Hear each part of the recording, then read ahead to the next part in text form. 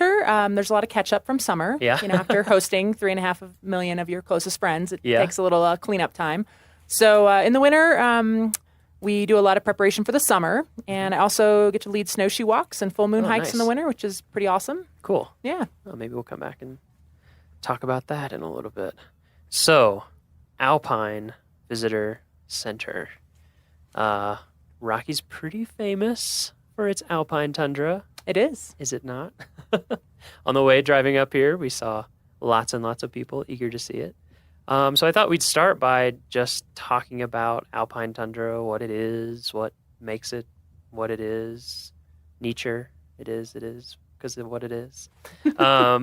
Yeah, so I guess first we could talk about tundra in general. So what is tundra in general? Yeah, so tundra is, I guess, a slightly more generic term that just describes ground that is free of trees.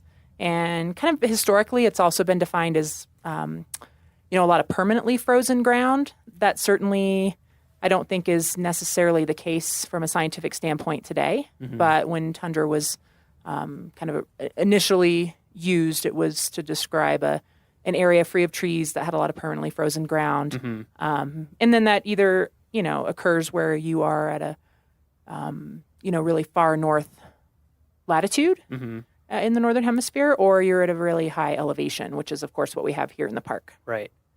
Okay, so tundra, place without trees, that's due to temperature, I guess, instead of dryness, sort of. Alpine tundra is because of alpine being high elevation, right? So it's due to versus the elevation. Arctic tundra, which would be latitude-based. Yeah. Yeah, so if you want to find tundra due to latitude, you have to go very far north. Or if you want to find tundra somewhere like Colorado, you just have to go up to, in Rocky, where does tundra begin, generally speaking? What's the range? So generally speaking, it occurs around 11,400 feet in elevation. Mm-hmm. In Rocky and kind of in the this region of the southern Rocky Mountains. Mm-hmm. Certainly as you go further south, tundra is found at higher elevations. Mm-hmm. As you go further north, it's found at lower elevations. Mm-hmm. I mean, there's alpine tundra at the equator, right? If mountains are high enough. If it's tall enough. Exactly. Yeah, I worked in Denali National Park for a while, and I think their south-facing slopes was around 2,400 feet, mm-hmm. and north-facing was around 1,800 or something like that. And yeah, you just keep going north, and eventually it's sea level. Yeah. You takes a while. Don't have trees even at sea level, yeah, which is exactly. Pretty amazing. So at that 11,000-foot mark here, approximately, in Rocky, what is it about that elevation that makes it so there are no trees? So, certainly there's a lot of factors that influence tree line, but the primary driver is temperature. Mm-hmm. Trees need a long enough period during the summer to basically grow into trees. Mm-hmm. They need to have enough time to put on new growth and grow upwards. And if the average warmest temperature during the summer months is below 50 degrees, then you pretty much don't have trees anymore.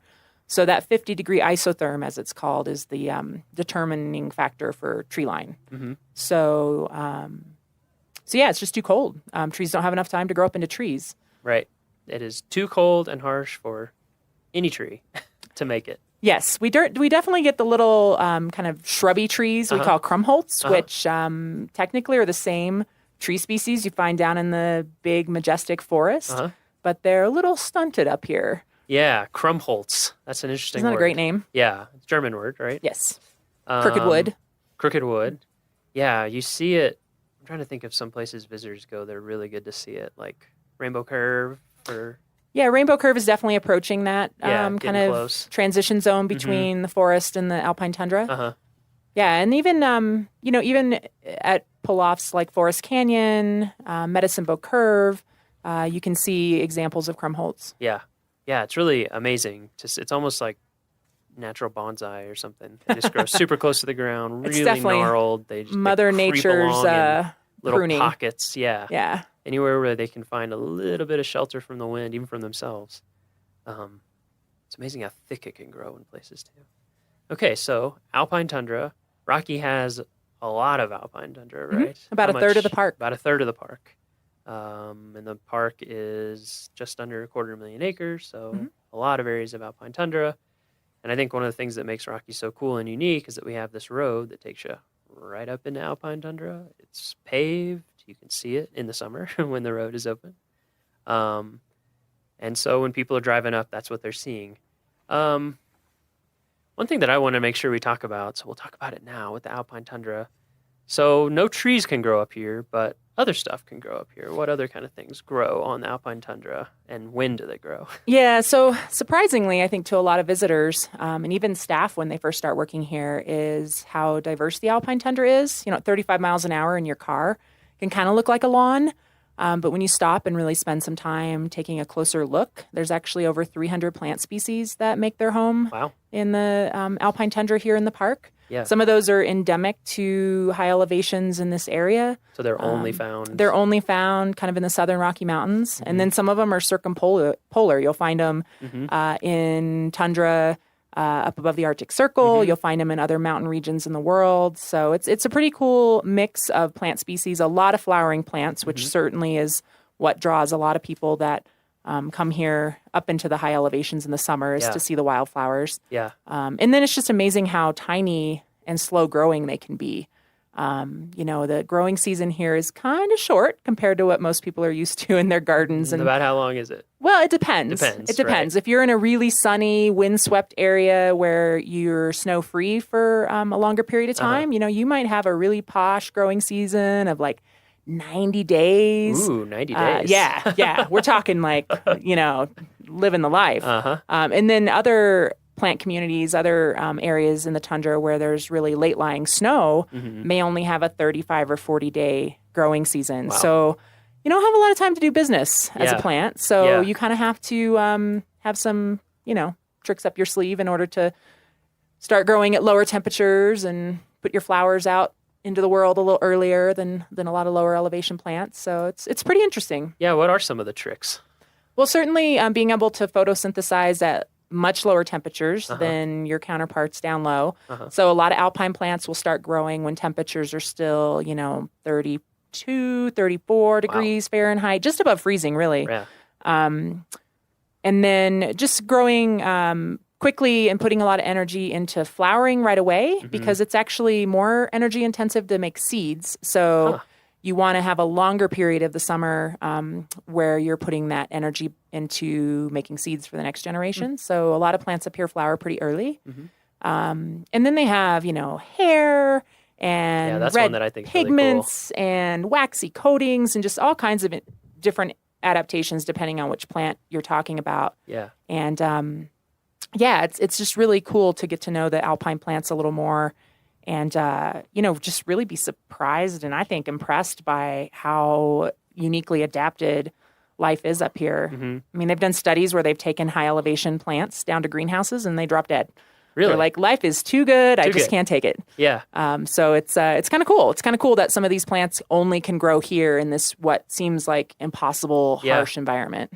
Yeah, I remember, when I first started working up in Alaska and we would, be out and just to see all the different kinds of plants. And that was another thing, like you're saying, circumpolar or just tundra in general plants. I recognized so many plants here. Some of them are the same species, some of them are really close, even though it's so far away, which I thought was amazing. Yeah. Same thing with the hair and all those different adaptations. And I also think the diversity is amazing.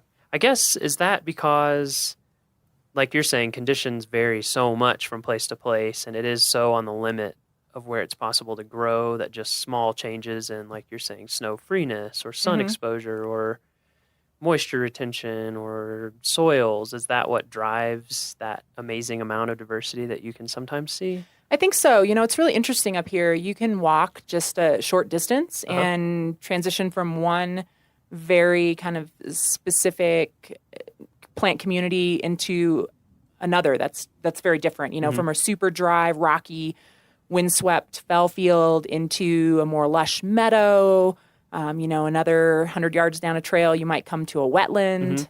So it really is, it's like a big city that's got all these really unique neighborhoods, ethnically and architecturally and economically, it's just, it's the same thing, but it's, the natural world doing that on a smaller scale. And I think the point that you made is really, really good, is that I think this happens too a lot of times in desert parks or just anywhere where the conditions are difficult, is that when you're driving through, even at 35 or 25 miles an hour, it kind of looks like, there's not that much going on out there. And then if you stop and you actually start walking some of our trails, which we can talk about, and you look closer, you realize, whoa, there's so much stuff. You almost have to get your nose down in the ground. If you ever see anybody with their nose in the ground, their butt in the air, they're probably smelling or just taking pictures of their flowers. We call them belly flowers. You have to get on your belly to actually appreciate them. Exactly. Yeah. This is one thing I want to make sure that we cover, is that I want to talk about our tundra protection areas that we have in the park and why those exist. And so let's talk about that first. So we have tundra protection zones in the park areas. Could you talk about that a little bit? Yeah. So I think one of the things that I really kind of admire about the alpine tundra is its incredible ability to adapt and overcome this really harsh environmental conditions. But at the same time, because of the harsh environmental conditions, it's also really fragile. So because plants grow so slowly up here, a few careless, footprints can wipe out decades worth of growth for some of these species. So we learned from a lot of research that was done back in the 1960s that tundra is really slow to recover from trampling. And because we get so many visitors and we have kind of, localized the impacts up here with our major viewpoints and parking areas in those particular spots, it's just not feasible to let folks kind of wander around on the tundra itself, right? Because there's too many feet, and they're going to cause long-term damage that is going to take 50 plus years to recover if no one continues to step on it. Right. So so in those areas we've created tundra protection zones where you actually are required by park regulation to stay on paved trails or in parking areas. And that's simply to limit the impacts of thousands of people, daily during our peak visitation months, from really causing, almost irreversible damage to the tundra plant communities in those areas. So it's really important in those high visitation areas that folks are staying on those paved trails and really allowing the tundra to thrive. Yeah, I think that's something that surprises tons of people. Is like it takes a really long time for these tiny, tiny plants to grow. And when they get trampled, it can take so long for them to grow back. There's species that put on like 3 leaves in a year. Yeah, that's amazing. And then next year they put on 3 more leaves, or they're like a dinner plate sized plant when they're, 50 years old. So you can wipe out quite a bit of growth just by accidentally grinding your foot when you're walking across the tundra. Yeah, that's amazing. So if people do want to be able to see and kind of walk through the tundra, get close to a lot of flowers, but not trample it and ruin it for the next 50 years and keep it beautiful for everybody, where are some places that you like to send people here to look and see everything up close firsthand? Yeah, well, there's definitely a lot of smaller pull-offs along Trail Ridge Road up above tree line where 2 or 3 cars can stop and people can get out, and then it's totally fine to walk on the tundra. It's resilient enough that it can handle being stepped on, a handful of times in a span of a few days. And in those areas, if folks are real careful and they, walk on bare spots and rocks when they can and walk softly on the plants when they are stepping on them, it's really not going to cause long-term damage. And in fact, it's a great way to get to know the tundra a little bit more. So really any of those smaller pull-offs where we don't have, large parking areas and signs that indicate you need to stay on a paved trail, it's fine to go out on the tundra. And it's interesting, a lot of visitors don't realize that you can walk on the tundra outside those tundra protection areas. And another great way to experience the alpine tundra and get to walk, off trail and really get down on your belly and check out the flowers is to go with one of our tundra nature walks, which are offered daily through the summer at 9:30 a.m. And we definitely take folks off trail on those hikes. And so it's 9:30 a.m. every morning at the Alpine Visitor Center. Visitor Center. Yep. Go out with a ranger. Yeah, through early August. Oh, that's awesome. Our last podcast, if anyone missed it, you can tune in. We talked with Kathy Brazelton a lot about ranger programs in general and all the stuff that's going on. So that's a really good one. Up here, what are some other ranger programs at Alpine Visitor Center that people might be into? So in addition to the Tundra Nature Walks, which we offer every day, we have a talk about the human history of the area, kind of specifically around the roads and routes people have taken through the mountains over time. We call that Road to the Top, and that one's offered twice weekly. And then we also offer all about lightning talks 3 times a week, and that one is really good just to learn a little bit more about how to be safe in the park, not only above tree line, but just when you're out exploring and adventuring in general. But certainly, big reason behind the All About Lightning talk is lightning is one of our environmental hazards in the summertime. So we like to educate folks as best we can about how to, how to plan ahead and how to, make good decisions when they're in the park so that we don't have anyone injured or killed by lightning. Mm-hmm. Yeah, lightning is a big one up here, Yeah. I think. I mean, everyone knows Colorado gets a lot of lightning, but when you're up here above tree line and there's no trees, the tallest thing around is often you. Could you talk a little bit about, just some of those really general tips for folks as they're coming to visit? 'Cause I think it's something that people just, the Alpine is so different, Alpine tundra, from what most of us live in or experience on a daily basis. And that's one of the things that I think people just don't think about until you're seeing it and it's too late and it's scary. Yeah, I think the Alpine tundra is kind of otherworldly to a lot of our visitors for a multitude of reasons. And one is, the weather up here. You come up from Denver, it's, 95 degrees, and then you step out of your car up here, and the wind is blowing, and the wind chill's, 42 degrees, and you're still wearing flip-flops and a tank top. Yeah. So that kind of throws people for a loop. Even right now, I don't know what it is in Denver today. I think it's in the 90s. Yeah, it's supposed to be real hot today. And right now, it's in the low 60s up here. With a breeze. I'm glad I have on a wind jacket. I've got on a vest. And this is a hot day. Yeah, this is a really nice, This is a really warm day up Yeah, here. So yeah, definitely. That's a great tip. Yeah, and then I think too, when it comes to thunderstorms and lightning, so many of our visitors, and myself included, growing up, you watch storms build from a distance, and then they are, they're coming your way or they're moving away from you. But you kind of have this almost like theater experience when it comes to weather a lot of times. And when you're in the high mountains, the weather often builds right where you are. So you don't see it coming. You are in it as it's developing. And so I think it takes people by surprise sometimes. Happens so fast. It really You'll does. see something off in the distance. And like you said, when you're like, oh, look at that storm, it's coming. And then... Or those puffy clouds are getting a little darker at the bottom. It's there in minutes. Yeah. Sometimes. So I think it does take people by surprise. And then, I think a lot of visitors just don't take lightning as seriously as they should here in the park as far as a real risk, a real hazard. So, definitely just getting out and playing in the high elevations early in the morning when there's less likely to be thunderstorms is always a good idea. Check the weather forecast ahead of time because we certainly can have thunderstorms develop in the morning. We've had thunder and lightning at 10 a.m. It's not always, noon or 1 o'clock. And then, just make sure you have kind of an escape plan. Don't push yourself. If you think the weather is changing, turn around. The only safe place to be in a lightning storm is in a substantial building or in a, hard-topped vehicle.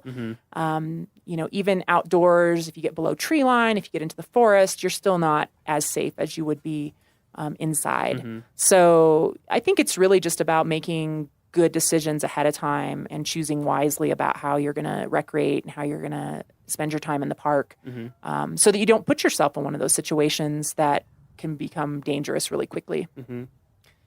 And then I guess since we're on the topic of safety, the other thing I wanted to talk about, make sure that we hit is altitude.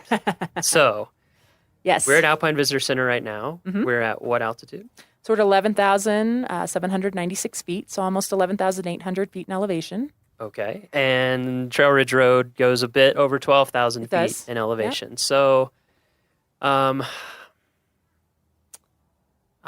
tee you up for a question. So is there less oxygen at altitude? There is not There less is not. oxygen percentage-wise Okay. as far as the amount of oxygen in our atmosphere. Uh-huh. However, there's less available oxygen to you because the molecules are more spread out. So if you kind of think about a box of air at sea level and a box of air at elevation, the percentage of oxygen is still the same inside that box, but there's less oxygen molecules at elevation. So you're getting less oxygen as you breathe. Yeah, for sure. Significantly less. Yes. So your body is working a lot harder to get the oxygen it needs. And, a lot of people think like, oh, I'll be acclimated after being here a couple days. And for a lot of visitors, they do feel better after they're here for a few days, especially if they're taking care of themselves, they're getting sleep, they're eating probably more than they're used to eating. They're drinking a lot of water. Caffeinated beverages do not qualify as fluids when you're coming to altitude. So those are all things that help. They help. Eat some, eat a little bit more food, get some more rest, You'll drink find some you're more probably water. a little hungrier than you normally are. You need to drink more water because one, the environment here is very dry. And then two, your body's just working harder to get what it needs. So you're using up more energy, more, liquid in your system. So those things can help. They definitely can help. But you don't fully acclimate until about 3 months, right? Which is the bad news, right? Because your red blood cells have about a 3-month life cycle. So you don't get rid of the old low elevation red blood cells, all of them, until the 3-month mark, and create those nice new red blood cells that carry more oxygen. So while most people will often feel better after being here for a few days or a week, physiologically you're not going to be acclimated for quite some time. And how does it make people feel? What are some of the the basic symptoms? So, for a lot of people, they feel short of breath, a little lightheaded, a little fuzzy. Folks will often get a mild headache. Just kind of feeling blah. Yeah, you just feel kind of. Yeah, just kind of run down. And that's honestly pretty normal for most folks. Yeah. But what will happen is a lot of times it freaks you out, right? Like, why can't I catch my breath? I just did a short walk across the parking lot. Yep. So now I'm freaking out because I can't catch my breath. Yep. So now I can't catch my breath more. Right. And so I'm freaking out even more. And now I'm getting a little dizzy. And, it's kind of it's a self-fulfilling prophecy. I hadn't thought about that. So that feeling stresses people out. Yeah, it totally stresses people out. It causes anxiety. Itself. Okay. So, so if people are coming up, especially, I know people. I did this when I first came here. I flew in from DC area, drove up to Estes Park. Oh, we have a few hours before dinner. Let's drive up to Alpine Visitor Center. So you're basically going from sea level to almost 12,000 feet in no time. Yeah. And just standing around, you can feel dizzy, even if you're a perfectly healthy person. So one thing is, just recognize that those are some normal symptoms. And then what if you're up here and that they do start to get, if your headache starts to get really acute, bad, or it starts hurting, or you're just feeling crappy. Really bad headache. You can't catch your breath no matter what you do, no matter how long you rest. Dizzy enough that you have to sit down or you're going to fall down. Those are definitely more concerning symptoms. And all of the rangers that work here at the Alpine Visitor Center are emergency medical technicians. Oh, okay. Everybody. And everybody. It's a requirement of the job here. And we have a medical clinic attached to the visitor center where we can certainly treat visitors who are having a more serious reaction to altitude or something else. A lot of people with pre-existing medical conditions will find that when they come to altitude, it really aggravates their condition, and something that they might have had relatively good control over at home now is manifesting itself as a more serious medical emergency. So we certainly take those things very seriously and are happy to help folks that are having a more serious reaction to the altitude. So folks shouldn't hesitate to come on into the Alpine Visitor Center and talk to a ranger if they aren't sure if what they're feeling is, quote, normal or not. Right. Good. That's great. And then even if you're having mild symptoms, the best cure is? The only cure is to go down. The best and only cure. Yes. Go down in elevation. Yes. You'll be getting more oxygen. You will feel better. Descend. Yes, descend. Good. I think those are a lot of the safety things that I just wanted to make sure that we covered from the get-go. So we'll come back to Alpine stuff, Alpine Visitor Center, Alpine everything. But let's talk about you. Are you excited? I'm excited. I can tell how excited you are. So Cynthia, where are you from originally? So I grew up in Missouri. Missouri. Where in So Missouri? Midwest. For our Missouri listeners. So kind of the west central part of the state. Okay. Small town near Warrensburg, Missouri. Uh-huh. And when you were growing up, were you guys big national parks travelers? We were. Mountain folks? Went out to the mountains? Yeah? Yeah, my dad was pretty opposed to going east of our home. Yeah? So we always went west and we visited national parks. That's just kind of what we did. We had family that lived near Yellowstone and Grand Teton National Park, near the Redwoods in California. So about every summer we took some sort of family road trip for a week or two and hit national parks. So, that was just kind of normal for me growing up. That's where we went on vacation. Yeah. We were definitely, though, the park visitor that stopped at the visitor center and got a map and then stopped at the overlooks and took pictures, walked the little nature trail, and then moved on to the next national park. Okay. We weren't hikers. We weren't campers. Yeah. We never went to a ranger-led program, which I find kind of ironic since Yeah. I turned into a ranger that leads programs. Yeah. And I knew I wanted to be a park ranger by the time I was about 12, even though I Really? had no clue what they did. I just knew How they did you had know? to. Well, because they got to live and work in places like this, and that was good enough for me at that age. So, the older I got, I kind of figured out what park rangers actually did, Right. and But it at still first, sounded it was cool. just you went to a lot of parks And I wanted to and you thought, be there. "Wow, that is cool. all the time. I want to be there more." Yeah, I think it was really the landscapes, the the aesthetics of Western landscapes that really hooked me, and that kind of spoke to me on a level even as a preteen and teenager that was really meaningful, and I knew I need to be in these places. So Do you have any siblings? I do have an older brother. Does he feel like that? He Or was he definitely. more like, "Oh, this is fun, but whatever"? Well, he actually does outdoor Okay. photography and videography. Uh-huh. So we both kind of ended up in fields that could have been somewhat predicted by Yeah. our upbringing. And why do you think your parents are so into the national park thing? Was it because you said you did it ever since you were little? Had they done that with their parents? My dad did. Okay. He grew up, well, kind of, to a certain extent. They traveled a lot to Florida, so he grew up going to the beach in the winter months. He lived in Michigan. And then my mom grew up on a farm in Nebraska, so kind of wide open spaces have always been special to her.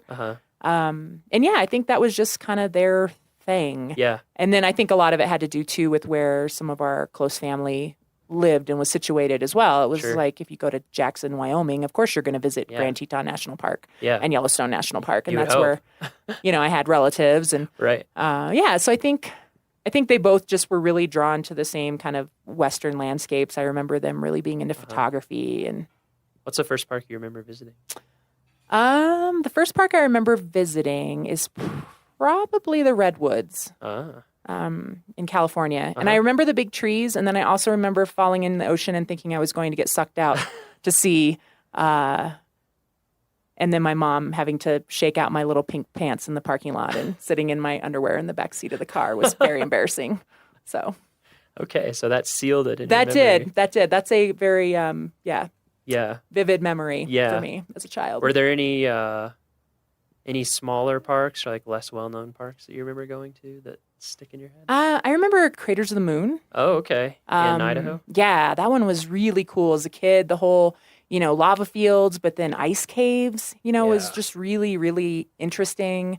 I remember Yeah. kind of, skating in my tennis shoes in the ice caves, in Bizarre. early June when Yeah. it was pretty warm outside. Yeah, So hot. it was really, that was a really interesting. It's kind of Site. southeast Idaho, is that correct? Yeah, southeast, south central. Yeah, Yeah. Craters of the Moon. Yep.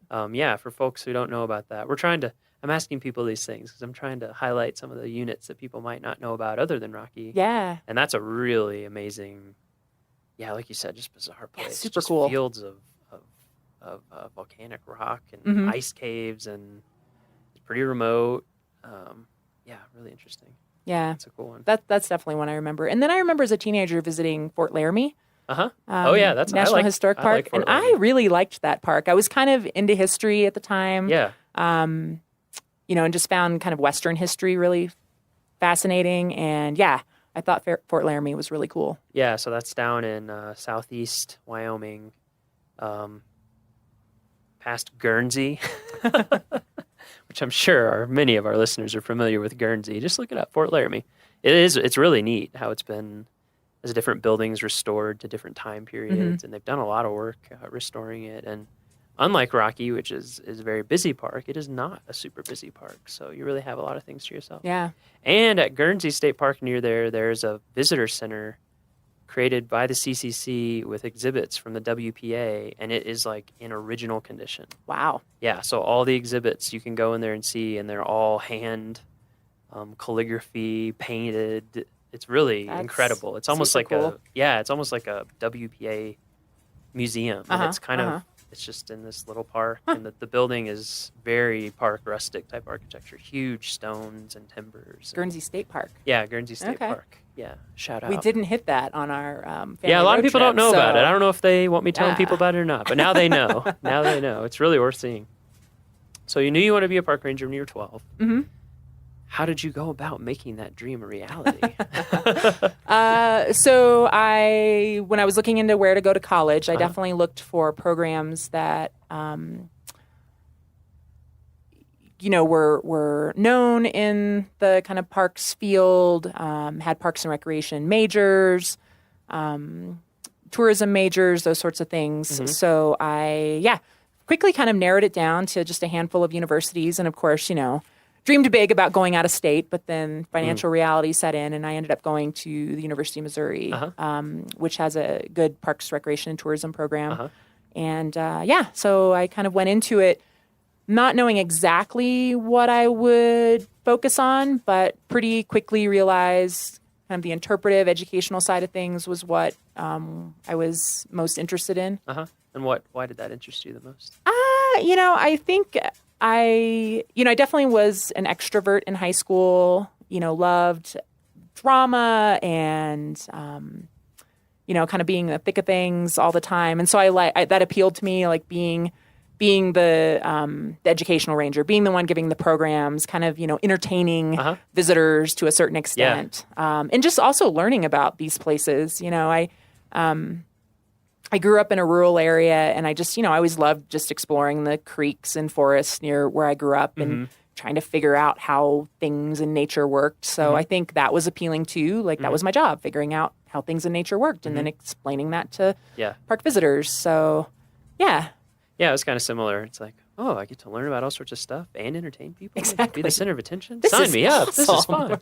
And you get to learn about so many different things, which I think is and you're is really, always really learning, cool. because there's You have to. you never are going to know everything. So Yeah, it's like constant. this constant, like, oh wow, that's really interesting. Yeah. So you went there. What was your first park? It didn't have to be park service, but park job of some kind. Did you do like internship? I did. So I actually worked at a state historic site in Missouri one summer, giving tours of a lodge, a historic home. Bothwell Lodge State Historic Site near Sedalia, Missouri. Bothwell. Yeah. So Look that it up. was Visitors. that was a cool experience. Yeah. And then I actually got an internship in the National Park Service because I always knew that, growing up in Missouri, I wanted to move out west. So I don't think my family or my friends ever expected me to stay in Missouri. So I was pretty excited when I got a internship at Rocky Mountain National Park between my junior and senior year. That was your first in college. internship. Was here. It was here, which is funny because this wasn't one of the parks we visited a lot as a kid. I think I'd come here once with my parents when I was maybe like 13 or 14. Yeah. And I remember thinking it was beautiful, but it wasn't one of the landscapes that was kind of burned into my memory as a kid growing up. Yeah. Like Grand Tetons and Grand Canyon and, Southwest Utah. Right. Was kind of burned into my memory more. Yeah.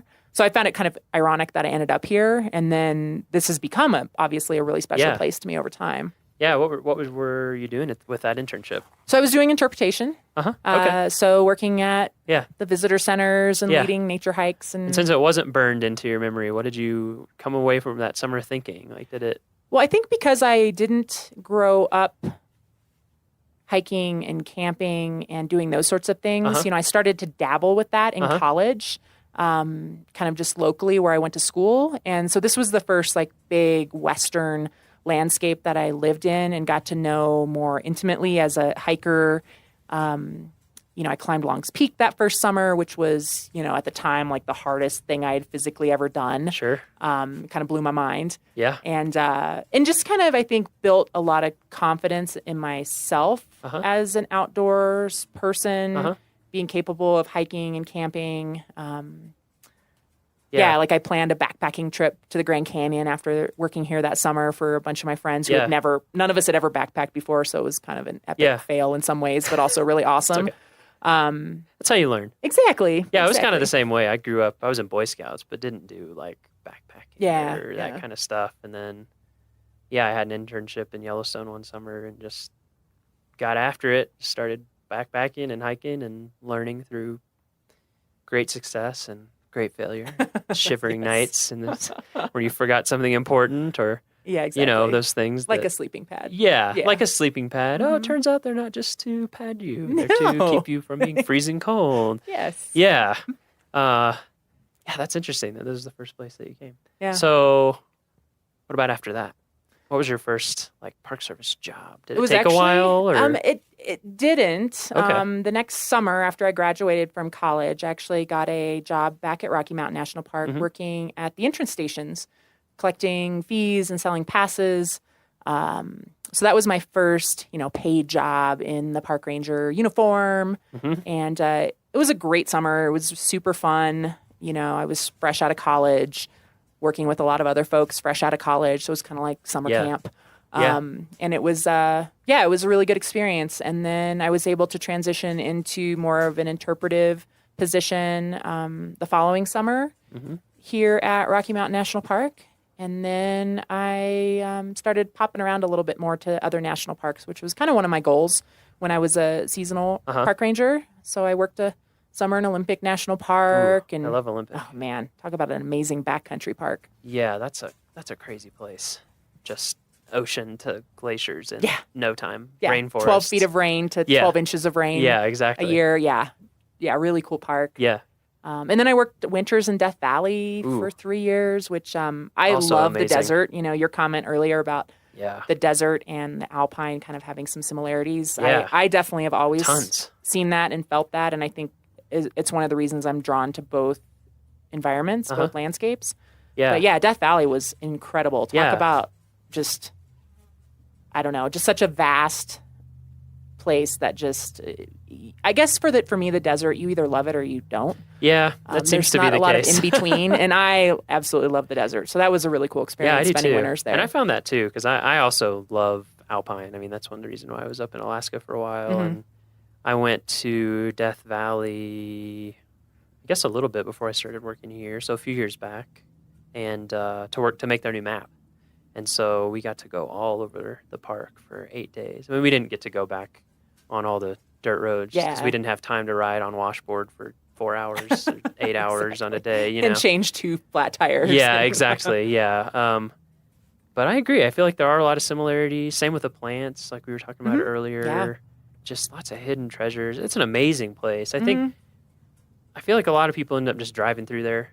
You kind of live in Southern California, like on the way to Vegas or somewhere. Yeah, it's what you travel through to get from point A and the to speed point limits B. are kind of high, and you kind of blow through there. And in the summer, it is brutal. Ridiculously hot. At least down in the lowlands. Up high, it's nice.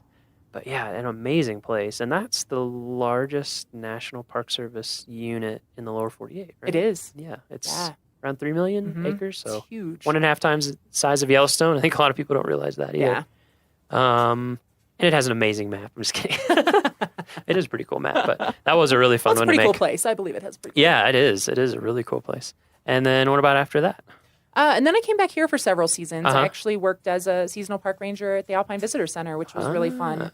And then eventually decided that, if I was going to make a career of this, I, needed to have year-round work. Yep. And it took a few years, but I eventually got a permanent year-round job with the National Park Service at Point Reyes National Seashore, which was a really cool change from working in desert parks and mountain parks to go to a seashore and learn marine mammals and marine weather and pelagic birds and, all of the really cool things about, kind of coastal California. Yeah. And I was there for a couple years, and it was really a neat area to live. to visit a lot of other National Park Service sites, you know, everything in the San Francisco area.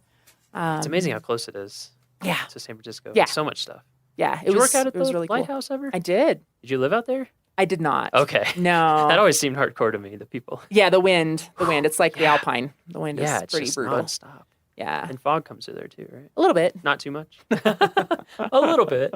Yeah, Point Reyes is awesome. Yeah. So I worked there, and then Joshua Tree National Park. Ooh, man. In Southern California, and then back here at Rocky. So You've hit a lot of great places. yeah, I'm kind of picky. I have to, I have to be in a place that kind of feeds my soul. Yeah, it speaks to you, right? I like to visit a lot of, everything in the National Park Service. I feel is, valuable and important and inspirational and really cool to visit, but not all of the National Park Service sites are places I would want to work just because I need to be really personally kind of excited about. Yeah, I think that's important. When I was doing that job where I was making maps, I traveled to all kinds of sites from big parks like this down to tiny little Revolutionary War battlefields and everything in between. And it's the people that were at those sites were excited about those sites. So I think it's great. Yeah, it's like there's niches for lots of different people. And in fact, I think a lot of people end up in these little subcultures of the NPS, which is what I've kind of learned. Like I remember when I was down at some Civil War parks in the South, they were like, yeah, the Cannonball Circuit. It's like people who just they love the Civil War. And I feel like especially in interpretation, like you have to love.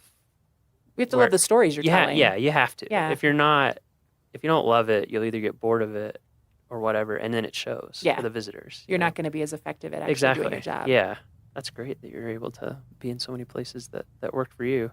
And so since you've been back at Rocky, have you always been at the Alpine Visitor Center? The first couple years I was back here, I was not up at the Alpine Visitor Center. Yeah. I was down on the east side of the park helping run the Sheep Lakes operation, which is another really cool place in Rocky. A lot of great people that dedicate their time to working there and helping protect the bighorn sheep and tell that story to the visitors. Yeah, so that's down in Horseshoe Park. Fastest way is from Fall River entrance, right? Yeah. Yep. Just, for our visitors, look it up on our website, Fall River entrance, Sheep Lakes information. So you did that for a little bit? I did. But, honestly, one of my dreams in coming back to Rocky Mountain National Park was to work at the Alpine Visitor Center and to kind of manage this part of the park from an interpretive standpoint.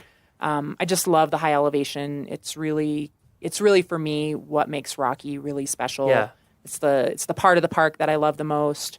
So when I was able to come back up here and start, managing the Alpine Visitor Center and recruiting volunteers and park staff that were also really excited about this environment.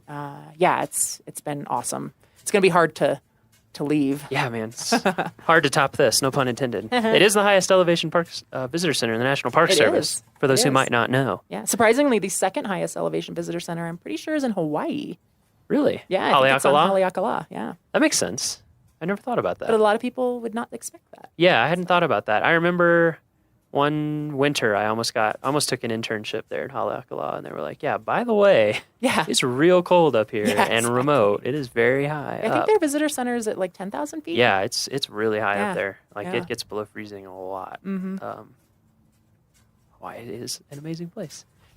So you've been up here running the Alpine Visitor Center for a while. What are some of the, I'm sure there are many, challenges of running the Alpine Visitor Center? Because it's such a crazy place to build anything. It is. And that's honestly what I tell my staff, my new staff in the spring, before we can even get up here because the road is still closed. Yeah, when can you usually get up here? Usually late May. We shoot for Memorial Day weekend, but that more times than not doesn't happen. It's so usually, you don't have long between when you can get here and when it opens to the public. No. Okay. It's kind of honestly a ridiculous place to have a building. Yeah. In the grand scheme of things, it's a little over the top. So I think just the location is kind of ridiculous. We don't have running water for the first few weeks that we're open in the spring and for the last 3 or 4 weeks that we're open in the fall, which, is not a big hardship or anything, but it surprises a lot of visitors. Yeah. They're not prepared for it. Absolutely. They don't understand why they can't have a flush toilet. So little things like that make it kind of challenging sometimes. The weather is totally squirrely, especially in the early season and late season. We can have blizzards blow in, 60, 70 mile an hour wind gusts. Yeah. Lightning. I mean, our building has been struck by lightning before. Yeah. When it's really kind of dicey, you step outside and you can hear our lightning rod on the roof humming. Ooh. And that's always a sign to go right back inside and tell people to put their umbrellas away. So yeah, when people drive up, they'll see, or if they look at pictures online, these huge logs on the roof. That's for snow load, I assume. It's to hold the roof on in the winter so it doesn't blow off. From the wind. Yeah. Okay, because the wind up here is crazy. Yeah, 100 mile an hour plus in the winter. And then, all the lightning, rods sticking up. Yeah. So there you go. Yep.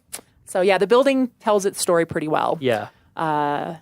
But yeah, it's just, and then, people, like I mentioned earlier, it's kind of otherworldly for a lot of visitors. They pop above tree line and it's like no other place they've ever been. Yeah. And the road doesn't have guardrails and their heart's pounding a little faster and they can't quite catch their breath and the road doesn't have guardrails and they're freaking out and they pull into the parking lot and they're having a full-on panic attack. And, we calmly and confidently reassure them that the road is just as wide here as it is in Kansas. And, it can be really scary though. Yeah, and it does scare a lot of people, understandably. So just the kind of the visitor dynamic, people coming in not feeling well, people coming in freaked out about the road. Yeah. People coming in just super, blissed out because this is a pretty incredible environment. Yeah. So you get the full gamut.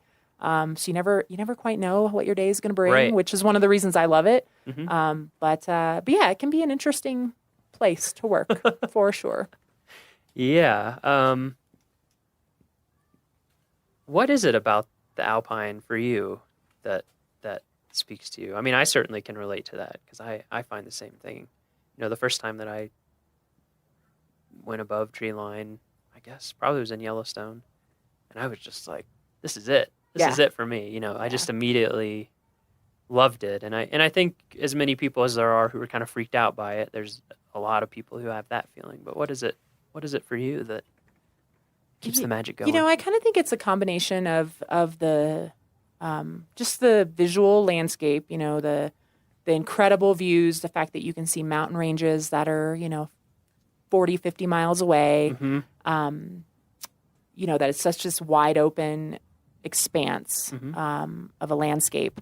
And that kind of combined with the really hardy, cool, quirky adaptations to the plants, interesting animals that are only found in the high elevations. I'm definitely a plant person, so I geek out on the alpine flowers, totally. And just the fact that it's like such a harsh environment and the weather and the climate really shape it on some super in super nuanced ways that I just find really intriguing. And I'm always discovering something new. And it's just an incredible landscape. It's my happy place. It's where I go in my head when I need to be in my happy place. Yeah, that's a good point about one thing I always like is kind of the rawness because things are so on the edge that you can like see natural processes fairly clearly compared to lots of places. There's not trees covering up or there's complexity, of course. There's a lot of complexity, but there's also a certain straightforwardness about it. It's pared down a little bit. Yeah, you can just see like how, even looking out here, you can see how on steeper slopes, like grasses will kind of shift down and you can see how frost affects things and you can see how slope affects things. Right, exactly. That's a big one is, seeing like north facing versus south facing or east or west and how that has an effect. And you just see all these natural things kind of laid out in front of you. And then, too, the power is like you can't ignore it. You can have no illusion that you're in charge. It's just because every day that illusion will be shattered by something. Yeah. And to me, also, it feels a little bit like going into space because it's like you get a little bit of the year where you can come up here and be relatively comfortable as a biological human.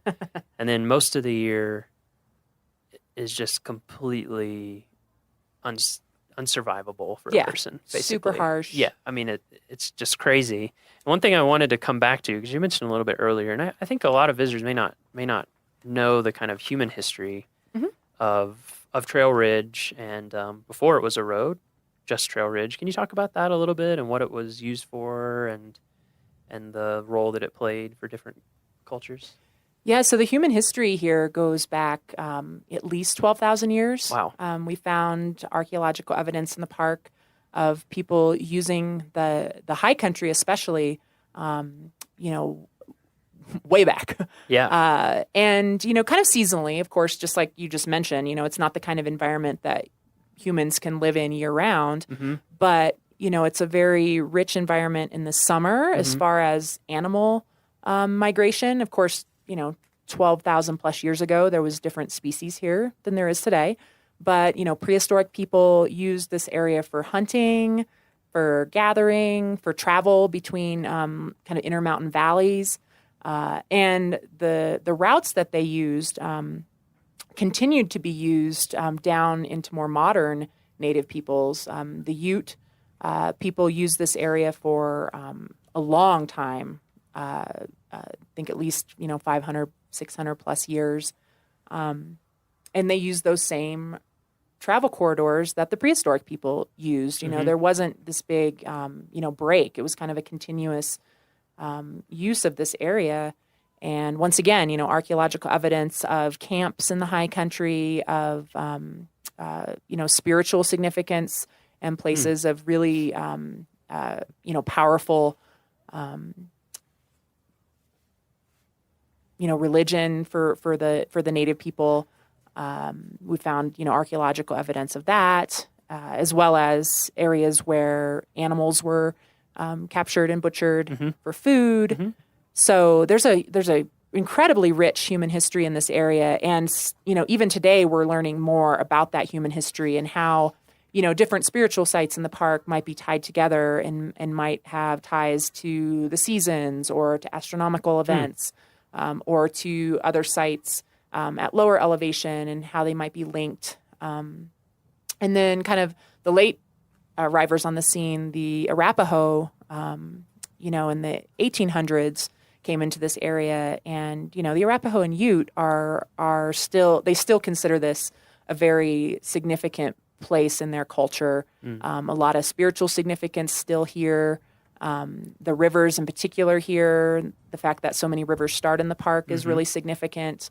And then these high elevation areas, some of the kind of spiritual sites are still considered really sacred to Ute and Arapaho even today, which I think is cool. I think, a lot of our visitors feel a spiritual connection to this landscape, and that's not something new. That's not like, oh, they made it a national park, and now people can, have this incredible spiritual experience and connection to this place. This has been a significant place for humans for a long, long time. Right. It's been speaking to people for a long time. Yeah, and I think that's really cool. We're very latecomers on the scene in the grand scheme of things as the National Park Service goes. Absolutely. And I think it's interesting too that, just when people come to visit, or if you're not coming to visit but you want to look online, go to our park website, see a map, or look it up on any map, and just look at Trail Ridge, not Trail Ridge Road, but just Trail Ridge, and you'll see it just makes sense as a place to travel. And so we have the Ute Trail that you can hike on that follows pretty closely the foot trail that was used, and even Trail Ridge Road doesn't stray too far from that. It doesn't for many miles. Trail Ridge Road follows that route that was used by prehistoric and Ute and Arapaho people. Yeah, it's just I always enjoy thinking about that when I'm here. That like you said, the park itself, it's been here now over 100 years, which seems old, but is a very small drop in the bucket that people have been here for a really long time. What are the most common visitor questions that you get up here? Well, certainly about the building. Yeah. Why are the logs on the roof? Okay. It's kind of an interesting architectural component. Yeah. And we covered that. We covered that. To keep the roof from getting ripped off by insane wind. Yep, keeps the building from blowing away.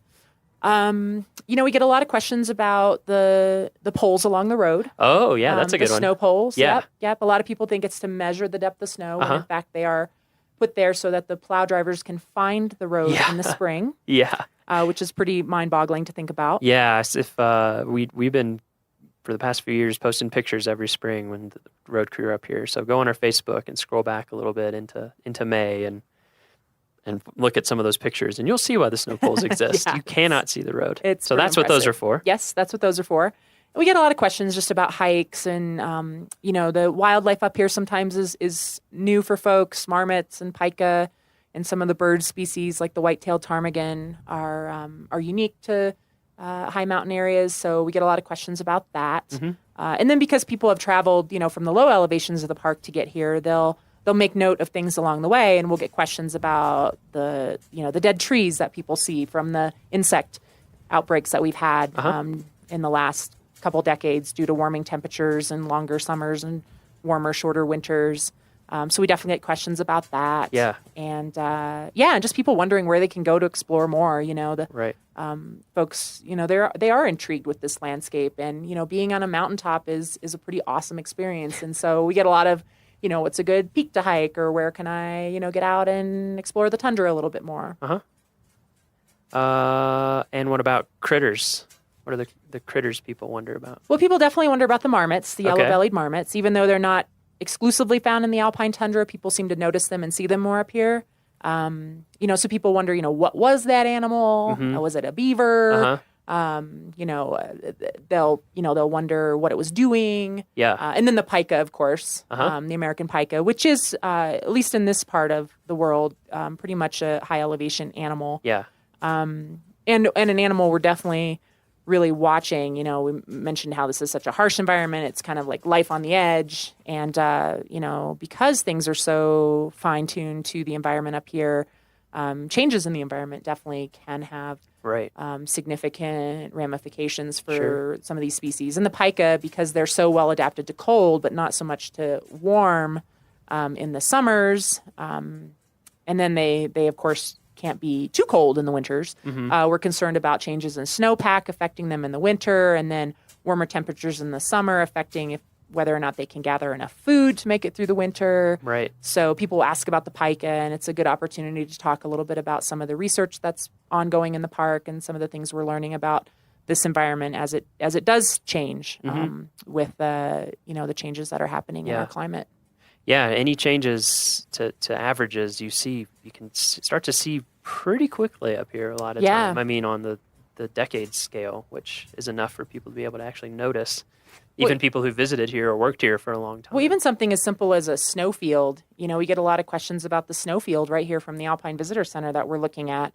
And, we used to consider it a permanent snowfield because in the history of the park, at least, no one had ever seen it melt. And then I believe it melted for the first time completely in 2003. It was gone.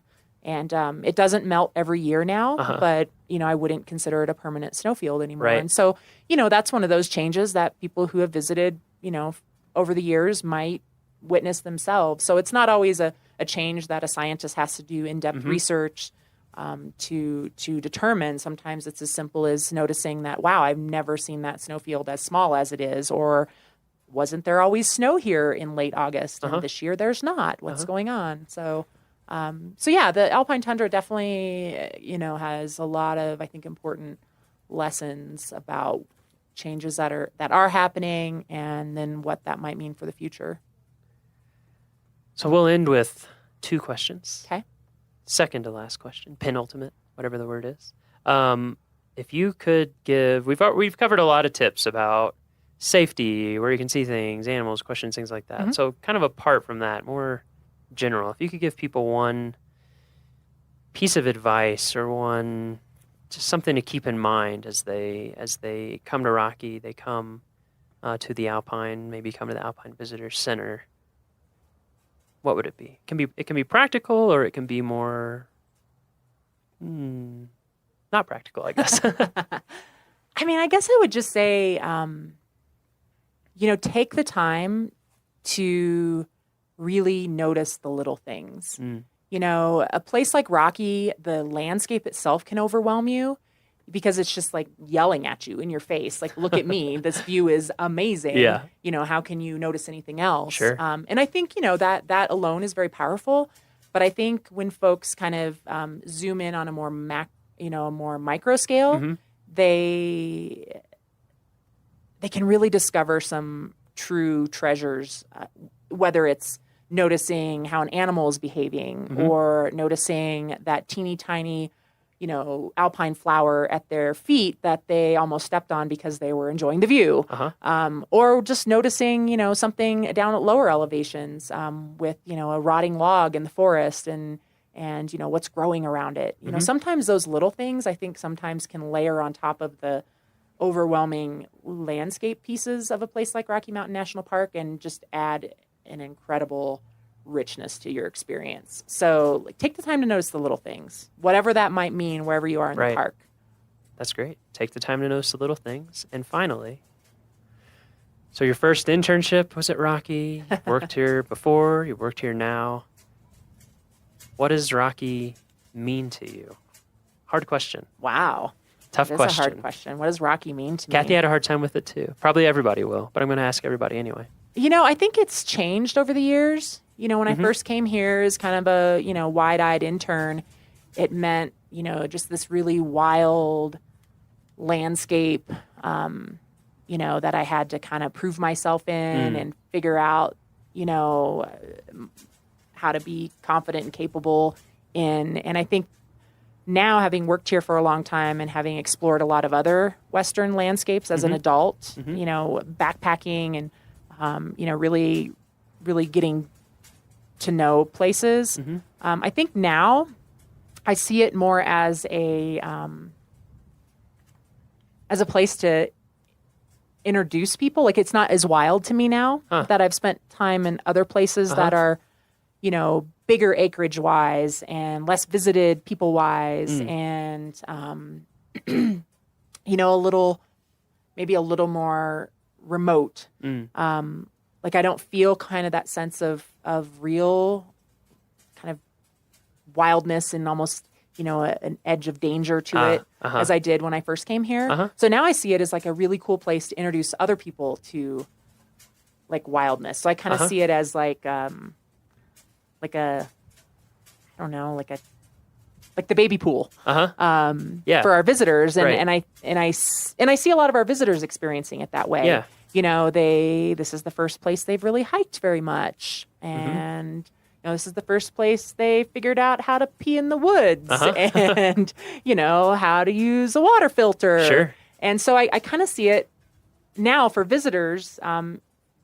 It's what it was to me, a long time ago. Right. It was the place I kind of like got my wilderness legs under me and really learned to love wild places and exploring them on a more intimate level. Yeah, I think that's a great point. I think about that a lot with Rocky and with a lot of national parks in general, is that, there's a lot of public land other than national parks, and a lot of it is really remote and out there with little to no visitor services, certainly no paved road that goes up to 12,000 feet. But this is a place where you can come with your family, or you can come regardless of your experience level and see what, the Southern Rockies can be, what Alpine can be. And then when you look at a map and you see all this stuff that is so hard to get to, you can have a personal appreciation and connection for it and understand the importance of it. I think that's a great point. Yeah. Well, thank you so much for talking to us. You this are has very been welcome. super fun. Yeah. And anytime I can talk about the high mountains, I'm happy. Yeah, exactly. When people come up to Alpine Visitor Center, maybe you'll see Cynthia. If you do, say hi. Yeah, stop in and say hi. And we hope we'll see you soon.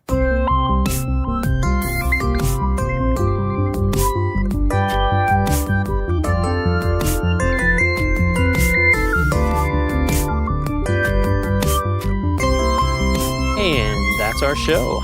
Thank you for joining us on this second episode of the Rocky Mountain National Podcast. We have got a ton of great episodes in the works. We've been scheduling things left and right. So, again, our public information officer, we're actually going to ride one of our shuttle buses up to Bear Lake and walk around Bear Lake and talk about the Rocky Pledge, talk about just general tips for seeing the park, and learn what a public information officer does at a park. It's actually a really, really interesting job, and Kyle has a ton of cool experience to share with you. We're going to be talking to our volunteer program coordinator, our museum curator. We're going to be talking to backcountry folks, climbing rangers. We have all sorts of stuff lined up for you. So we encourage you to subscribe for all future episodes for sure. And go on iTunes and give us some reviews if you like our show. We have a couple up there already, which is great. We appreciate those. And those just help people find our podcast and help it grow. You can also go to our homepage, which is at go.nps.gov/RMNpod, where you can get show notes. You can see a few pictures. There's a transcription available. And you can actually leave comments for any of our episodes. There's a little comment section at the bottom of each post. And we would love any feedback you have for stories you would like to hear, ways the podcast could be improved, anything you have that can make this be the best it can be. So we appreciate all your feedback, and we look forward to seeing you in 2 weeks. The Rocky Mountain National Podcast is a product of Rocky Mountain National Park, one of 417 units of the National Park Service that preserve America's heritage for all, forever. Thank you so much, and we'll see you in a couple weeks.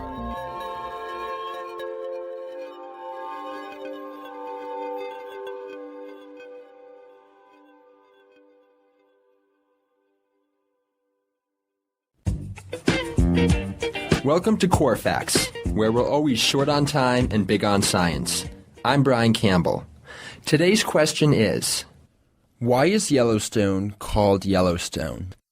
Contrary to popular belief, Yellowstone was not named for the abundant yellow-colored rhyolite lavas in the Grand Canyon of Yellowstone that have been chemically altered by reactions with steam and hot water to create vivid yellow and pink colors. Instead, the name was attributed as early as 1805 to Native Americans who were referring to yellow sandstones along the banks of the Yellowstone River in eastern Montana, several hundred miles downstream and northeast of the park. And now you know. Join us again every week for a new Core Fact. For other Core Facts, or for CoreCast, our in-depth science podcast, go to usgs.gov/podcasts. If you'd like to have a question featured on our show, give us an email at corefacts@usgs.gov or a phone call at 703-648-5600. Remember, long-distance fees do apply. Corefacts is a product of the U.S. Geological Survey, Department of the Interior. Headwaters is brought to you by the Glacier National Park Conservancy. All right, my special 4:15 tour time. We're going to get boarding here very shortly. Glacier National Park, as we know it, wouldn't exist if it weren't for Ice Age glaciers. Well, please no bear spray too. We do not want to have a spicy tour. Occasionally, bear spray. As a geologist whose mom is in town, I want to show off what the Ice Age left behind. And one of the best views of that happens to be from the middle of Lake McDonald. It looks like a flat-bottom boat, doesn't it? I'm not a nautical expert, just But guessing. We can ask our boat guide. So, we're going on a boat tour. I was excited to tell my mom all about the geology. This valley is carved out by glaciers. You'll see from the middle of the lake, there's a big U shape, which is how you know it was carved by a glacier. But as an artist, she was a bit more focused on the scenic qualities. Very sensual. Sure, that's how the artist sees it. The boat we're on is called the De Smet, and it's one of 6 historic boats that offer tours throughout the park. This boat was built in the year 1930, and it was built specifically for boat tours on Lake McDonald. It may be an old boat, but it moves pretty quick. Do you get seasick? I'm surprised, actually, that I'm not seasick. I was going to say, I remember one incident where you took me whale watching as a child. Yeah, I didn't enjoy that ride too much. Within about 30 minutes, we reached the middle of the lake, and the captain slowly turned the boat around to face mountains I've seen a lot, but never from this perspective. Okay. So if you look behind you, what can you see? That is spectacular. The change of the colors as it goes back from gray to deep blue to light blue to green It's just wonderful. Over 1,000 feet of ice once filled this valley. And while that ice is long gone, we have it to thank for this landscape that we all know and love. Ice Age glaciers carved our postcard-worthy scenery, and our roads and trails follow the paths they cleared.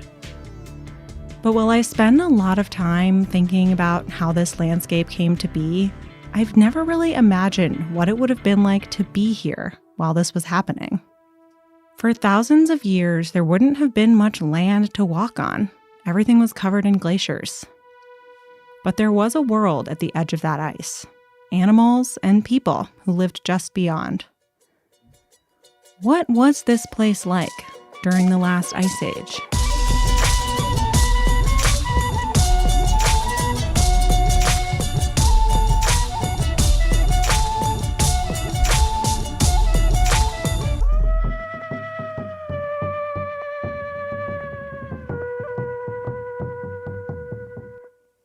There are no photographs of most people who have ever lived.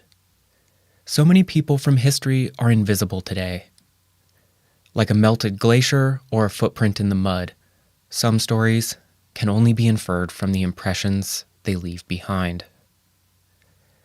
Welcome to Headwaters, a show about how Glacier National Park is connected to everything else. I'm Daniel, and this is Season 3. It's about how this place became what it is today. Not a comprehensive history, but a collection of stories from the park's past. This episode is about the Ice Age, a time when this place was filled with thousands of feet of ice. It was a consequential time in the park's geologic history. But this episode is also about the search for life and understanding in a world we'll never see. And because the park was so covered in glaciers, we walked this story out to the edge of the ice and tracked down the history beyond the borders of the park.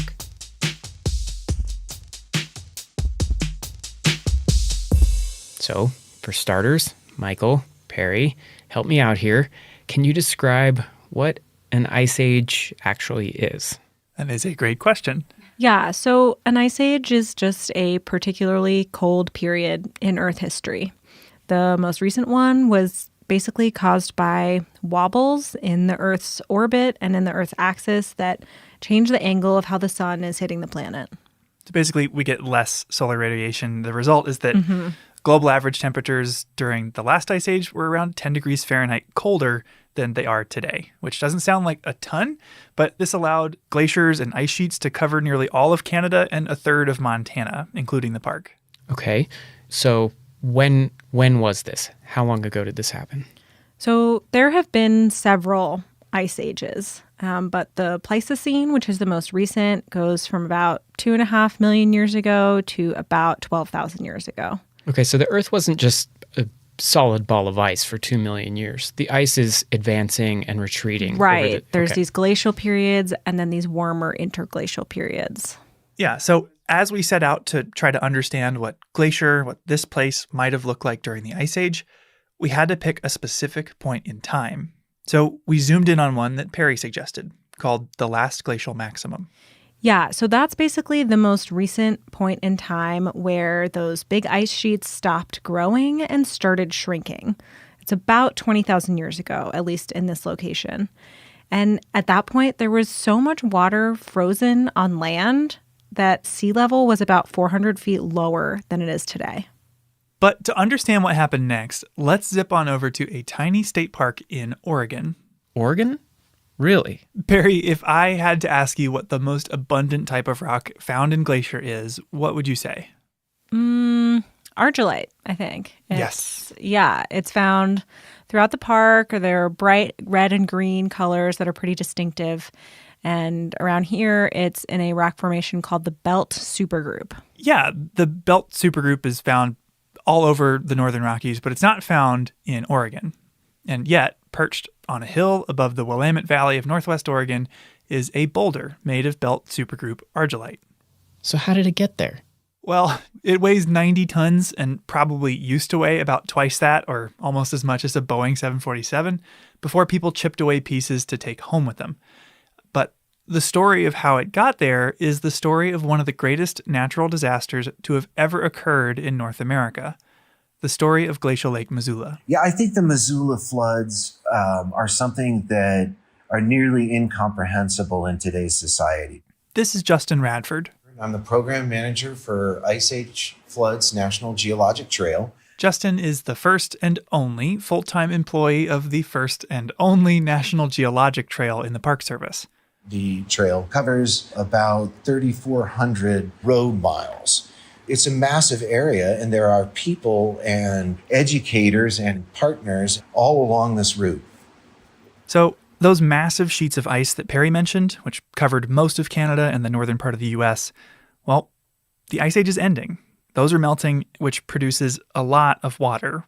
All that water needed to go somewhere. And if we use the ice here as an example, water melting from the Ice Age glacier in what's now Lake McDonald would have been headed for the Pacific, flowing through the Flathead Valley, then west through Idaho, Washington, and Oregon before making it to the ocean. But at the end of the Ice Age, water couldn't make it to the coast. It couldn't even get past Idaho and was instead stopped near modern-day Lake Pend Oreille.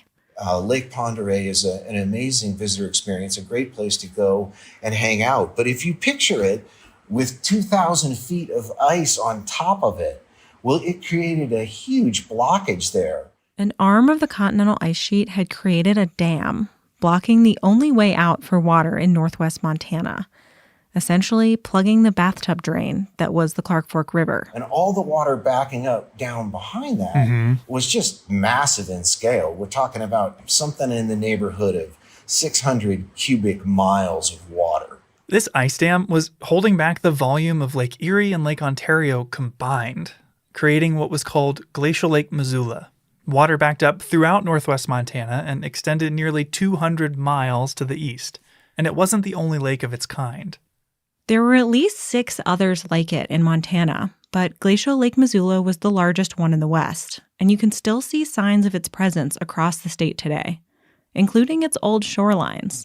And it just so happens that this lake was gigantic and goes all the way up the sides of the mountains there, and so you can see these big ridgeline bumps. It's essentially like that was, at one point, was the lakeshore. Yes, exactly. You can drive to these old lake shores called strand lines at the Bison Range on the Flathead Reservation and see them like bathtub rings on mountains around the city of Missoula.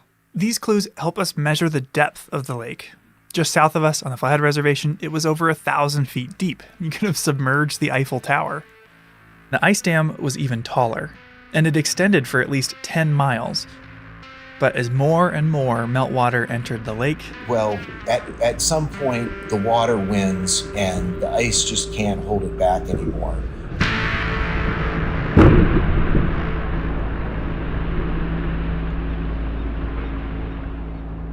We're not totally sure how it happened. It might have been like trying to hold your hand over a fire hose, but the dam failed, and this kicked off the Ice Age floods. Over a period of maybe as quick as 2 days, all of this water has left this area and started moving its way into Washington. Water began charging westward at a flow rate 10 times that of all the world's rivers combined. The scale is almost incomprehensible.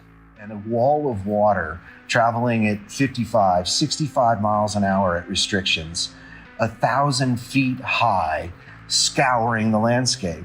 And this violent, earth-shaping flood happened multiple times. It didn't just do it once. It formed this lake maybe as many as 100 times, geologists think, over a period of about 2,500 years, maybe 3,000 years. After one flood forced its way through, the ice that formed the dam would reform, repeatedly plugging that drain, essentially, and starting the process all over again. This landscape is now called the Channeled Scablands. Floodwaters taller than the Golden Gate Bridge, traveling at 50 miles an hour.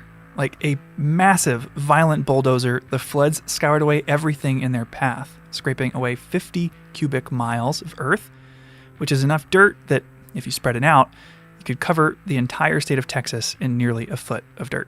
And not all of that material made it to the ocean.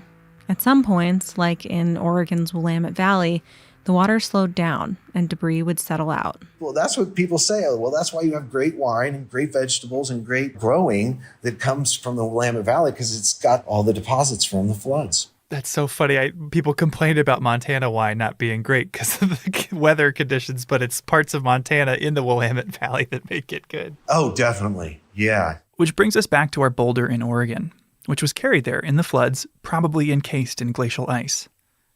Roughly 2 weeks after the floods began, all of the water would have made it to the ocean near present-day Astoria, leaving behind a changed landscape. Ultimately, though, the Ice Age was ending, and the dam that created Glacial Lake Missoula disappeared, ending the era of catastrophic floods. These floods represent just how dramatically the world was changing. The world was warming up, and landscapes like Glacier were revealed as this icy blanket receded. But the story of these floods is not one we've understood for very long.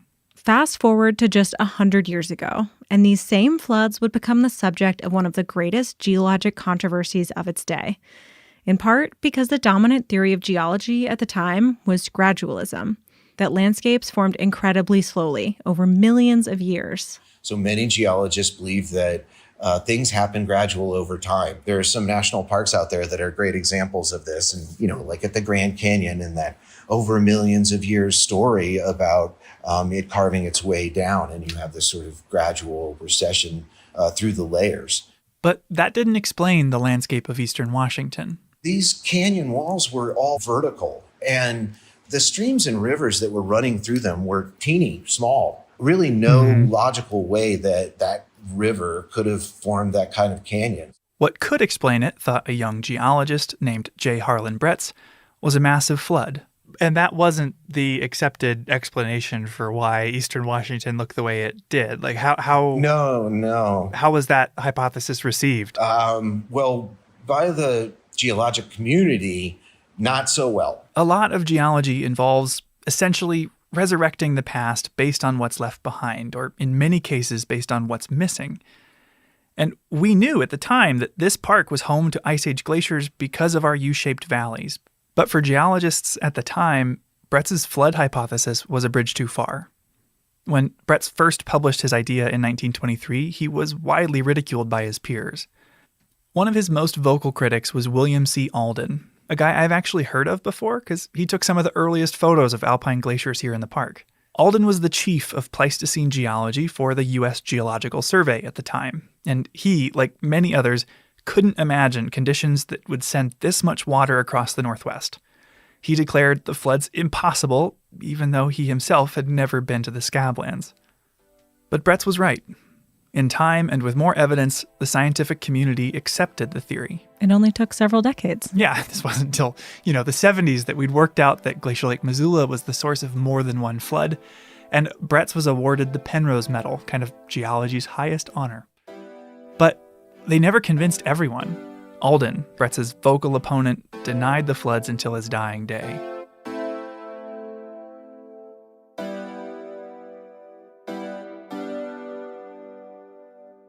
We've kind of been looking to this story as a case study of how we interpret the unknown. I'm wondering, is there a lesson we can learn from the story of Ice Age floods about trying to understand Earth history or human history where we don't quite have all the pieces? Well, I think that, when we bump into these kinds of moments where we're trying to understand the world and we don't have good answers, we tend to fall back on what we know, and we're hesitant to be willing to hear from others about what they might see out there. To me, Justin is describing a failure of imagination and of creativity. A struggle to picture a world that looks different than our own. We can see the empty space left behind. We know something was there, but it's hard to imagine what filled it.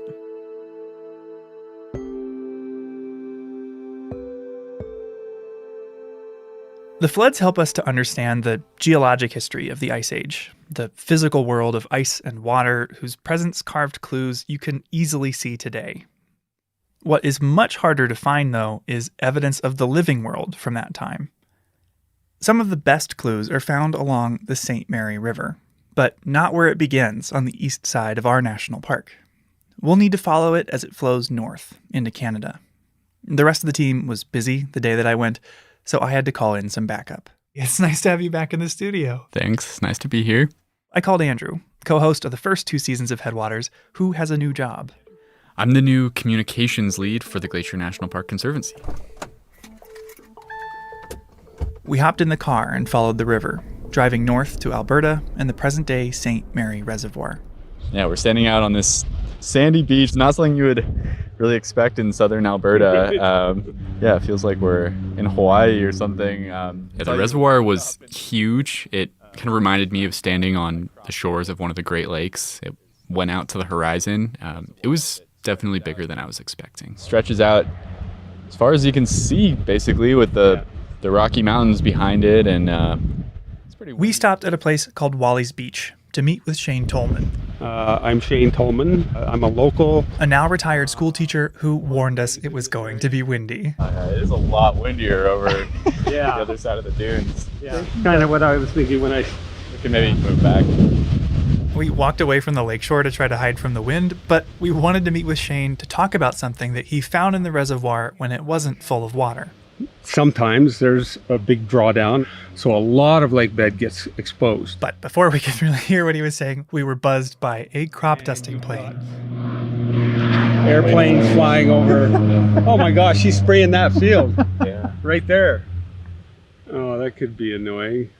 Can you block that kind of noise? No, we couldn't. And so we had to go hide in a picnic shelter. But anyways, the reason we wanted to talk to Shane was that back in 1994, he and his family visited when the water in the reservoir had been drawn down. And when they walked out into the wet mud and windblown sand, a landscape that's normally underwater, they found themselves walking backwards in time.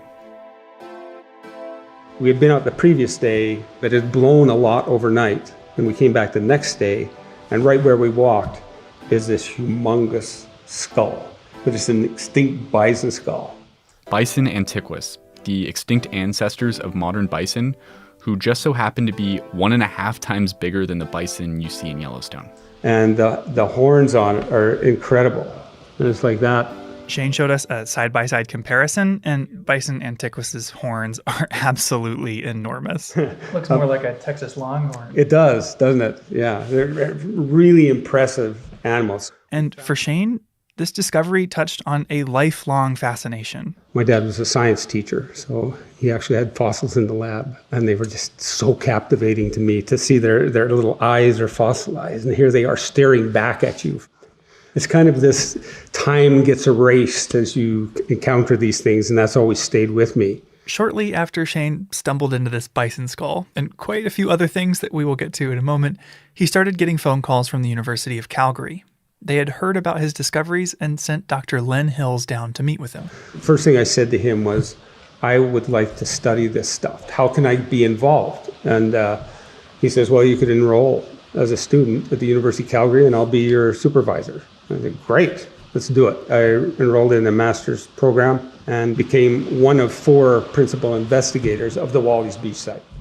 As Shane and his colleagues started to study Wally's Beach, they began to reconstruct what it would have looked like. It was not the river that we see that's cut down to where it is now in these river valleys. It was a slow, meandering river. In the banks of this ancient, winding river, they found pollen and roots, which can help us understand the Ice Age ecosystem. We had spruce tree groves growing out here all over the prairies, as well as aspen groves. Then you had sedges and grasses that were growing in between. There was abundant plant life. And of course, they found more evidence of animals that lived alongside Bison antiquus. We get out there, here's this skull, and there's actually some vertebrae laying there as well. And Len picks this skull up, and he's turning it over. He says, this is muskoxen. And I'm just like, muskoxen? I didn't even know they were part of this extinct suite of animals that died off at the end of the Ice Age. And he says, yes, it's muskoxen. They found a ton of extinct species, an ancestor of modern caribou, North American horses, even camels. The camel discovery in particular blew my mind. We think of camels as being these desert-loving animals today, but the family of camelids and the family of horses both evolved in the Americas around 50 million years ago before migrating to Eurasia. The camels that lived here were called camelops. And Shane found a tooth about as long as my index finger, and that tooth was serrated. Well, there are no animals alive today that have serrated teeth. And so I knew immediately we had a saber-toothed cat. In fact, that's not just a saber-toothed cat, it's called a scimitar cat. So already you're getting a picture of the wildlife who were living at the edge of the Rockies, at the edge of Glacier National Park during the Ice Age. And it's a much different cast of characters than the grizzly bears, mountain goats, and deer that we all know and love today.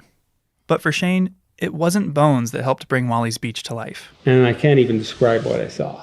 It's almost emotional, because here's this big imprint, a little smaller than a garbage can lid. He found footprints left by woolly mammoths. And there's another one. And there's another one. Here's all of these cracks that went out from in this spider web, out from the tracks. You could see how it had stepped in the mud and it oozed up around its toes. And it's just like, okay, here's the best set of mammoth tracks on the planet, bar none. I mean, there's only like 4 sets anyway. So it really hit us just how incredible this was. Unlike fossils, which capture animals after they die, these footprints are a snapshot of their lives. Living, breathing mammoth, not the bones, the dead part. You're looking at living behavior, and that's so cool. With each stride, they traveled on average 8.5 feet, and the weight of each step can reveal if it was left by a male or a female, a child or adult.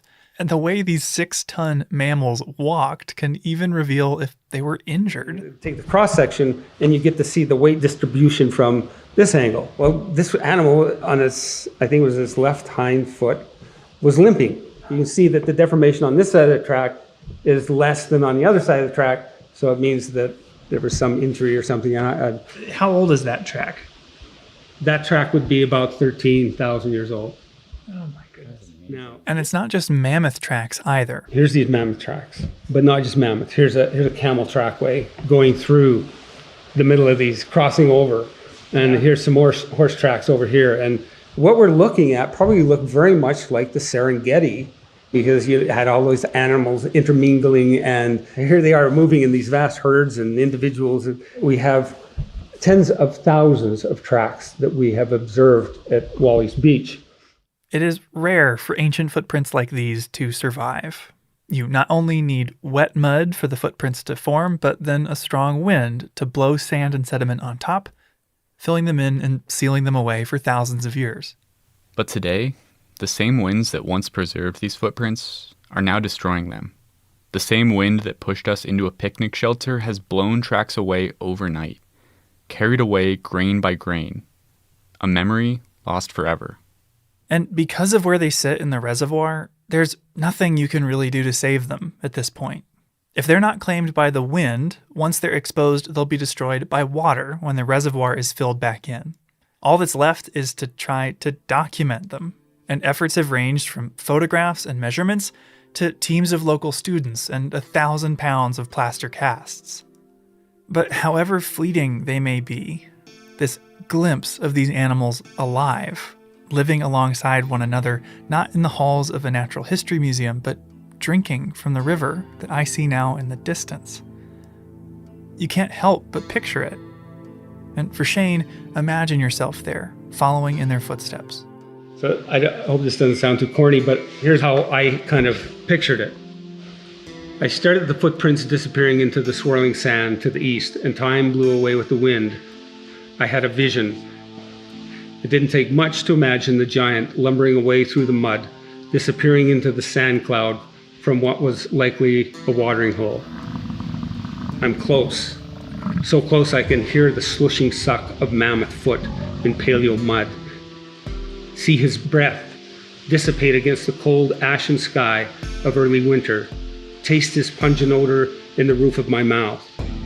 Rising above the din of the crushing palms of his feet is the sound of chokecherry stained tusks, battered and broken, tonking against the low-growth brush as it swings its massive woolly head side to side, its tangled auburn fur blowing eastward. The trudging mountain knows I'm there, but what am I to he? Nothing.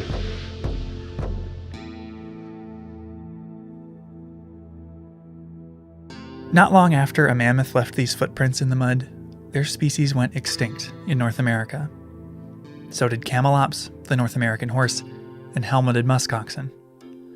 And while these footprints paint a vivid portrait of these animals in life, they also reveal a species in decline. Very clearly, something's missing, and it's infants, the newborn, the young. Why aren't we seeing their tracks? Well, maybe they're light, but we're seeing lighter animals also. We're seeing their tracks, the horses and stuff like that. The St. Mary's mammoth herd had far fewer juveniles than you'd expect in a healthy population. And one possible explanation was the warming climate. The Missoula floods were only one symptom of the dramatic changes occurring at the end of the Pleistocene.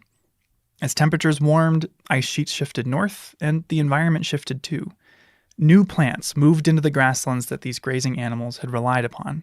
But the last discovery we'll share from Wally's Beach hints at another factor.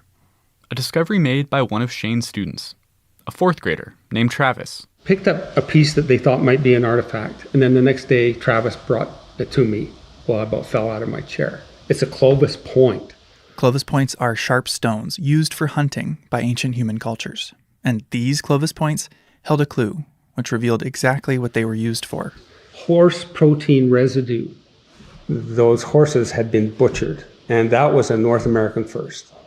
Wally's preserves a record of Ice Age animals and humans, and produced the first archaeological evidence of these humans hunting horses. Later finds revealed they also hunted camels. When I first started working as a ranger at Glacier, the story of Wally's Beach grabbed me. I put Ice Age horses and mammoths in a campground talk that I've given for the last 6 years, and in my program, this has always been where the story ends. Camels were here, people were too. But actually visiting Wally's Beach, hearing from Shane about the work he and his colleagues and his students have put into understanding and preserving this history, it made me wonder, what was life like for the people that once stood here? What was it like to be human 13,000 years ago?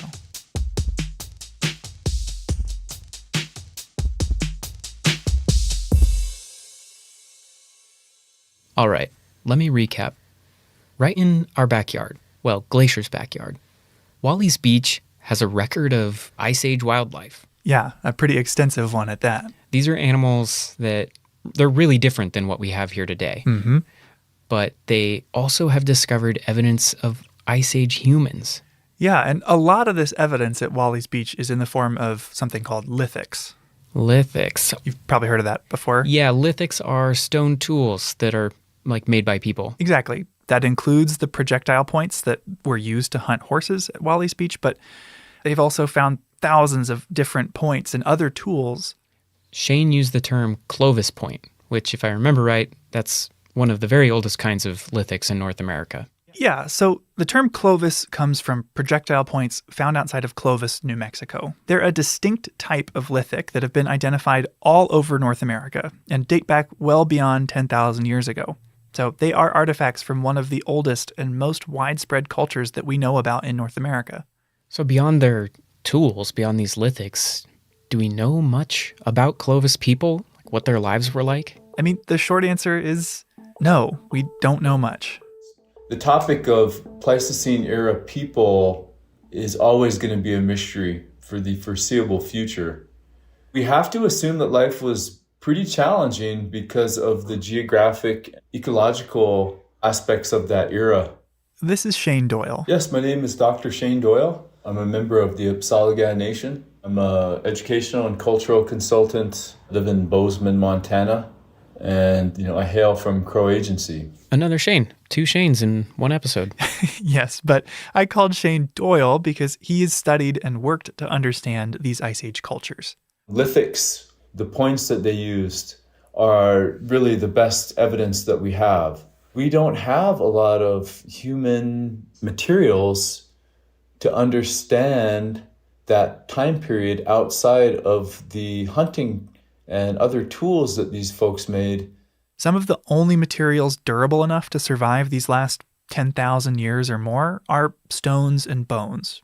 So even as scientists develop new and better technologies like ground-penetrating radar and aerial imagery, we're still limited by what little is left. I don't think we have a lot of data that we can really turn to that will really provide us with a more comprehensive picture of what life was like for Pleistocene era native people. So I think we kind of have to use our imagination. This is where we get back to the conundrum we found with the Missoula floods, the limitations of imagination. I talked with retired Forest Service archaeologist Carl Davis, and he pointed out that the presence of stone tools and absence of anything else has affected our understanding of these cultures by focusing on the masculine aspects of ancient life. And archaeologists, who were primarily male for many, many years, that's what they really got into. And women and children kind of got left in the dust because the evidence of women's activities, this wonderful perishable industry of all kinds of things, there's no evidence. We certainly can assume they're wearing, carefully crafted, tightly sewn clothes and stuff, but we don't have any evidence whatsoever.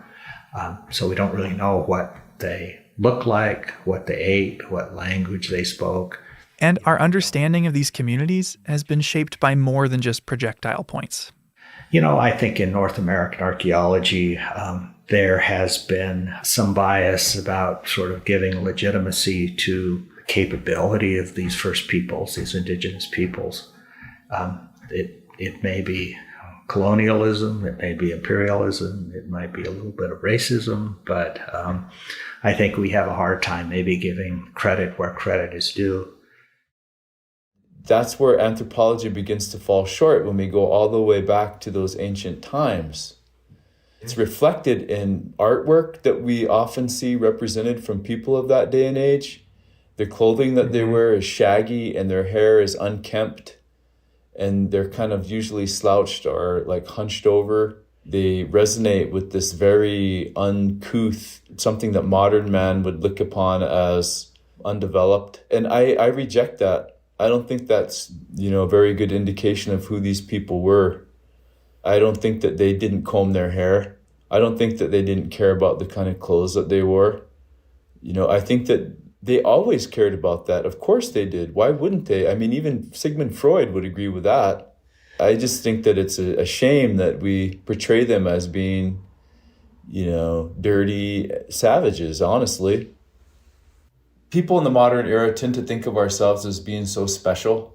We have all this information that cavemen or ancient people didn't have. And,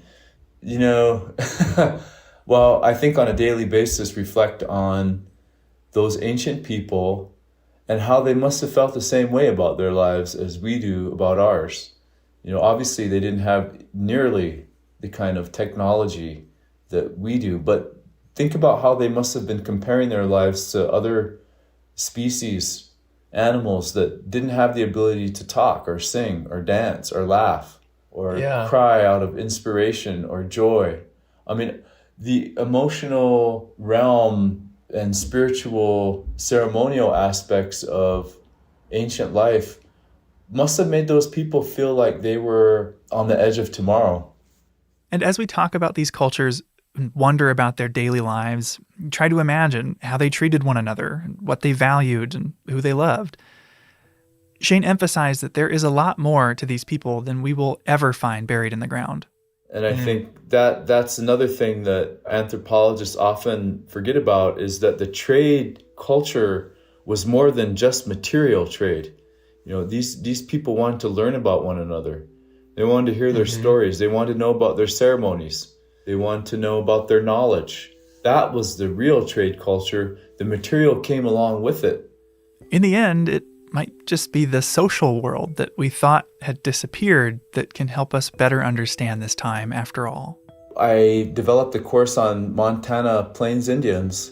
During the process of creating that course, I looked at the different star stories of the tribes here in Montana, and it was clear to me that they shared common stories, and that the stories were very, very important.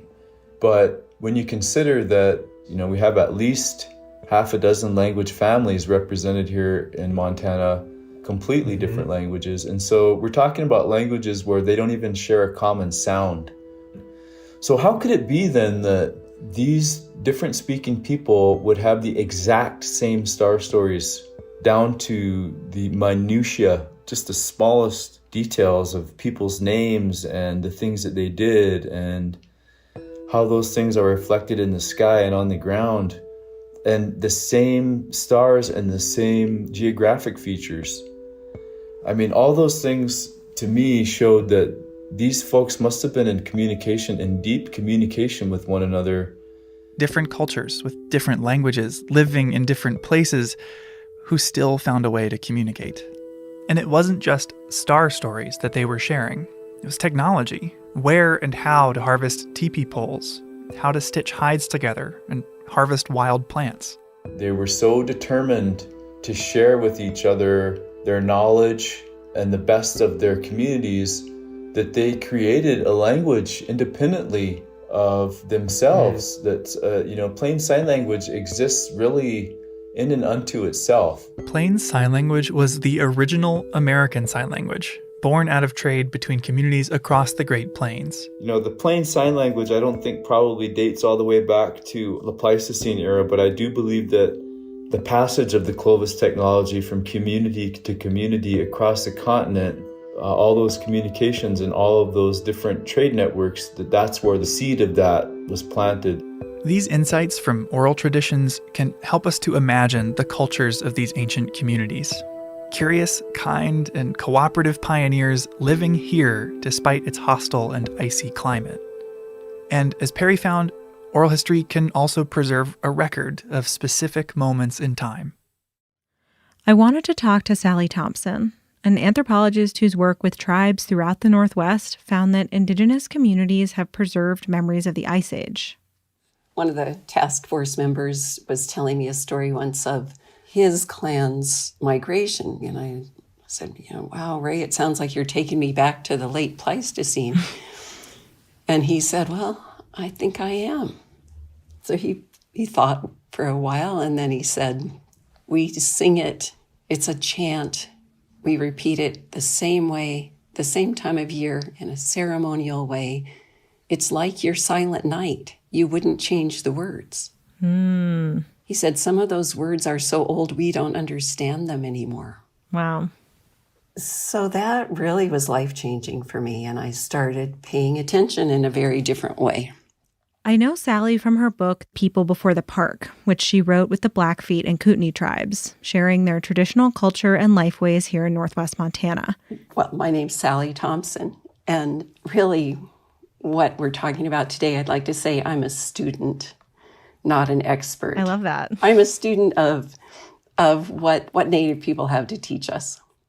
One thing she's learned is that oral traditions hold records of Ice Age floods, the phenomena that geologists squabbled about for decades. Some cultures have remembered them for thousands of years. Imagine the time when immense sheets of ice were extending down from Canada all across northern North America. To imagine it's not just filling the valleys, it's overlapping all but the very tallest peaks. Mm-hmm. Yeah, so picture you're standing on top of one of those peaks, and all you can see to the north and the east is ice. When I hear this, I picture a glacier and the Flathead Valley full of ice and water from glacial Lake Missoula. But this describes the ice margin all along the northern edge of the U.S. Sally interviewed people from tribes all up and down the Columbia River, whose drainage system covers most of Washington, Idaho, and northwest Montana. One of these tribes is the Kootenai. The Kootenai people are unique. They're not related to anyone anywhere. It may be because of where they were in these cataclysmic times that they were the only ones who survived. Mm-hmm.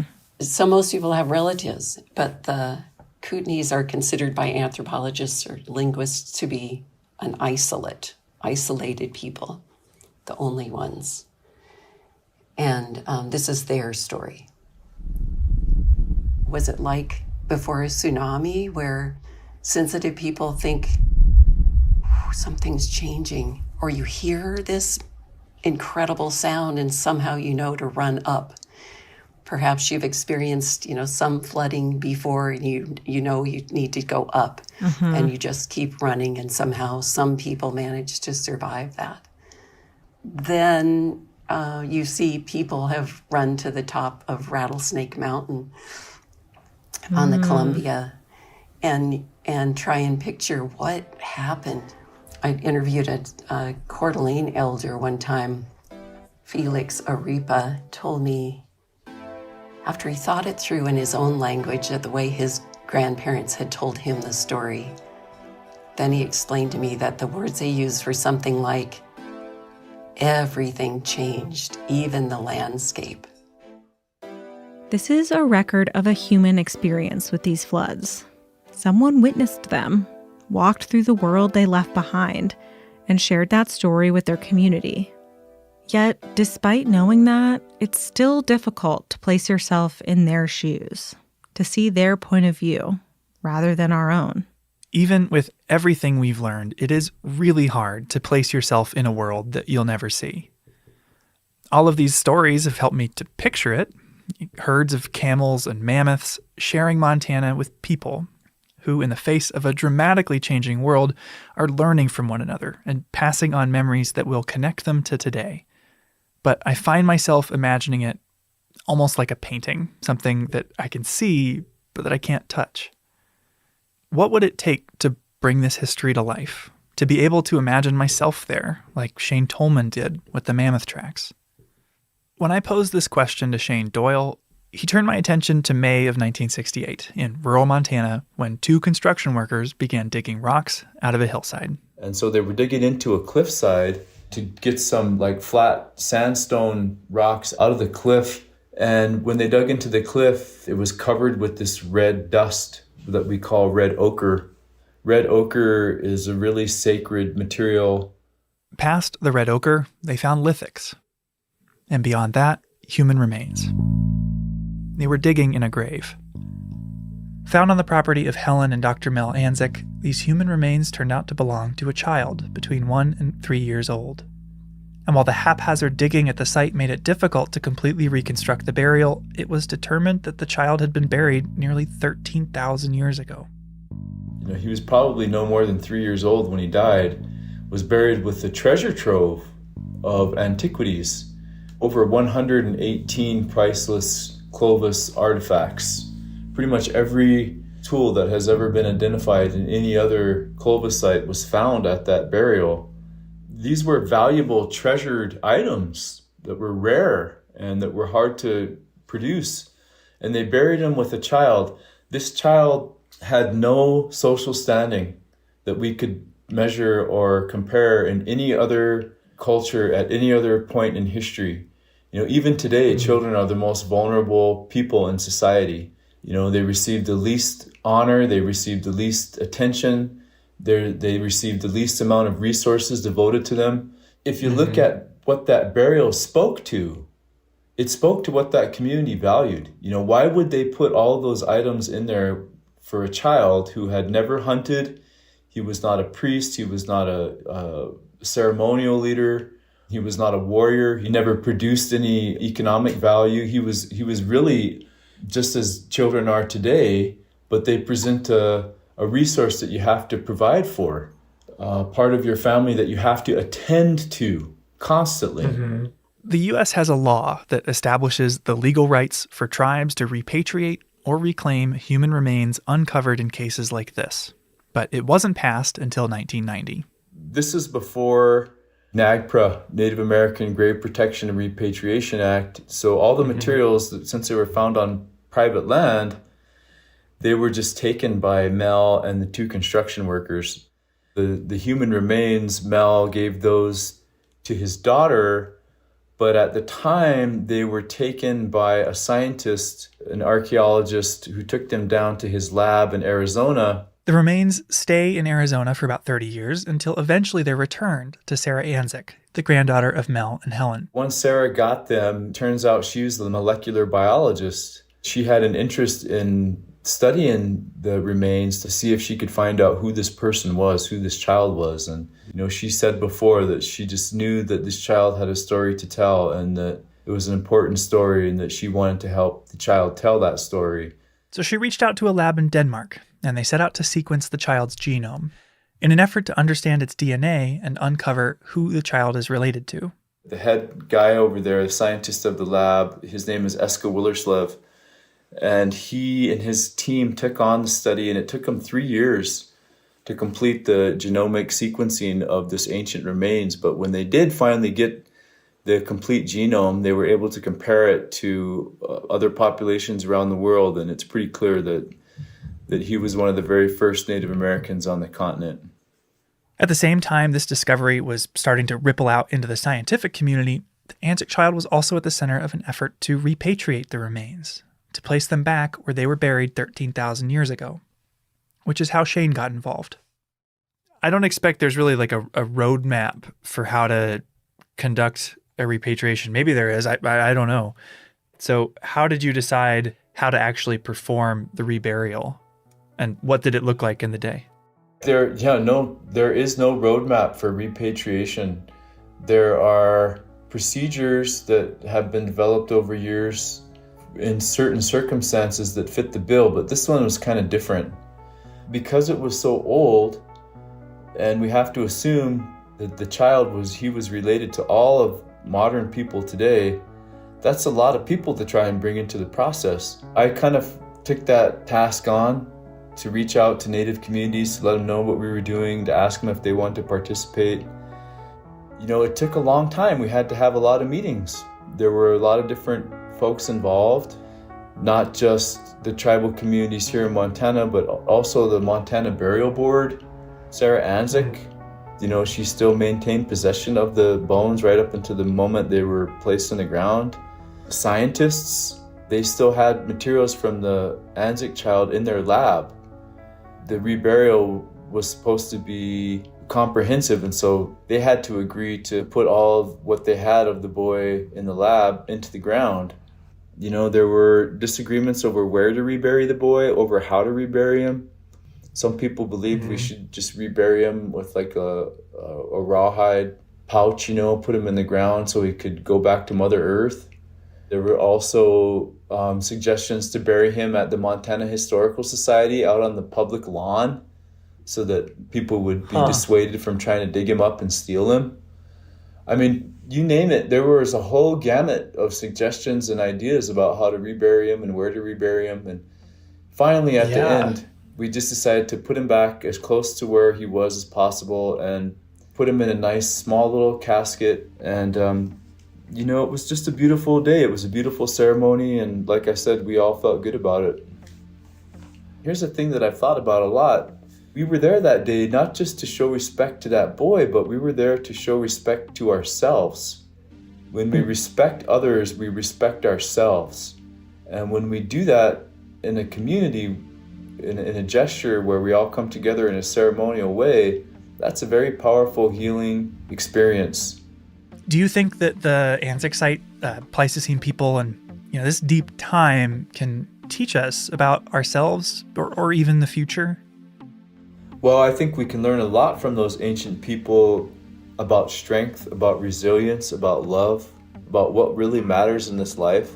I guess one theme that we see today in Hollywood is the post-apocalyptic world. We think when all the chips are down that we'll turn on each other. When I think of those ancient people, I'm inspired. I just think, they loved each other, and from everything that we can tell, they respected each other.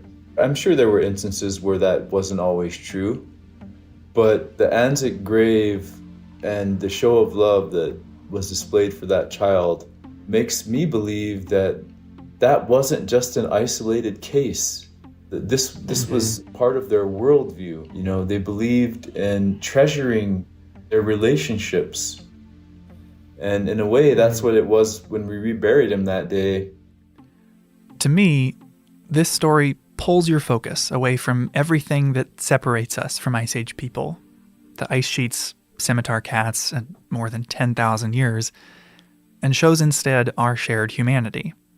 And to Shane, it illustrates what's possible when scientists and Native communities work together. I think we'll be able to tell the stories that right now we still can't really wrap our heads around, because we'll be able to wrap our hearts around what it means to be a human, and we'll be able to take that understanding and place it into these ancient time periods, and that will be able to inform and provide us with a better picture of why these people laughed, what they laughed about, what they cried about, who they loved. It's pretty hard to not understand what the Anzac burial represents. If you're a parent and your greatest fear is to lose a child, and you understand that this is what these people did,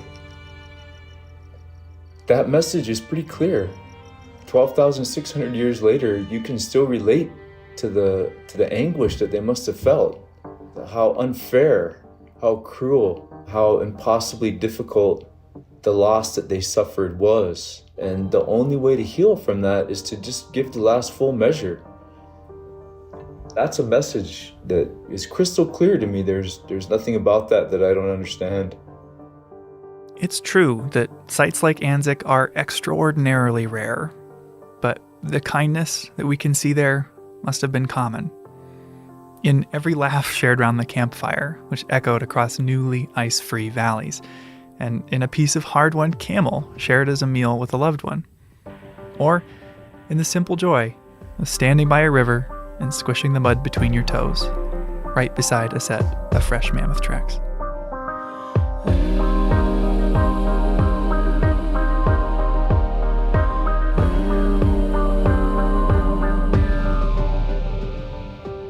Headwaters is a production of Glacier National Park, with support from our partner, the Glacier National Park Conservancy.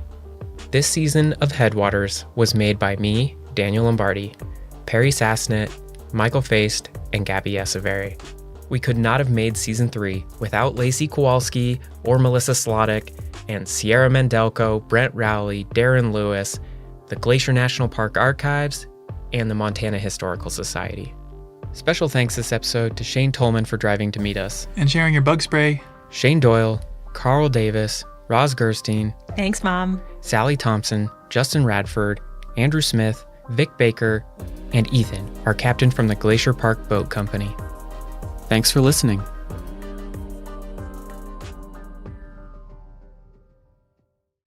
Next time on Headwaters. We use art to find new perspectives on one of American history's most momentous yet misremembered events. Lewis and Clark was just a story that I did not remember from school. When Daniel called and I thought, oh my gosh, really? I don't know if you want a tribal voice talking about Lewis and Clark. I just thought they're revered by so many. That's next time on Headwaters. So Headwaters was made possible through the Conservancy, right, Andrew? Yes. But you also fund a lot of other projects. What are some examples of that? Yeah, one I wanted to tell you about today is our wilderness condition monitoring work. We have this really cool project happening right now to outfit a lot of the park's wilderness rangers with tablets so that they can make live reports on the condition of the wilderness while they're out and about. Used to be on paper reports that got lost and never found their way to the same place. They would show up wet and crumpled, and all sorts of different things would be written on them. So now everybody's got the same form. It comes all into one database, and we can learn about threats to wilderness so fast and respond to them so that nothing happens to our beautiful wilderness here. Well, that's awesome. Well, I guess if you want to learn about that project and more that the Conservancy funds, check out their website. And thanks. Yeah, visit us at Glacier.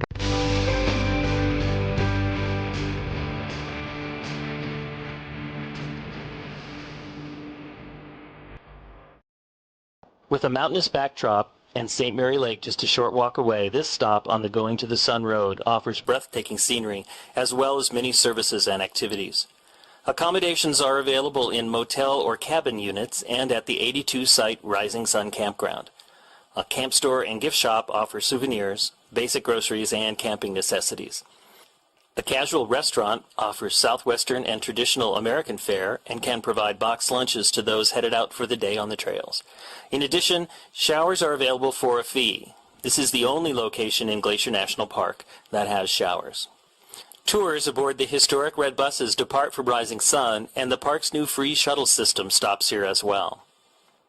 The trailhead to Otokomi Lake is located near the camp store, and this interesting 10-mile round trip starts in the wooded St. Mary Valley, climbs past small waterfalls, creeks, and wildflowers before opening to the Rose Basin and Otokomi Lake, surrounded by impressive mountain scenery. Please remember that anywhere in Glacier National Park is bear country. Never hike alone, and be sure to make noise on the trails. Talking, singing, and clapping your hands occasionally are all good ways to alert bears to your presence and provide them with time to move out of the way. Be sure to read all the information on bears you were provided at the park entrances before you attempt any trail in the park. Across the Going to the Sun Road, a short walk leads to the shore of St. Mary Lake, where majestic peaks surround the cold, clear water. Glacier Park Boat Company offers tours of St. Mary Lake several times daily and provides a view that most visitors miss. Waterfalls, Sexton Glacier, and Wild Goose Island are all highlights of a trip on the lake. Rangers lead hikes to St. Mary Falls in conjunction with some tours, or you can combine a boat tour up the lake with a hike to Bering, St. Mary, and Virginia Falls and catch the free shuttle from the St. Mary Falls or Sunrift Gorge shuttle stops back to Rising Sun.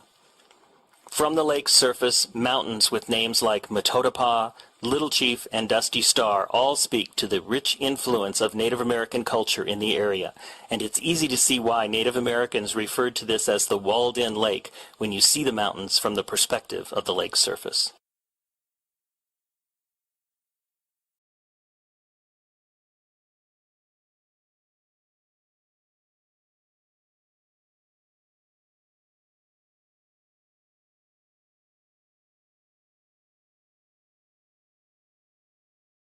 Yellowstone is the world's first national park, and everybody in America is very proud of that. But there's been a struggle to figure out what a national park should be like. And probably one of our founding philosophies is it should be natural. It should be a natural system that functions the way the Earth did before humans altered it. And so it was written into our policy that we're going to restore and protect natural systems. And the early managers of Yellowstone didn't really know what natural looked like. So we've been struggling towards natural our entire history, and that definition has evolved. And that definition, the modern one, now includes you need to have natural predators. And so we tried to eradicate them: wolves, cougars, coyotes, bobcat, lynx. We did that in the early part of the 20th century because we thought that was the ideal. We didn't have a complex mindset about policy in terms of natural. And so we restored wolves because the Park Service policy changed towards what is a natural system that includes large carnivores like wolves.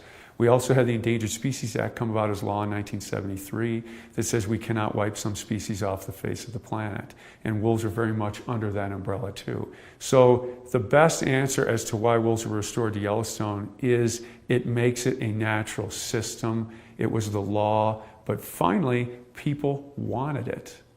The public's view of nature has changed and evolved. So creatures that were previously considered bad, scapegoats, have now had image alteration, and a lot of the public demanded that we bring some of these animals back.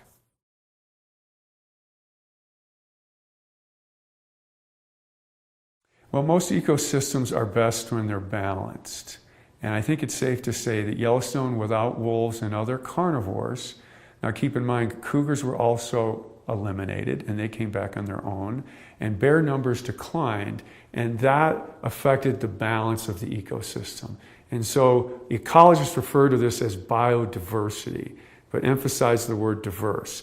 Having a lot of different kinds of things at moderate numbers is better than having a lot of any one thing. And prior to wolf recovery, we had a lot of elk, we had a lot of coyotes, and we had very little things like willow and aspen and songbirds and beavers. And so the entry of wolves and other carnivores, because bears have increased and cougars have come back too. So now we're a carnivore-rich system, and we've restored that top layer of the system. So really the simplest way to look at it is all the parts of the system now are in place, and they're interacting differently And I hesitate to use a value judgment laden word, but it's healthier this way than we had certain parts of the system before that were absent. So all those things functioning together has made nature look like it used to before we started managing it. And those management intentions were good. We just didn't know enough about it. And so we have this makeover in Yellowstone now. We've brought carnivores back, wolves being the most high profile, and it's changed the way Yellowstone looks.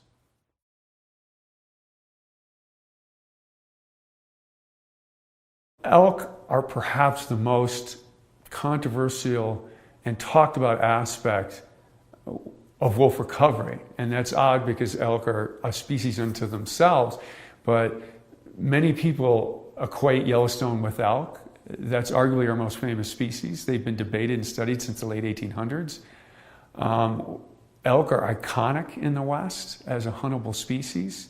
And so elk are very important, and wolves eat elk. So do cougars, so do bears, so do coyotes. A lot of things eat elk. People eat elk. And so the system in many ways hinges on elk. So what wolves and other carnivores do to elk is very important. And very simply, prior to wolf recovery, predation pressure by natural carnivores was very low. No wolves, no cougars, few bears. Bears were here, but their numbers were lower. And that caused the elk population to grow to very large numbers. In fact, a lot of ecologists and scientists criticize Yellowstone for having too many elk. The effect of elk was so dominant on the ecosystem that they suppressed other things. To the point where managers outside the park were hunting elk at high rates to try and depress this burgeoning elk herd. With our wolf recovery in the mid-90s, with natural cougar recolonization, with growth in the bear population after decades at low numbers, predation pressure has increased, accompanied by the management practices outside the park where people were hunting elk. All of these things together have caused the elk population to decline. And the Park Service considers that a success story. Now that's hard to describe to a lot of people, especially some people who can't understand how less is more. We live in a culture where more is always better, but fewer elk brings about that ecosystem balance, that biodiversity that the Park Service seeks as natural. And that's a very important goal for the Park Service. And so having these large carnivores, and Yellowstone may be the place in the world that's got, in North America, that's got the best mix of diversity and density of large carnivores, that will affect the elk population to lower. But we're arguing as a Park Service that that's more natural or healthier, which is defined as better for the system. And this is a very hard thing to convey because a lot of people liked a lot more elk. It's better hunting. And so this is a complex relationship. But wolves have contributed, not solely, to a decline in elk.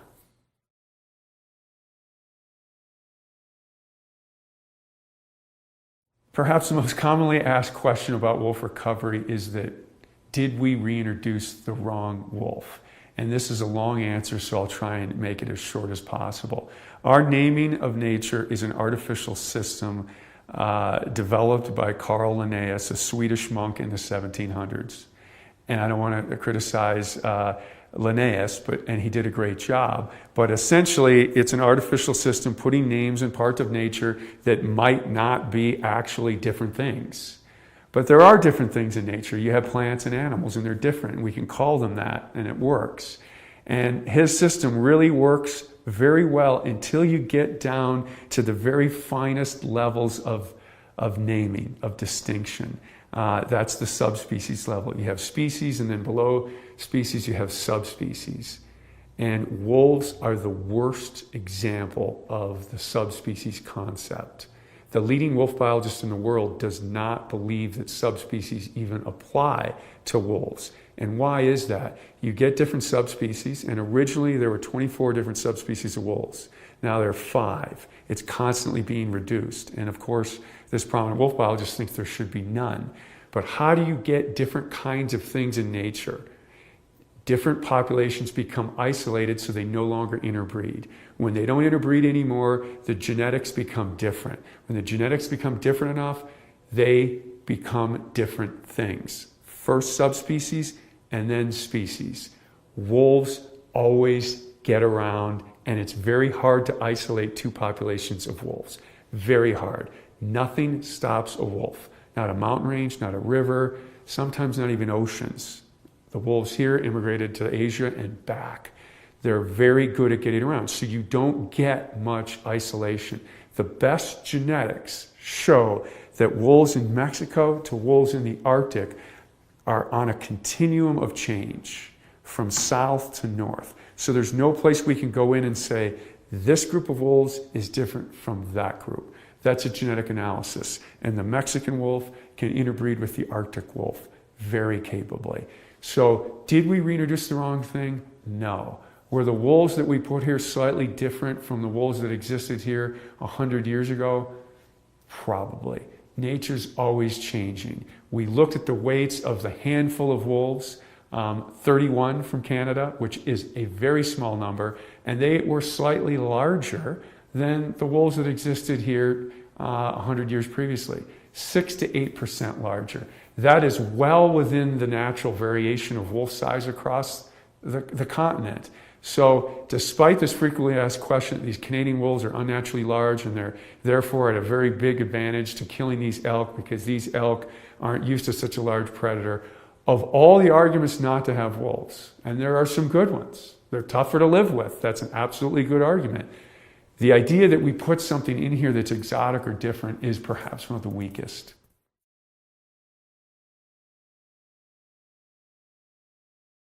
Wolves do not kill for sport. That is a fact. Why? The average wolf weight, if we threw all the wolves together, males, females, subadults, adults, pups, is about 100 pounds. The average cow elk's 500 pounds, the average bull elk's 750. They risk injury or death. When you attack something 5 to 7 times as large as you, that ain't a fair fight. So they risk tremendous injury or death trying to take something on bigger than them. So they prey on things in a risk-averse fashion. They only kill what they need to exist, and we've got great data on this. Will they kill more than they can eat? If the risk equation balances out in their favor, they will. What does that mean? Late winter, belly deep snow, elk are weak, they'll kill more than they can immediately eat, but underline the word immediately. We had a situation in March 1996 where one pack of wolves killed 5 elk in one day. And they cycled back and ate everything on those 5 elk in over a 2-week period. Now they were competing with ravens and coyotes and magpies and eagles because they were trying to consume it too. Because as everybody knows, the bounty of nature is shared and competed for. So they went back and they tried to eat it all. But that is common predatory behavior. When you can get an edge, when you can get more food. Humans do this too. When oil is cheap, we burn more oil. When wolves can kill more elk, they kill more elk. Because why? That equals more pups. But they only do it when they can. So on average, wolves do not kill healthy elk. It's too hard. If all you can eat are healthy elk, the wolf population goes down. Wolves make their living on vulnerable elk. And so their population waxes and wanes based on vulnerabilities. And hard winter is a vulnerability. But so are things like age and health status and condition, bone marrow, all these different things affect elk vulnerability. And that's what's important to wolves, and that's what they're shooting to take advantage for. Remember, there's no creature in nature that doesn't look for advantages. So no, they do not kill for fun, but yes, they will kill for more what they can immediately eat, but if left alone by humans, and this is very important, I get sent emails all the time showing an elk killed by wolves and not eaten, but there's tire tracks, there's human tracks, there's horse tracks. The wolves were bumped off the kill. People found the kill to take a picture of it. Left alone, as we've demonstrated here in Yellowstone, and we've seen it more, killing a couple elk sometimes is fairly common. If they're not disturbed, they'll eat everything. They won't do it immediately because they have a capacity on their stomach. So very, very important point. Killing for fun or bloodthirsty reasons is not true.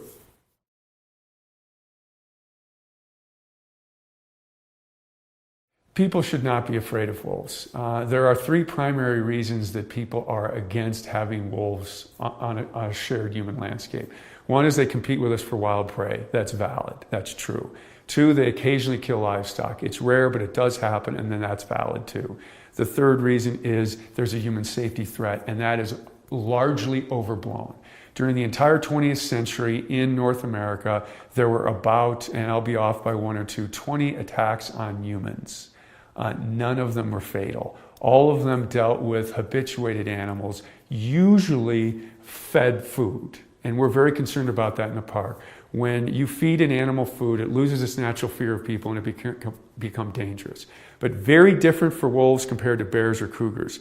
They never attack a person on their first encounter with a human. So the first time a bear encounters a person, a sow with a cub, or a cougar encounters a person, they might attack.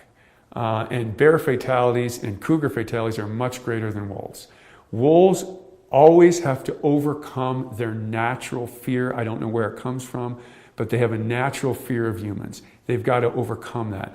That's usually through habituation, typically food conditioning, but not always. Of those 20 attacks that were recorded, some were habituation just through exposure, from being around people in a non-threatening way. So wolves have to overcome this natural fear, and then they may attack. 6 of those attacks were bites from Alaskan pipeline workers feeding them part of their lunch. So 6 of those 20 attacks were from that. Since that paper was published, there have been 2 fatalities, and both of those wolves probably were food conditioned. Some were dump wolves, and others lived around a logging camp. And so those animals, those are examples of wolf fatalities. So it can happen, but it's extremely rare and less likely for other carnivores.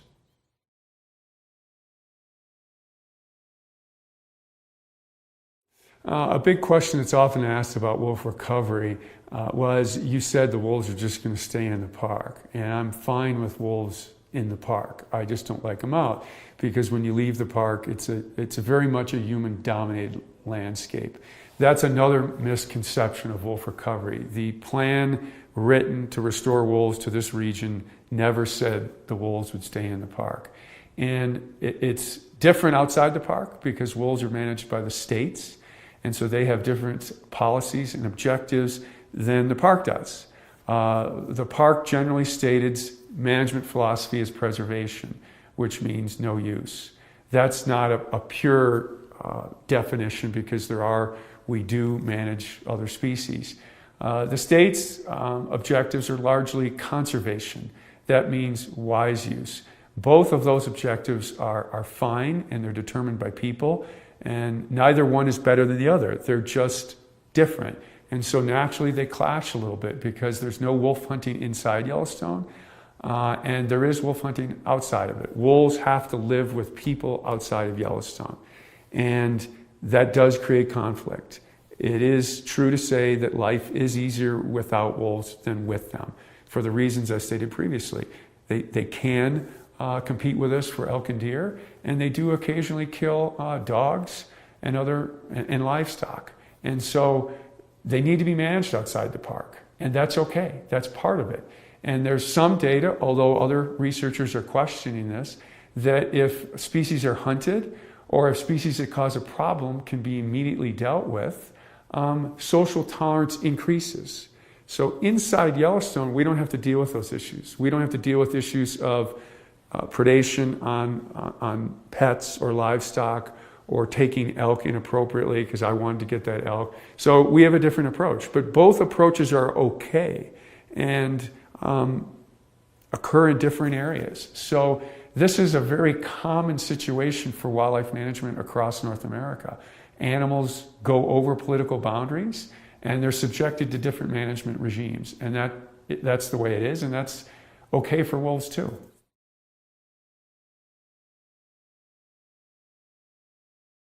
Yes, wolves that live primarily in Yellowstone have been killed outside the park. This probably has not affected the population much numerically. One year we lost 12% of our population in 2012. This year we lost only 4 wolves. Last year we lost none. So the number of wolves taken is highly variable and generally below 3%, except that year 2012 where it reached 12%. And it probably didn't even at that level affect our population numerically. But what's important, and the reason my answer to that question was yes, is the Park Service mission is to manage for a natural population. Wolves are very social animals, so they have a social network that's important to how they function as a pack or a family. And we don't have as much information on that social functioning as we do about their population numbers. And we know that there is a harvestable surplus in terms of numbers. And that has not been exceeded so far for Yellowstone. But there are some questions if you remove a key wolf in the pack, a high-ranking individual, so to speak. What's the impact on that pack? Or a second-ranking individual. What does that do to pack dynamics? In one case, it caused the pack to split apart. Was that because that high-ranking individual was removed, or would that pack have split up naturally? Those are important questions for the Park Service to wrestle with, because even though that doesn't affect the numbers of wolves, it affects how wolves live on the landscape and function to themselves. And places like Yellowstone hold this dearly, because most wolves across North America are impacted by people. And most biologists would argue at a sustainable level. We still have lots of wolves across North America, but we really don't know certain aspects about wolf life. And this social aspect is the one we know the least about. So if we're going to be managers of Yellowstone that pursue these ideals of naturalness, I think it's important to include all aspects. And so which wolves get removed and how that impacts the pack and the population, and importantly, the pack's relationship to each other, because they're always competing against each other. And if one pack loses some key individuals, we know that the individual makeup of packs affects how they compete with each other. It also affects how they prey on elk. We know big males are important to helping take down elk. So those are questions we're wrestling with. So to say removing wolf has no impact on the wolf population, you have to qualify what you mean. Are you talking numeric or are you talking social? And we're still looking for those issues, for those answers.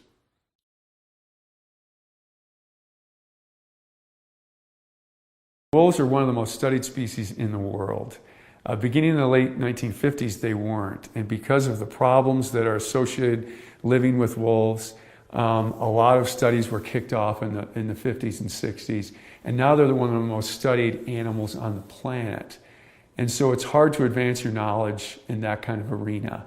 But Yellowstone has. There was a book published in 2003, which was a review of all the science done on wolves up to that point.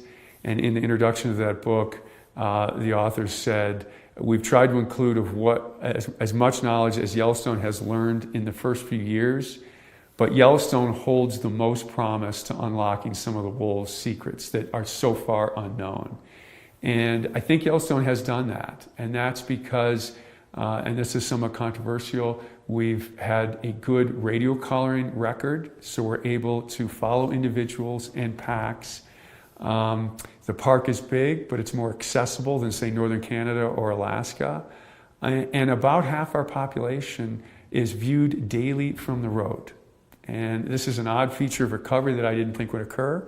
I thought wolves would be more secretive and shy, but we're getting information about pack dynamics, about individuals, about predation, about interactions with other species on a daily basis.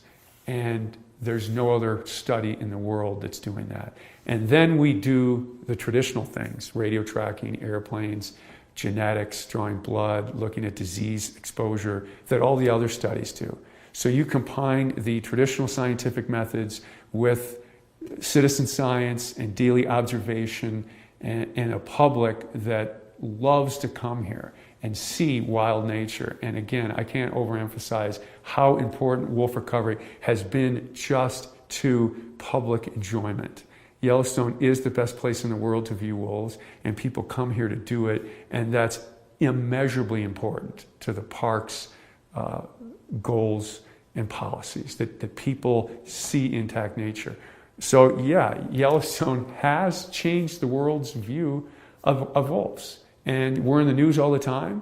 And I think having positive news out there about wolves, because to be honest, there is a lot of negative, because they're hard to live with. But having Yellowstone there, providing this positive, good news, has been very important, not only for Yellowstone, but what we know about wolves and the image of wolves worldwide.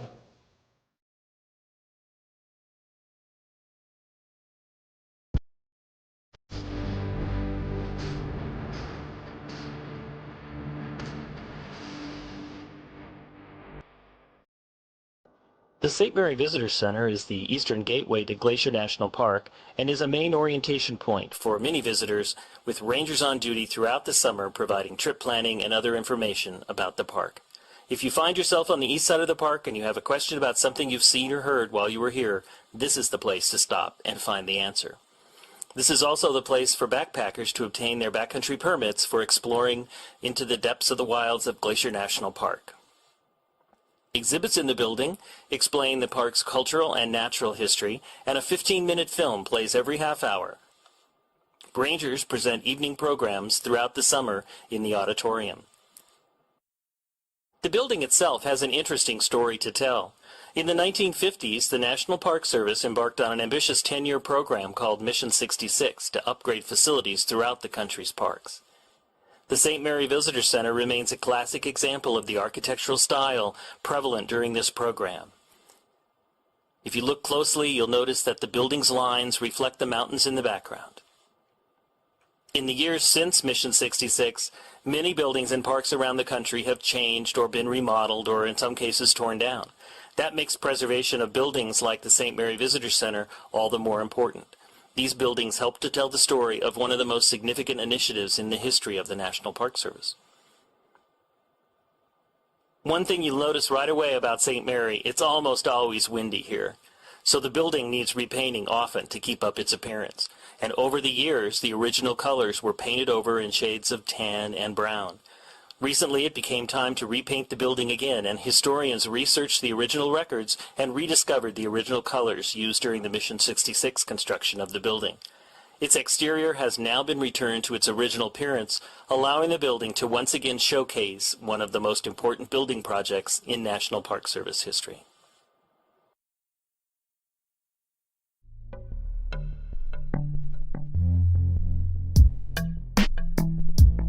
Hi, I'm Gabby. You're listening to Headwaters, a podcast from Glacier National Park.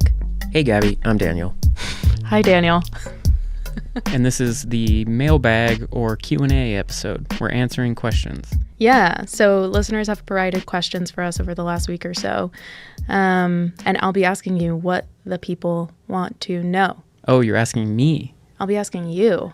I'm not ready for this. We're releasing bonus episodes this spring and summer to help visitors plan their trips to the park or to just generally get a feel for what's going on. What do you got for me? What do you think was our most asked question? I think the question that rangers get asked the most is, where is the bathroom?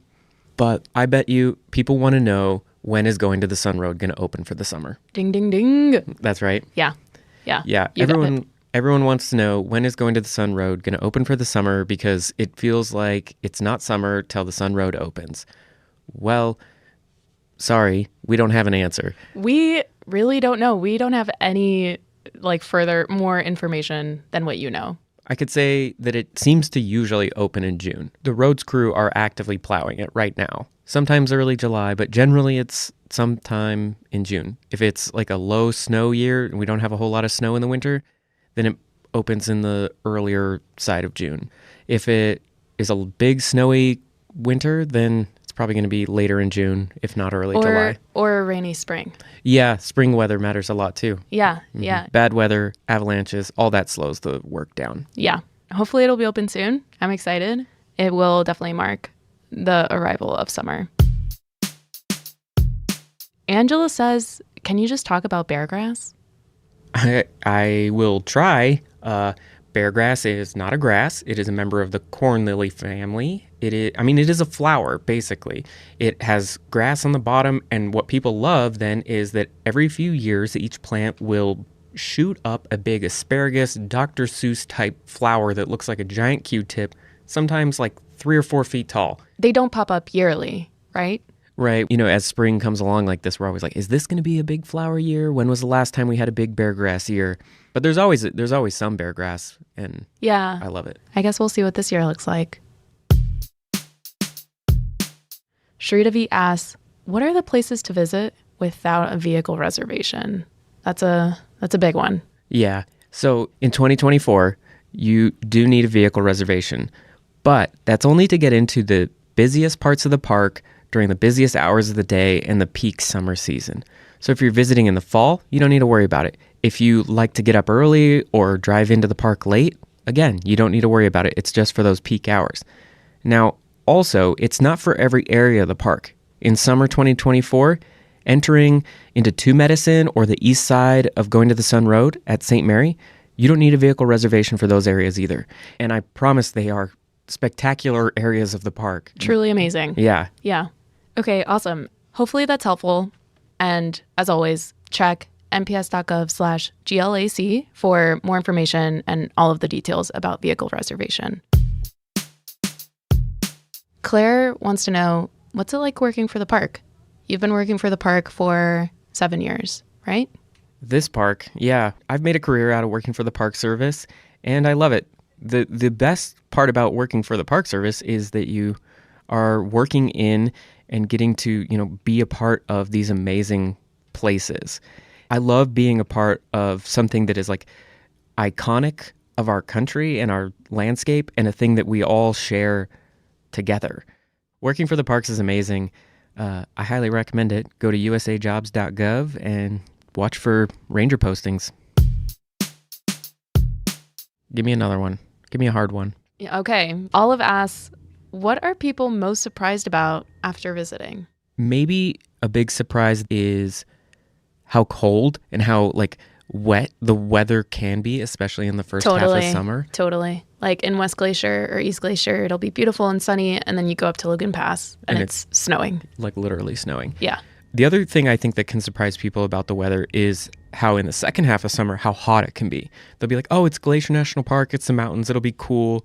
But then they start going on a hike with one little water bottle and they're like, oh. It's hot. It's over 90 degrees and yes. kind of humid, and yeah, it can get really hot. Yeah, last summer it hit 100. Wow.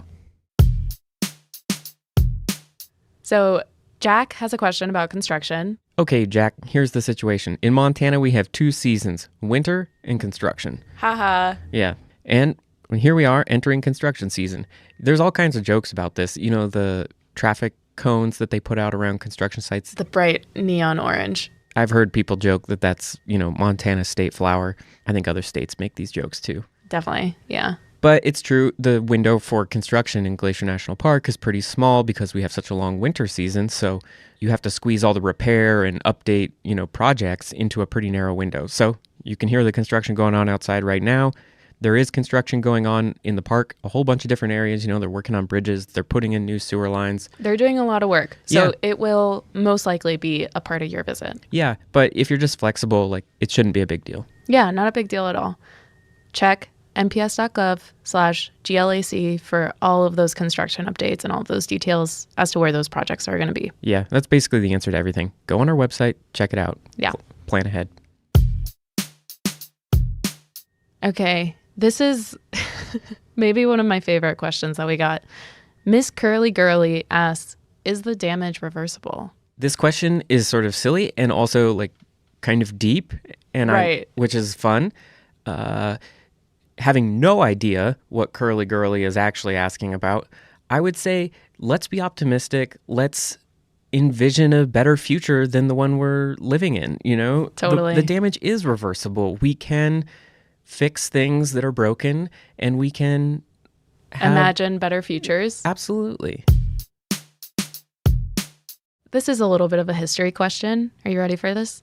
I'll give it a shot. Zach wants to know, how did the whole glacier-Waterton connection come to be?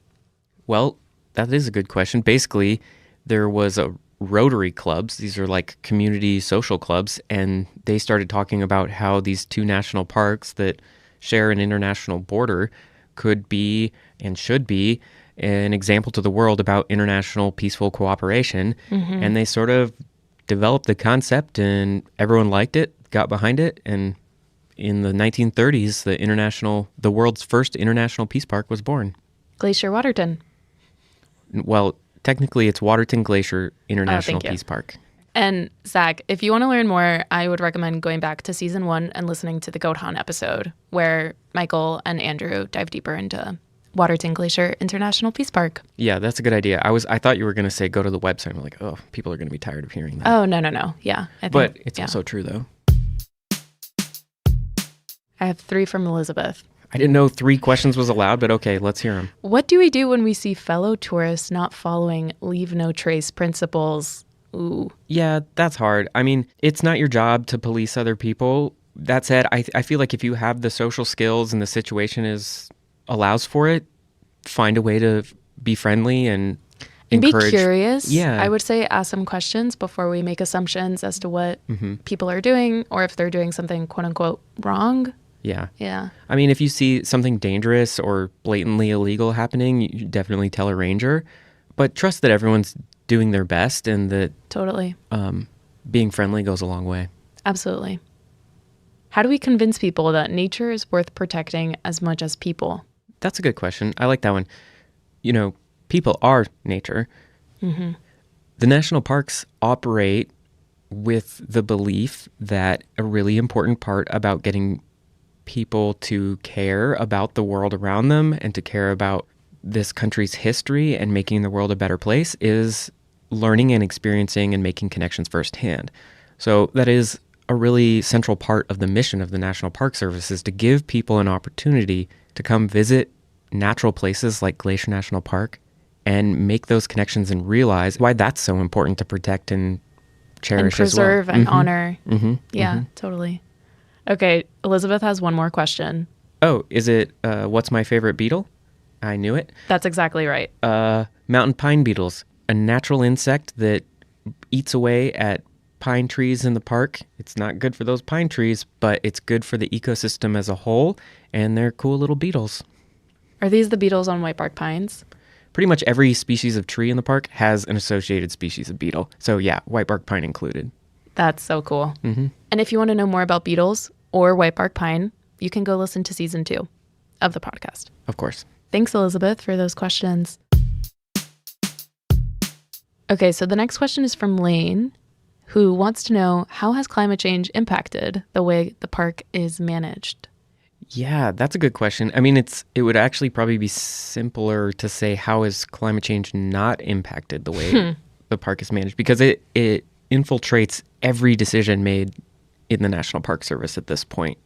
There are broadly 4 big categories in how the National Park Service is responding to climate change. One is through communication, so just doing things like podcast episodes about, educating on the topic. Then there's science. There are scientists actively studying how a shifting climate is directly impacting the resources or the plants, animals, history, culture, and all of that, how that's being impacted. But then on top of communication and science, there is also a whole lot of adaptation work. Basically, people studying and thinking about how, okay, we have more wildfire now because of climate change. How do we need to shift our response to wildfire in the face of that? Right. And then the 4th big area of the National Park Service's response to climate change is mitigation. And that means that we're trying to actively reduce the amount of greenhouse gases that are emitted inside the national park, reducing the amount of fossil fuels burned, stuff like that. How are we doing that? Putting solar panels on roofs, switching to more fuel-efficient or zero-emission vehicles, recycling, composting, basically anywhere we can find ways to reduce the park's emissions, we're trying to do that. And that's not just here, right? That's across the National Park Service. Yeah, it's across the federal government in general. That's great. How might visitors see and or experience everything that you talked about? Well, if you come to Glacier National Park in your electric vehicle, you can plug it in and charge it with a pretty much renewable energy resources that we have here with hydropower. You're going to see solar panels on the roofs of some buildings, but you're also going to experience the impacts of climate change almost inevitably. It gets a lot hotter here in the summers than it used to. We have a lot more wildfire smoke than we used to. And of course, the namesake of this park. Everyone wants to come and hike to a glacier or take a look at the glaciers as they melt. And so that's a big part of the visitor experience these days. Okay, Daniel, I'm going to close it out with one more question. Okay. What snakes are in the park? We have two kinds of snakes. They're both garter snakes. We have two species of garter snakes, and neither of them are venomous or dangerous. Snakes are cool. A lot of people don't come here for the snakes, but they really should. It's always, where can I see a grizzly bear? Never where can I see a garter snake. Yeah, all right. Well, if people have more questions, they can, hit us up on social media or email us here at the podcast. GLAC_media_lab@nps.gov. We'll put it in the show notes too. Our music's by Frank Wall, and our art is by Stella Nall. They're both great. Check out their work. Their info's in the show notes. Headwaters is made possible with support from our nonprofit partner, the Glacier National Park Conservancy. We absolutely could not be doing this without them. Check them out at glacier.org. If you have a moment to leave us a review in your podcast app, that helps so much. Thanks for listening.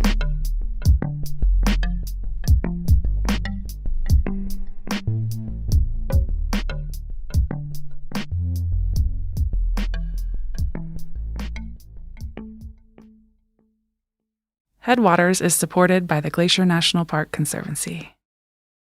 My name is Elise Bowman, Sergeant, Troop K, 9th Cavalry.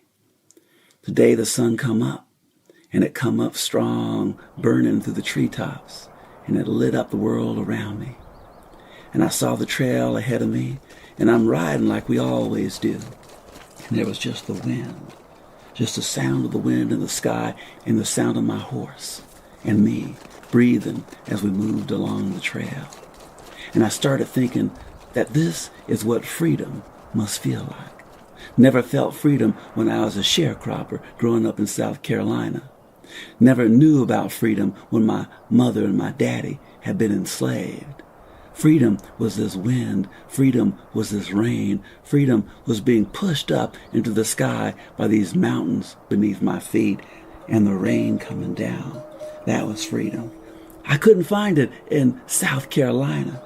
I couldn't find it where I enlisted in Nebraska, but now I got it, and I don't know if I could ever let it go. How do you let go of freedom when you hold it for the first time? Welcome to Headwaters, a show about how Glacier National Park is connected to everything else.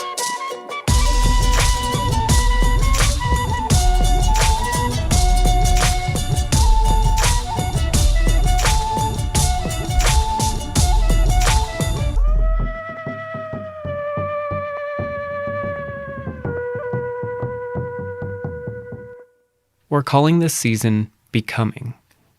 It's not a complete history, but a series of stories about how Glacier National Park became what it is today. Landscape and history are inseparable. No history can be understood apart from the place in which it happens. And like landscapes, histories can erode. Stories can disintegrate or be buried under the sediment of those that follow. This episode is about a story that has been poorly preserved and deeply buried. Why that happened and why it matters. It is the story of the first Black park rangers and how so much of their history has been overlaid by the grains of 1,000 others. Perry, this episode is about the Buffalo Soldiers here in Glacier. Yes. Get us started.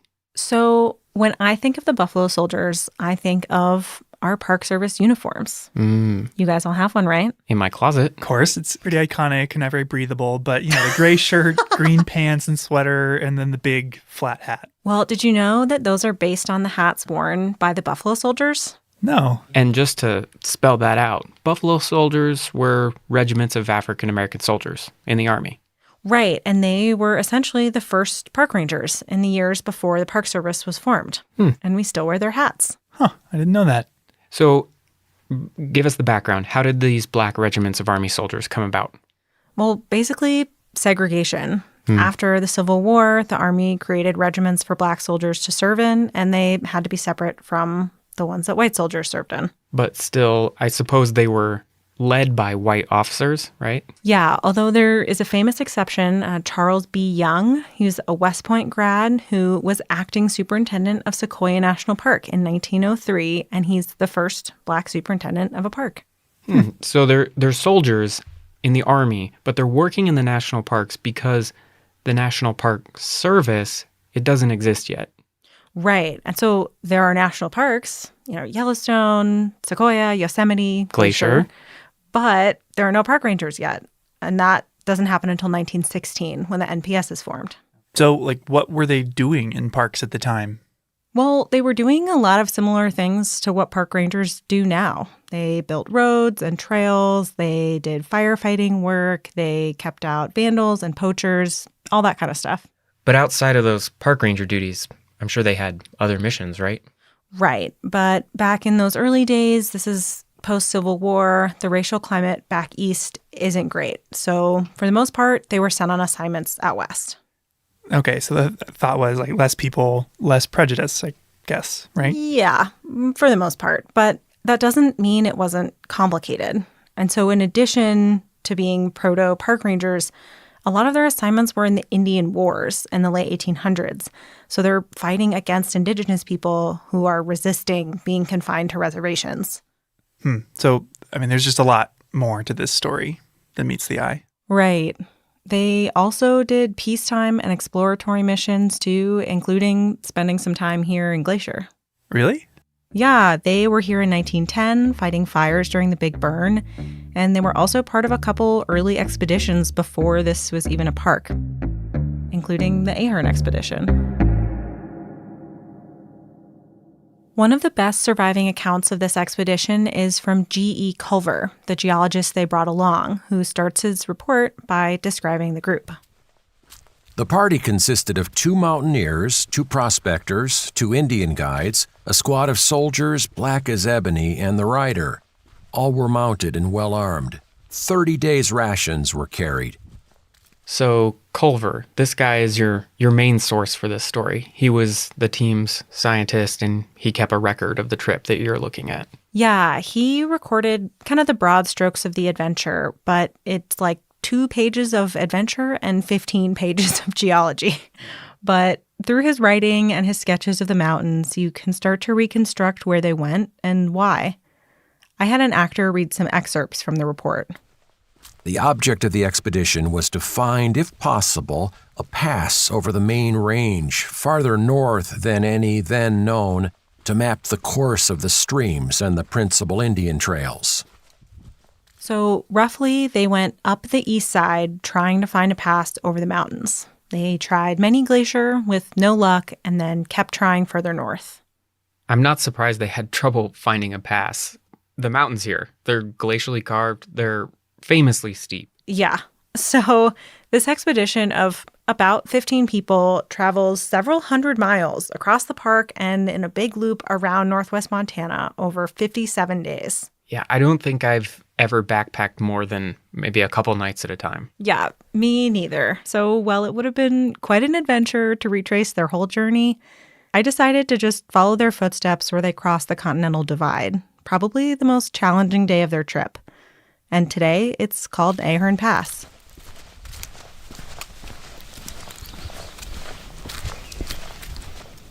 It takes a solid day of hiking to get to Ahern Pass, if not a couple days. And I'm heading out with Michael and Gabby to see it for myself. If you want to figure out what you don't know, go hiking without any cell service. As soon as you can't look something up, you realize how little you understand. And as I hike, I'm realizing how little I know about the soldiers themselves. Why aren't there any first-hand accounts from them? What do they think of this place? My name is Shelton Johnson, and I currently work as the Community Engagement Specialist for Yosemite National Park. Shelton is one of the most renowned and respected rangers in the Park Service. He appeared in Ken Burns' National Parks documentary, and he's one of the foremost experts on this history. He's studied, portrayed, and written about buffalo soldiers for decades, including the first-person narrative that began this story, which was a clip from his podcast series, A Buffalo Soldier Speaks. And so based on your research, can you speculate what their experience was like? Like, what did they think of the landscape? What did they... Yeah, no, I think that they felt what most people feel. It's a universal sentiment, if you will, to be impressed by a landscape that is literally overwhelming. That happened in Yosemite, it happened in Yellowstone, it certainly would have happened in Glacier National Park, because the landscape itself sparks that sense of wonder. And I think that's a human trait that is universal. The morning when we looked out of our tents, the fog was slowly drifting away, and glimpses of the lofty peaks could be had through rifts in the fog. The effect was quite striking. This was one of the earliest mapping expeditions of the region, long before the park existed. They climbed peaks, made camp, and spent weeks in this rugged mountain ecosystem. It's the sort of trip that people take today to get away from it all, to escape everyday life. The difference would be that they lived in and operated in a virulently racist time period. When you're part of an expedition, there's a certain level of interdependence and respect that has to be there in order for it to function properly, in order for everyone to benefit from that association. If you've ever been camping or backpacking with a group, you can understand this sort of teamwork. You figure out who carries what, who sets up the tent, who cooks the food. A few ducks, grouse, and ptarmigan paid our cookhouse a visit, as did numerous fine trout. Of large game, we secured 1 bighorn and 16 mountain goats. The young of the latter are very fine eating. The old bucks taste of musk. So, and as you get to know people, you see beyond, to a great degree, ethnicity, you see beyond gender, but be that as it may, they were still, quote unquote, colored soldiers of that time. America's prejudices followed them everywhere, even into the wilderness. If you did something that was done very well, you did that in spite of your race. If you failed at a task, you failed at that task because of your race. But race was always part of that dynamic. You were viewed fully through the lens of race and through the lens of class. And there wasn't an escape from it at any point. At one point, the group reached a dead end, a high-walled mountain basin, where they met a group of Stoney Indians, also called the Nakota people. Ahern loaned their chief his rifle, and the chief gave them directions. And this wasn't the first time they'd encountered indigenous people on the expedition. By one account, they shared a third of their rations along the way with Blackfeet people. But elsewhere, regiments of buffalo soldiers had been fighting wars against tribal nations, most famously in the Southwest, fighting the Apache. I have often wondered what the buffalo soldiers thought of interacting with the indigenous people. Would they have felt like a solidarity with another oppressed people? When you read a lot of the colored newspapers of that time period, there was certainly a sentiment that why should we aid and abet the theft of a land from another group of people who are not that dissimilar from ourselves. Dissimilar certainly in terms of culture, but in terms of the racial attitudes of the time, they were all cast into the same box. But at the same time, there were African Americans who felt that by enlisting in the United States Army and potentially sacrificing their life, it was almost like, we have done this for you, for this nation. And so it was an investment in the future by potentially sacrificing yourself for a nation that did not recognize the fullness of your humanity. Perhaps the fullness of that humanity would be recognized for your children.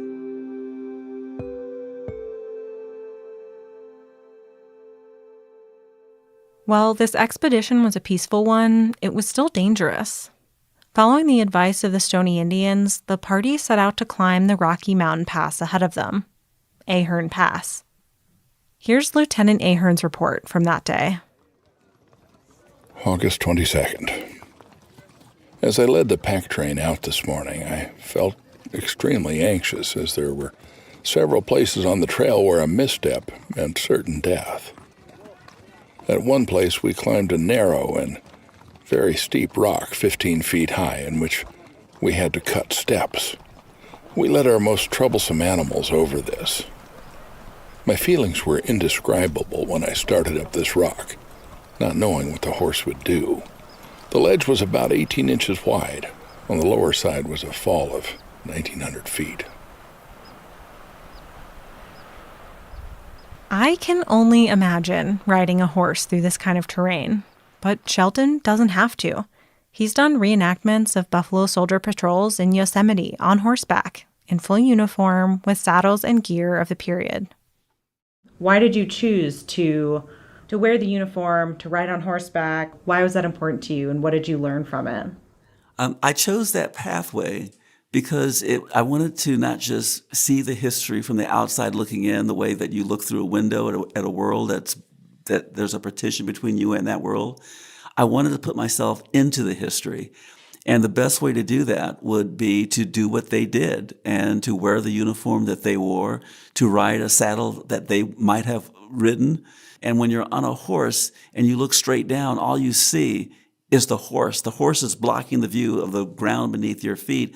And when you're 12 feet above the ground and you look over, you just see an abyss if you're going on a trail along a canyon wall. You can talk about it, but it's better if you live it. And if you live it, then you really feel it. And if you feel it, then it's you. You've become the past that you're interpreting. And that's what I wanted. That's why I did that. And it did deepen my experience, and it did deepen my perception of this entire history. To deepen my experience and perception of this history, I have to live it. I wanted to go to Ahern Pass. The Indians called us Buffalo Boy. Buffalo Boy. Buffalo Boy.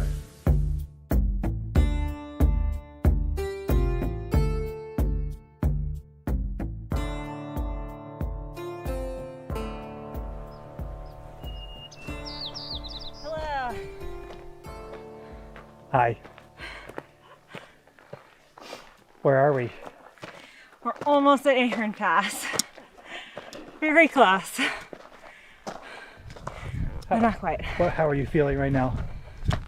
Tired, hot, a bit out of breath. Pretty excited about the view. It's been a long hike, but since I'm being recorded, I'm trying to act like I'm not too out of breath. Look around. What do you see?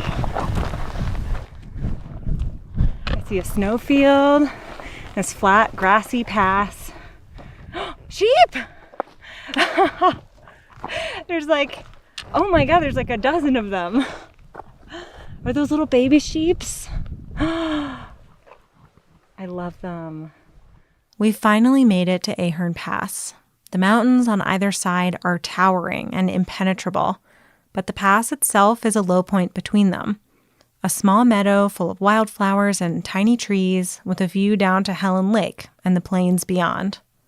There's even a trail up here now on the west side, but that's not the side the Buffalo Soldiers came up. How steep do you think it is down to Helen? I don't know. Let's go peek over the edge if we can not fall off of it.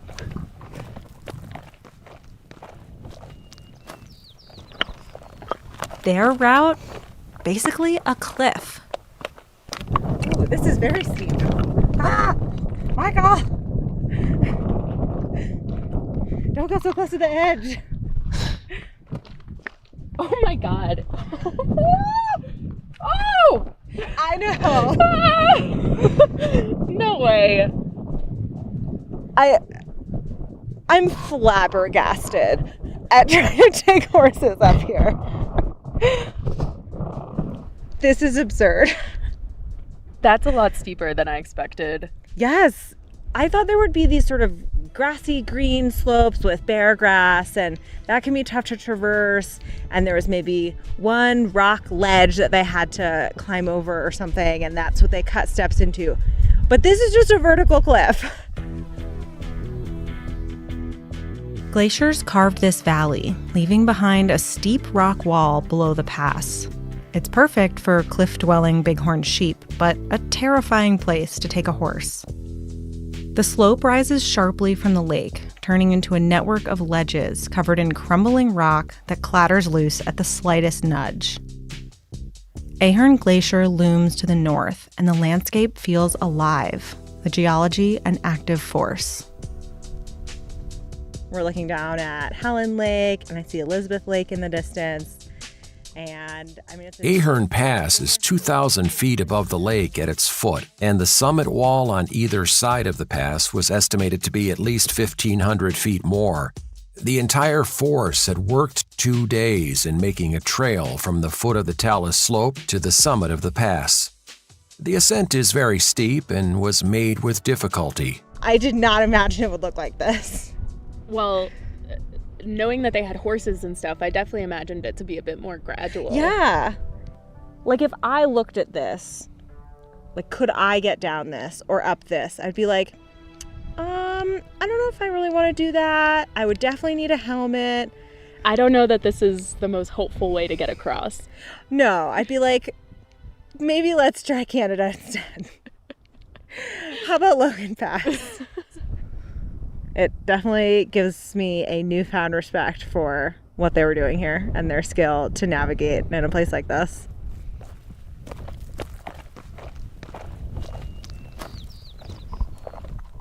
Because they still had hundreds of miles of journeying left in this expedition, but I think this was probably the toughest point. It makes me feel like really reflective, because this was 1890. 1890. Yeah, 20 years before the park was even established. So in a way, their presence probably hastened or contributed to the eventual formation of the park. But yeah, it was 132 years ago. And so, it's pretty cool to know that they walked right through this spot.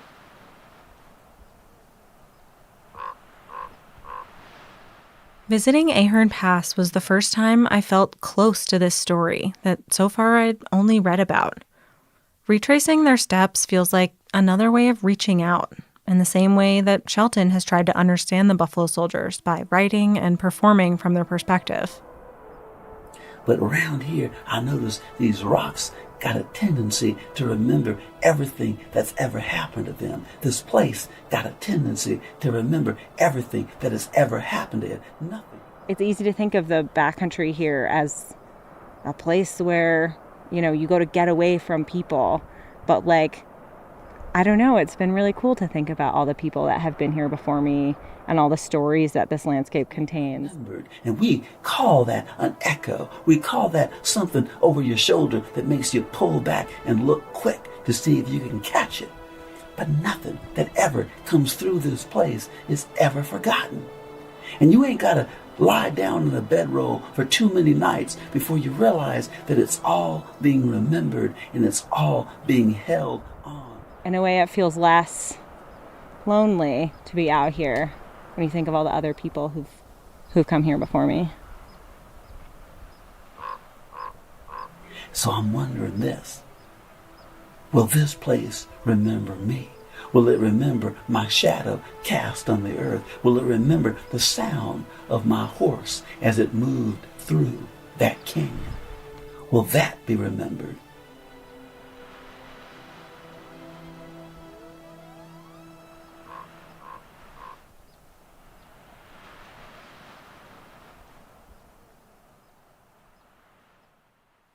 Every place has a history, and history has a place too. But most people have never been to Ahern Pass, and most people don't know this story. If history can be eroded, some rocks are harder than others, more resistant to wearing away. Some layers of history become bedrock, common knowledge that we all share. Or they crystallize into something easily found, like when a place is named for a person. Like George Patrick Ahern, the expedition leader.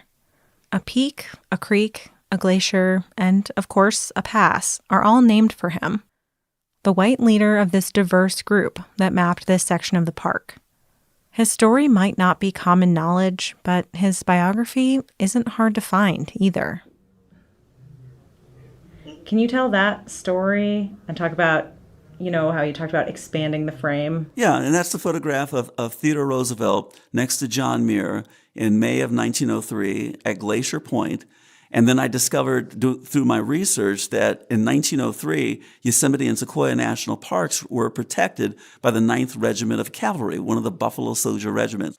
And so since the official escort for Theodore Roosevelt at that time, for President Roosevelt, were these African-American troops that belonged to the 9th Cavalry, they're there. And yet there's no photographic evidence of them being there.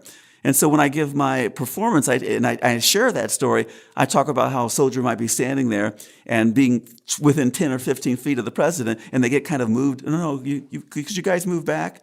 Could you move over there? You're in the picture. The picture is a focus on Theodore Roosevelt and John Muir.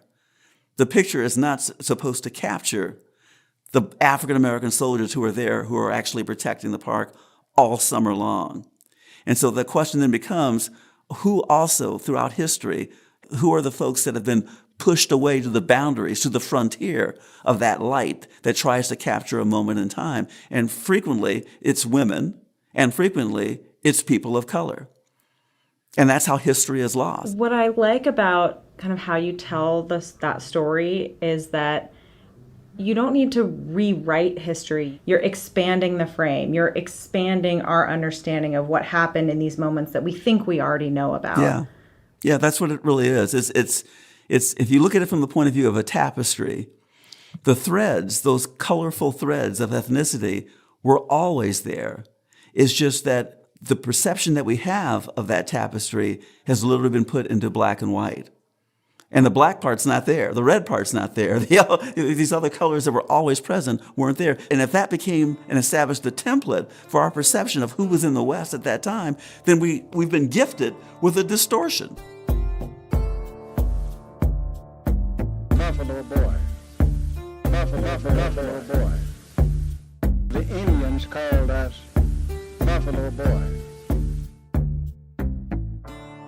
I was also curious about some of the structural reasons that this kind of distortion might happen again and again. I reached out to Anthony Wood, a historian who has focused on Black history in Montana. I started by asking him why stories about people of color, like the Buffalo Soldiers, and especially the ones on this expedition, can be so hard to find in history. And because that's one of the things I've been wondering about with the Buffalo Soldiers is we don't really have many of those primary sources. So it's what existed in the first place and what is preserved over time or not. So in this particular case, I'm fairly confident in saying there is a high likelihood that everyone involved was probably literate. There are obviously a handful of Black soldiers from these divisions that were very eloquent writers and more so excellent storytellers. But those are stories that certainly were existing. The primary sources, the letters of this is what we did today, even if they were short, certainly existed at one point, probably on a fairly large scale. So then what affects whether those are preserved over time or not, whether we have those today? Right. Well, there's the very practical matter of whether or not families, a lot of working class, people did not keep papers in the same way that wealthier or upper class people did. But it's also probably something else. I think that by the time you get into the 20th century, the narratives, the stories that have been taken up and carried about what types of people went out and, quote unquote, conquered the untamable wilderness and so on, and the role that soldiers often played in this is a very racialized one, and it's predominantly the figure of a white, hyper masculine, man who's going out and is that mountain man. That mountain man. And so you're kind of saying that if people had these letters, maybe they were their parents or their grandparents from when they were in the Buffalo Soldiers out in the West, that wouldn't seem like it would fit into the narrative. It wouldn't seem like something important that maybe they should preserve, that it wasn't part of that history. Right. Yeah. So one way that some histories erode away is when the keepers of those stories don't recognize their importance, sometimes because the stories don't fit into the dominant narrative. Anthony has studied the Black community of historic Helena, Montana, but since there are so few firsthand accounts from early Black Montanans, he's often looked to other sources, like Black-owned newspapers. In my case, I spent a lot of time working with and relying on the 3 Black newspapers in town, 2 of which were incredibly useful, but they also gave a window into a type of social history, the everyday lives, which I'm also really fascinated with, that just does not exist anywhere else outside of one person's perspective in, maybe a journal or a diary. And that's these sections of the paper that are like the community notes, or they sometimes in Butte, the Butte newspaper, they call them the dope book, where they just do funny, sometimes serious, sometimes just newsy briefs. This person went hiking today, they caught this many fish, or, this person went over and had, lunch in Helena. But these Black newspapers were only in print for a limited amount of time. 1 year, 8 months in 1894, 1 year in 1902, and then from 1906 to 1912. Wow. And very limited. It narrows my scope to what I study, certainly. So for all the rest of those years, outside the handful that those Black newspapers operated, often the sources you end up with are from white writers, white journalists, white expedition leaders. That if you were to read them and try and reconstruct what life looks like for a daily Black Montanan, those sources just simply can't speak to it. The topography of the source world, it's not neutral. It's has real and perceptible biases to it. Anthony uses landscape as a way to explain these aspects of studying history, especially the ideas of sedimentation and erosion. Landscape is the dominant metaphor for the study of race in the United States. We say the racial landscape, and it's just an assumed metaphor. So how does that fit for you into the historical record? How do you apply those terms? So the way I apply the idea of erosion and sedimentation is to focus on the way that stories are told or not told. A story that is, left aside and not told, we can think about it as being eroded. It sets us into certain ways of thinking about the past and about thinking about what really matters, who really belongs, who's really at home in this place. Is this something that exists because it fits the pattern, or it fits the channel where the water is flowing most easily? Every time we tell our national story, some things are being added, while others are being forgotten. Covered over by stories fresher in our memories, ones we choose to tell instead. Erosion can take place in multiple speeds and durations. It can be fast and enormous, like a flood that just rips everything out, and you get, the scablands of eastern Washington. Or it can be slow and glacial, and it can just take a very long time, and you can have just an imperceptible change over such a long generation or more. Like a story that's not told, that's not passed on and slowly forgotten. Yeah. And the way I'm experiencing this landscape right now is both as something that is in the past and changing in the present. And the way that it is changing in the present is because of the past. When I looked out from Ahern Pass, I saw U-shaped valleys carved by glaciers during the last ice age. But the glaciers followed those paths because rivers and streams already flowed there. Today, the glaciers are gone, but Ahern Creek flows down the valley those glaciers left behind. Everything in geology, and I'd argue in history, is shaped by what came before. It's happening in the moment that you're studying it. It's happening, in the 1890s.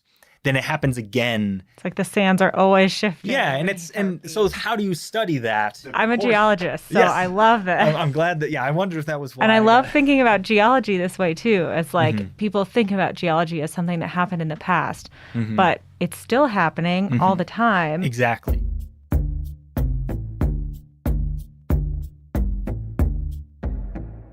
So many of these choices happened in the past. What sources or places that people and institutions choose to preserve, which stories are told or not told. So what are the consequences of forgetting them? The past isn't dead. It isn't even past. That's the William Faulkner quote that I've often used. It lives on into the present. And that is one of the problems that we have today, is that we do not fully see the challenges and the iniquities that exist in the past, which is why so many people do not understand the anger that exists today, that you see and hear in the newspapers among people of color, among African Americans in particular, but also among Native Americans, is rooted in the iniquities of the past. But the past it's still here. It's still happening today. Otherwise, there wouldn't be a modern day Black Lives Matter movement. It's rooted in the perception that what happened in the past is continuing into the present. And these choices about how we represent history not only affect how we view the past and understand the present, but they're still being made every day. You've spent probably the better part of your career telling these stories, specifically the Buffalo Soldier story, these stories that we don't otherwise get to hear. Yes. Why is that? Why have you devoted your career to that? Well, because of the cultural perception that is literally held by African Americans today. African Americans in general feel that, national parks, that's not something that we do. That's something white folks do. We don't do that. And they have that perception because of what we just talked about, because they've not read in a history book about the role of African Americans in the Trans-Mississippi West, going all the way back to Lewis and Clark. I mean, that is our Odyssey. That's our Homer and that's our Virgil. It starts out with Lewis and Clark in 1803. The fact that there was a person of color that was part of that expedition, specifically an enslaved person, Clark's manservant, who became invaluable to the success of that expedition. That's something that should be shared in every classroom and every school in the United States, because then all children would grow up with this vision that is inclusive rather than a vision that is exclusive. It matters who tells the story. This is the question of representation, but it's also a question of history. This is Dr. Carolyn Finney. I call myself a storyteller, in part because I stand at the intersection of the arts, education, and lived experience to talk about issues of race, place, belonging, the environment, justice, all the good stuff, and a few things that are hard. I wanted to talk to one more person to bring this story into the present day.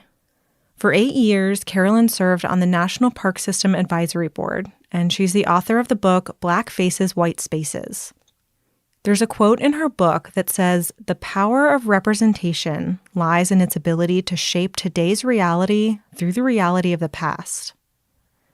Dr. Finney explained that if you exclude the histories of certain people from national parks, then you're less likely to see those people in national parks. And so I can't talk about the past without talking about the present. There could be 100 reasons for reasons why the Buffalo Soldier story took so long to come to light. Yeah. Part of it is going to be Jim Crow. Part of it is going to be we're living in a country where, and I'm only talking about Black folks here, that Black folks weren't seen as fully human, until sometime in the last 50 years, but not just Black people.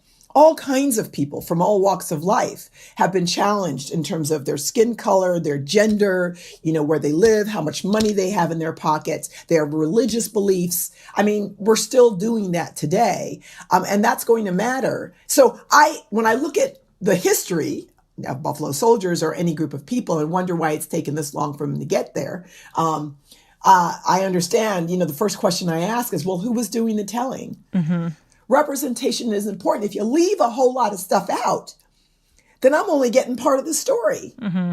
And somewhere that means I am only partially who I can become. What do you think the role of national parks and public lands is in interpreting history and in exploring this relationship of people to place and landscape and land and environment? Well, public lands for whom? That's why I say it's really, and I always tell people it's not like you crossed over into a public land and suddenly there was no racism. Mm-hmm. And people carry those beliefs with them, whether they work in a park or are visiting a park or not, right? The public lands are for everyone is a really nice sentiment.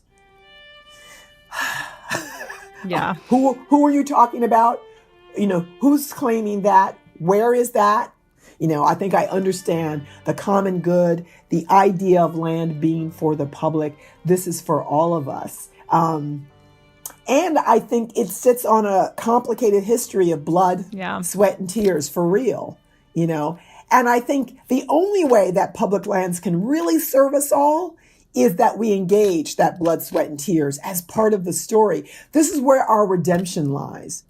For me, the beauty of public lands is that we can actually find redemption in who we've been and who we are right now. The public lands give us that opportunity. To keep these histories from eroding, we need to do the work of preserving them.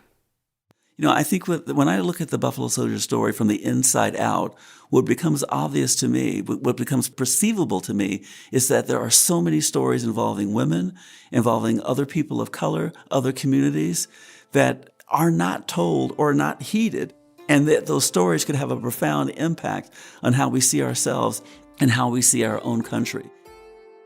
I think in parks like this, the history is often left out of the landscape. A big, beautiful park like Glacier that people think of for the mountains and the rivers and the bears, all of those things are part of the story, and so are people, and so are the history. Yes. Yeah. All those stories need to be told, because we are not the America we think we are. We're still on the road to becoming the nation that we think we already are. We're not there yet. And people who feel that we are there yet do not understand the fullness of our history. That in and of itself should make us recognize and revere the idea of public lands so much more, not avoid the telling of that history because it's not a pretty telling. That should make it cost people something for us to be able to call a piece of land public. And we as the public have a responsibility and an accountability to that idea of public lands. That's the conversation I want to have around public lands. And that is what's powerful about telling these stories. It makes American history, reveals American history to be much deeper than we give it credit for being. And anything that results in a deepening of light, a deepening of sound, a deepening of color, results in a clearer vision of who we are as human beings, who we are as Americans.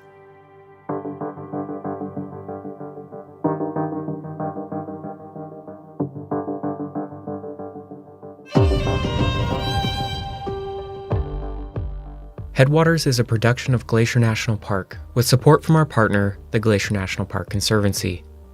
This season of Headwaters was made by Daniel Lombardi, Perry Sassnett, Michael Feist, and Gabby Esavari. Frank Wallen wrote and performed our music, and Eric Carlson created this season's cover art. Extra special thanks this episode to Shelton Johnson, Carolyn Finney, Anthony Wood, Daniel Brewster, and the Black Park Ranger Experience. Also, thank you to Ed Whittle, Tim Stevenson, and Frank Gerard. We could not have made Season 3 without Lacey Kowalski, Melissa Sloddick, Sierra Mendelko, Brent Rowley, Darren Lewis, the Glacier National Park Archives team, and we relied on so many great resources from the Montana Historical Society, so thanks to them too. Thanks for listening. Next time on Headwaters. The history of homesteading and allotment in Northwest Montana. Everybody thinks it's so simple, but it gets so complicated. There were strong personalities, and they disagreed about a lot of stuff, but in the winter, you get along. To William Howard Taft, June 1910. There is 1,353 flathead that don't want to be open. That's next time on Headwaters. So, Andrew. Yes. Headwaters couldn't happen without the support of the Glacier Conservancy. But you guys also help with so many other projects in the park. Yeah. One I wanted to talk about today is the project to build an accessible trail around Swift Current Lake. Swift Current Lake is right in front of the Many Glacier Hotel. It's probably one of the most popular trails in the Many Glacier Valley. Hiked it many times. Yeah, it's really beautiful. And we're working on a long-term partnership over the next few years with the MCC, the Montana Conservation Corps, to make a wheelchair accessible trail all the way around so that people with mobility impairments can enjoy that lake and that beautiful area just like the rest of us. That sounds like a great project. Yeah, we think the national park should be available to everyone, so we're really excited to make it happen. And if people want to learn more, how can they do that? They should visit our website, and they can find us at glacier.org.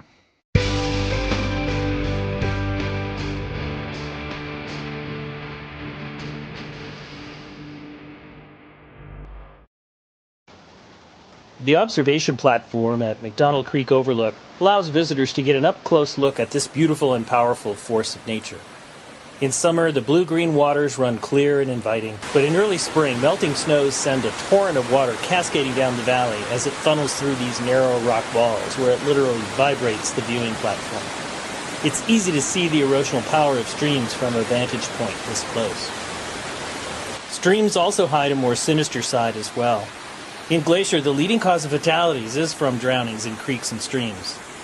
Even though the streams present a cool and refreshing appearance, please remember to use extra caution around water anywhere in the park. Stay on the paths and don't step over railings and barriers. As powerful as McDonald Creek can seem during spring runoff, it's nothing compared to the flood that came through this valley in November of 2006. Fed by huge amounts of warm rain, early mountain snows melted quickly and soon overwhelmed riverbanks throughout the park. This viewing platform survived, but just barely. Water pounded the railings and washed out the damaged bridges and roads in several areas of the park. Across the creek, huge trees left stranded as driftwood high above the creek provide vivid clues to the force of water. Glacier is a land of contrasts. Throughout the park, you will discover awesome examples of the power of nature, all set against the backdrop of some of the most beautiful scenery in the Rockies. McDonald Creek is an excellent example of massive power and delicate beauty combined.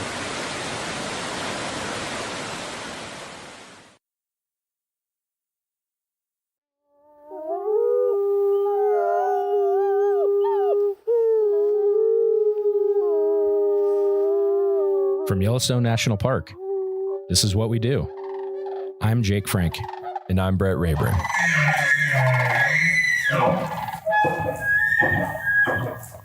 Hi, Brett. Hey, how's it going? I am great. How are you? I'm good. I had a good weekend. Yeah, that's good to hear. Hey, how are your pipes in your house doing? You like that transition? Have you flushed your toilet today? My pipes, I think they're good. Do you know something I don't that I don't know? No, I just wanted to. That was the best transition that I could come up with. That was terrible. I'm not gonna lie. So no, what I have a trivia question. I want to ask you. Okay. All right. So Yellowstone, we're a big park, 2.2 million acres, 4.5 million people roughly visit the park every year. We have a lot of infrastructure in the park that's hidden to support all that visitation. Part of those systems are water and wastewater systems in the park. So, how many combined between the making clean water and then making dirty water clean? If you combine those two systems, how many of those are in the park? Like pipes? The number of systems of total systems. Yeah. So you don't have to. It's not like miles of pipe or anything. Okay, it's just that's like what I was the complete trying to system anticipate. because they're located all throughout the park. So if you were to count the total number, how many are there across the park? 15.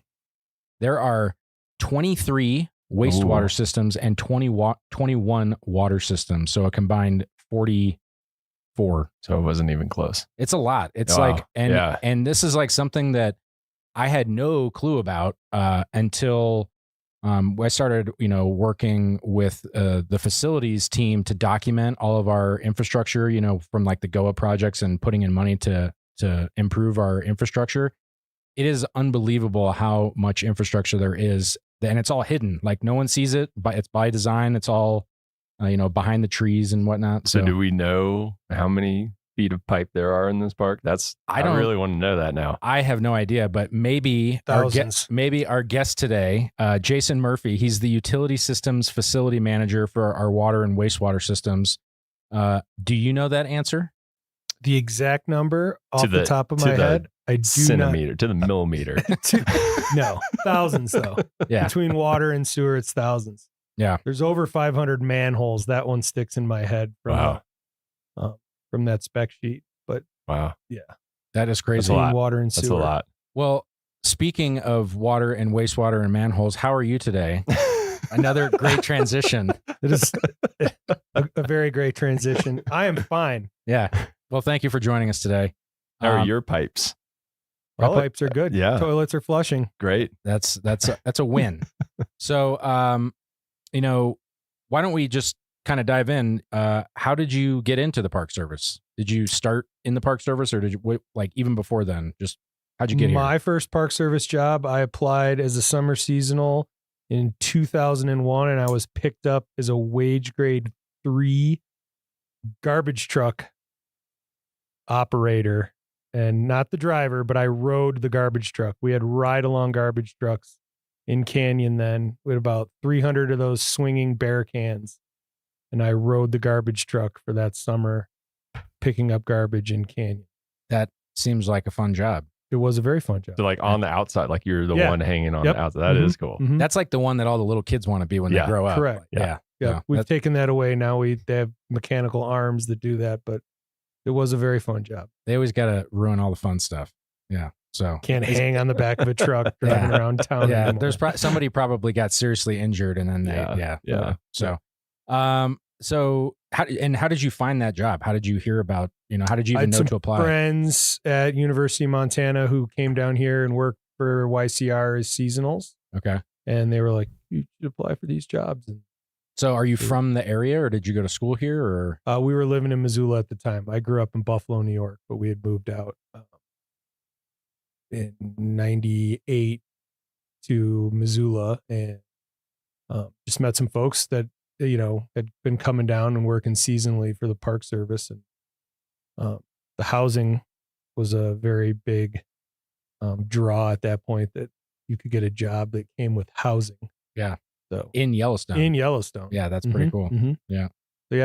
So, between hanging off the back of a garbage truck and your current position, there's probably a few jobs in between those two things. There's a few jobs in between. Yep. What, you want to walk us through that? Well, my father was in the utility stuff, so I kind of grew up with some of that, at least in the collections and distribution side of things. So I'd known about it. And then in between that summer season and kind of, still as a seasonal, working for, doing the ski school thing in the winter and then coming back.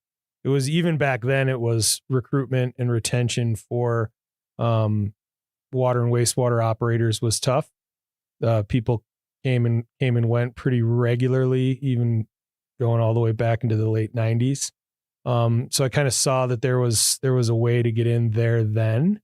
I did then do a little stint for the Department of Defense in Germany, working for the Army for a few years in early 2002 through 2004 or 5 when we came back. And I've been here ever since then. And it was kind of that on the job training you could get and do some correspondence courses, grab some certifications, and then get in the door that way. And that was pretty much the easiest way to get a permanent job in Yellowstone. Yeah. So we've done a handful of these interviews now, and the consistent thing is like, I think John Cataldo said, move at the speed of opportunity, is that it's just kind of being in a place and being willing to learn some new thing and then take advantage of it. So I didn't leave. Yes, that is another way. It's just plant your roots. So, so in your current job, so as the utility systems facility manager, do you have a typical day and or a time of year, or like what does your job look like? Well, let's be honest. There hasn't been any quite typical days since June 2023. What happened then? There was a flood.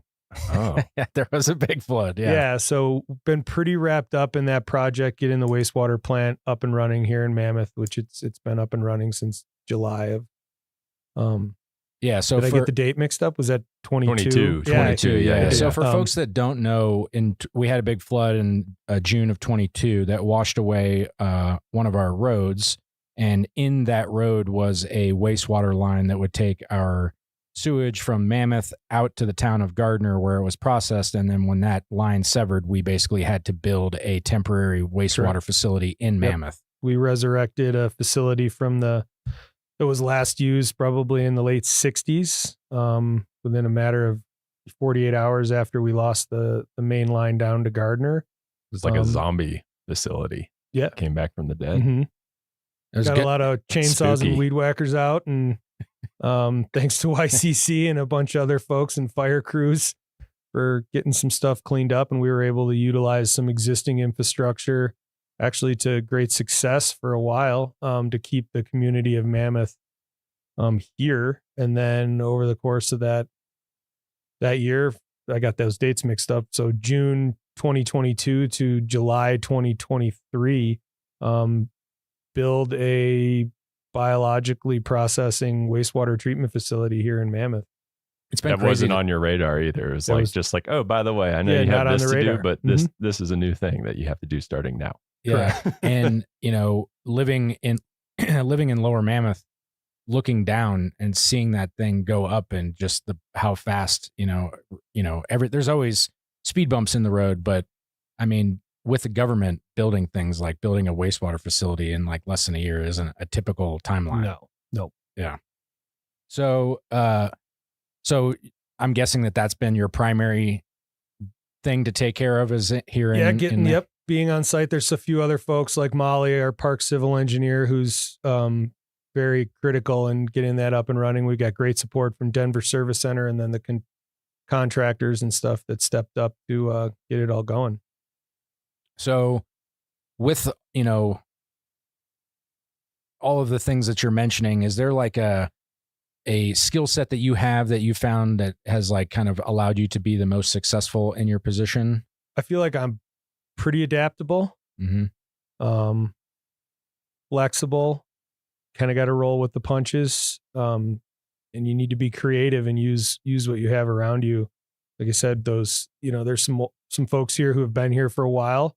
So when the flood happened, we reached out to a few people that have been here for a while, and they were like, you do this, and you got to have a good network of people to get all that information across and then implement. So being able to strategize quickly and then implement that plan. And that's kind of the general thing with utilities, is stuff's going to happen and you're going to need to figure it out kind of on the fly. And you don't always have those parts on the shelf, or even whatever it is. If it's a water main break or something like that, you've got to really be able to react quickly, but yet systematically, and approach to keep everyone safe and to get the job done. Yeah, it's one of those things too, that's like everyone's looking at you, waiting for you to figure it out too, because they're like just holding their pee over there, waiting to use the toilets again. Like, yep. It's a high stress. I think situation. The park had a great team response too from the whole flood. That I don't think anyone was holding it too much.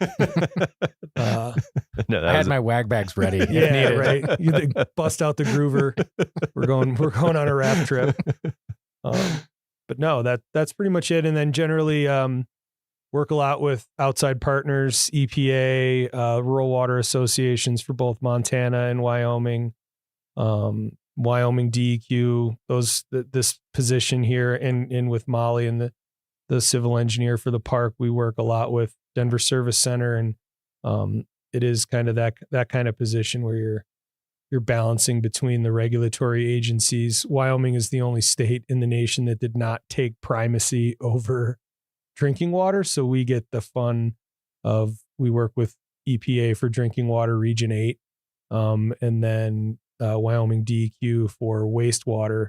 But yeah, and Wyoming DEQ also has everything to do with construction and permitting and things like that. So, well, that's also the benefit. But the majority of our infrastructure is in Wyoming, right? Like we do have a little bit like that does bleed into Montana, but the majority of it's Wyoming. Yep. So, do you have a favorite part of the job? Like what do you wake up and enjoy doing? I like pumping sludge. Yeah. That's kind of like my favorite part of when I get out of the office, or those kind of things. Pumping sludge is very rewarding. Do you put that on like the calendar on the days that you get to do it? We're doing it's just it like a lot pumping more sludge. than we ever have now with this new treatment facility. So, it's gonna be a good day. The closure of the wastewater loop. So where does the sludge go? Right now, it's going to the compost facility at the landfill in Logan. Okay. Mm-hmm. And they'll use it. They use it in the landfill. They mix it with wood chips, and most of the municipal wastewater treatment facilities in the area, Livingston, Bozeman, even Three Forks, and some of the other ones, they all use the compost facility too. So they use it in the as they layer things in, and when they close cells and in between intermediate stuff in the cells, they put that layer of that material. They mix it with wood chips and other things like that. So if pumping sludge is your favorite part of the job, what is your least favorite part of the job? That's a loaded question. I mean, what are some of the challenges that you face in your job? That's a better way to ask. Yeah. I think right now recruitment and retention is definitely a challenge. Finding certified operators nationwide is a challenge. I think through that whatever happened a couple of years ago, we don't want to talk about the pandemic, but yeah, we did lose a lot of that knowledge base and some of those older operators, and we're struggling as a profession nationwide from coast to coast. Well, and you mentioned it even in your, when you were at Canyon doing garbage, that you noticed that it was hard to recruit and retain people back then. Is that just like, does anybody have an idea as to why that is? Is that just like the hazards of the profession, or is it like? Yeah, and I think, it seemed kind of clear back then that, people with families, being someone who's experienced that, staying in the interior of the park and that remote duty station is difficult. No pun intended. No pun. Yeah. DOODI. That's just a struggle, even when we had children, and that was kind of my exodus from the interior after being out there for 8-9 years was, you want to be home, and that makes it difficult. Can you kind of go into why, like, what are some of those difficult things that you have to school? Yeah. I mean, what does that look like, getting your kids to school? We didn't. Or homeschooling. Yeah, that was not an option. Yeah. I could see like kindergarten, we could do blocks and, music and all the fun stuff, but no. Teach me trigonometry. My wife worked for the park for years, for 20 years, homeschooled. Yeah. So we decided not to do that. She was here in Mammoth at the time. And I was able to come into Mammoth and work out of the plumbing shop for about 10 years doing some HVAC stuff and just all kind of project work and things like that before this position came up. So now that you're, in your facility manager position, and I'm guessing you supervise a handful of people, with all those challenges and trying to recruit and retain people, I mean, why do you stay here? What keeps you with the National Park Service? Well, I've always loved being here. That I feel like that's, as far as recruitment goes, when you're looking for people who want to be here, you want wherever they are, whatever job it is. If you're in, Michigan or Florida or North Carolina, I would think anybody who you're recruiting for any job, you want the person to want to be where they're at least at that time. So I've always wanted to be here. I was in love with the park. Be honest, I was in love with the skiing in the park for a long, long time. I still am, but you just don't have that kind of time anymore. I was going to say, that sounds past tense. Well, life, adulting, kids, there's adulting. So yeah. And just the idea of, and I always thought this, it might sound a little cliche, but you get to do some of that mission statement stuff, the stewardship model. Take Canyon Wastewater Treatment Plant, for example. It's the only treatment plant in the park that discharges directly into the Yellowstone River. So I always thought, even going back to 20 years ago, that you had a part of that kind of responsibility and stewardship. And plus you're doing a little bit of science. There's some science to it. And I just thought that was the best part of working in the park. And you can only, I was never going to be in REYP or anything like that. So it was just, for me, it was part of that. You could see that in the mission. Yeah. Well, relate to it. And, 2001 is when you said you got your first job here. Mm-hmm.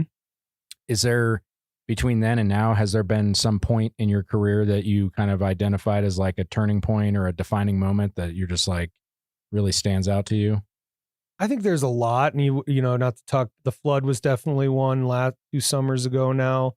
I think a defining moment was, you know, getting that first permanent job, because that was a roller coaster. And then even progressing up and moving from the interior to Mammoth. That was a big deal.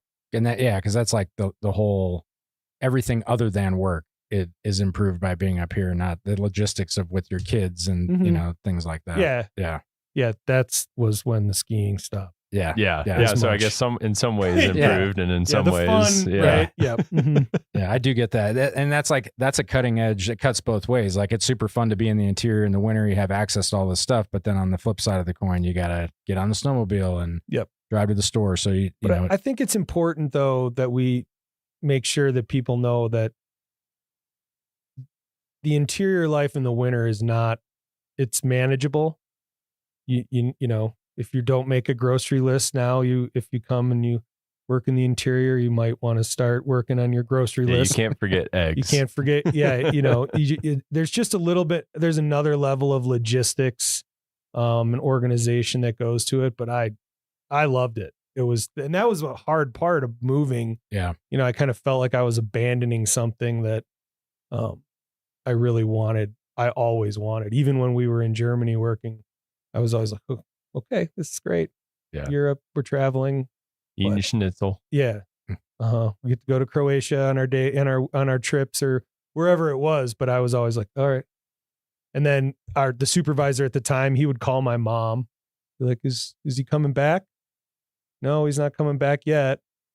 And so when we decided to pull the plug, it was just a phone call. It was like, okay, I'm ready.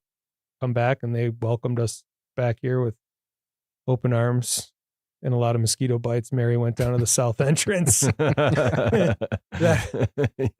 not a lot of mosquitoes in Germany. That was the one. Yeah. Not a lot of bugs in general, probably. So, you know, we're mentioning like recruitment, retention, finding the right kind of person. So say that there are people listening right now that are interested in this type of career. If they were to try to find this job on USA Jobs, what are they looking for? Like, is there a job series for like that you're hiring for, or typically that, you know? We typically were hiring for its utility systems repairer and operator. I believe the series is 4742. Okay. And we do hire. We have some higher graded positions that are open right now that would come with, you know, being more certified at the beginning, but more and more we're opening positions that are entry level positions. We hope to do, you know, in this recruitment push, we hope to do some other things. I don't want to, you know, say things and never be able to implement them. So yeah, this is recorded. So then right, it's like, no, you said you would do this. Say-do gap is huge in this one. Yeah. But I think we want to get creative and you know, and work and talking to Wyoming Rural Water last Friday, and just reach out and try to come together with other organizations that are having the same problem and try to just pull together and work through this. Cause this is a nationwide kind of thing for us. In this field. And it's one of those things, it's one of those professions that no one notices it until something isn't going right. Mm-hmm. And when it is going wrong, it's really bad. Right. Like it's like an emergency type of a thing. So yeah. Do you have any advice for people? Like if they wanted to get started in this, you know, like if they have their certifications and everything, it sounds like they would just apply for a job. But Correct. If somebody is brand new, like what do they start with? I think you could start with, you know, like this is going to get edited.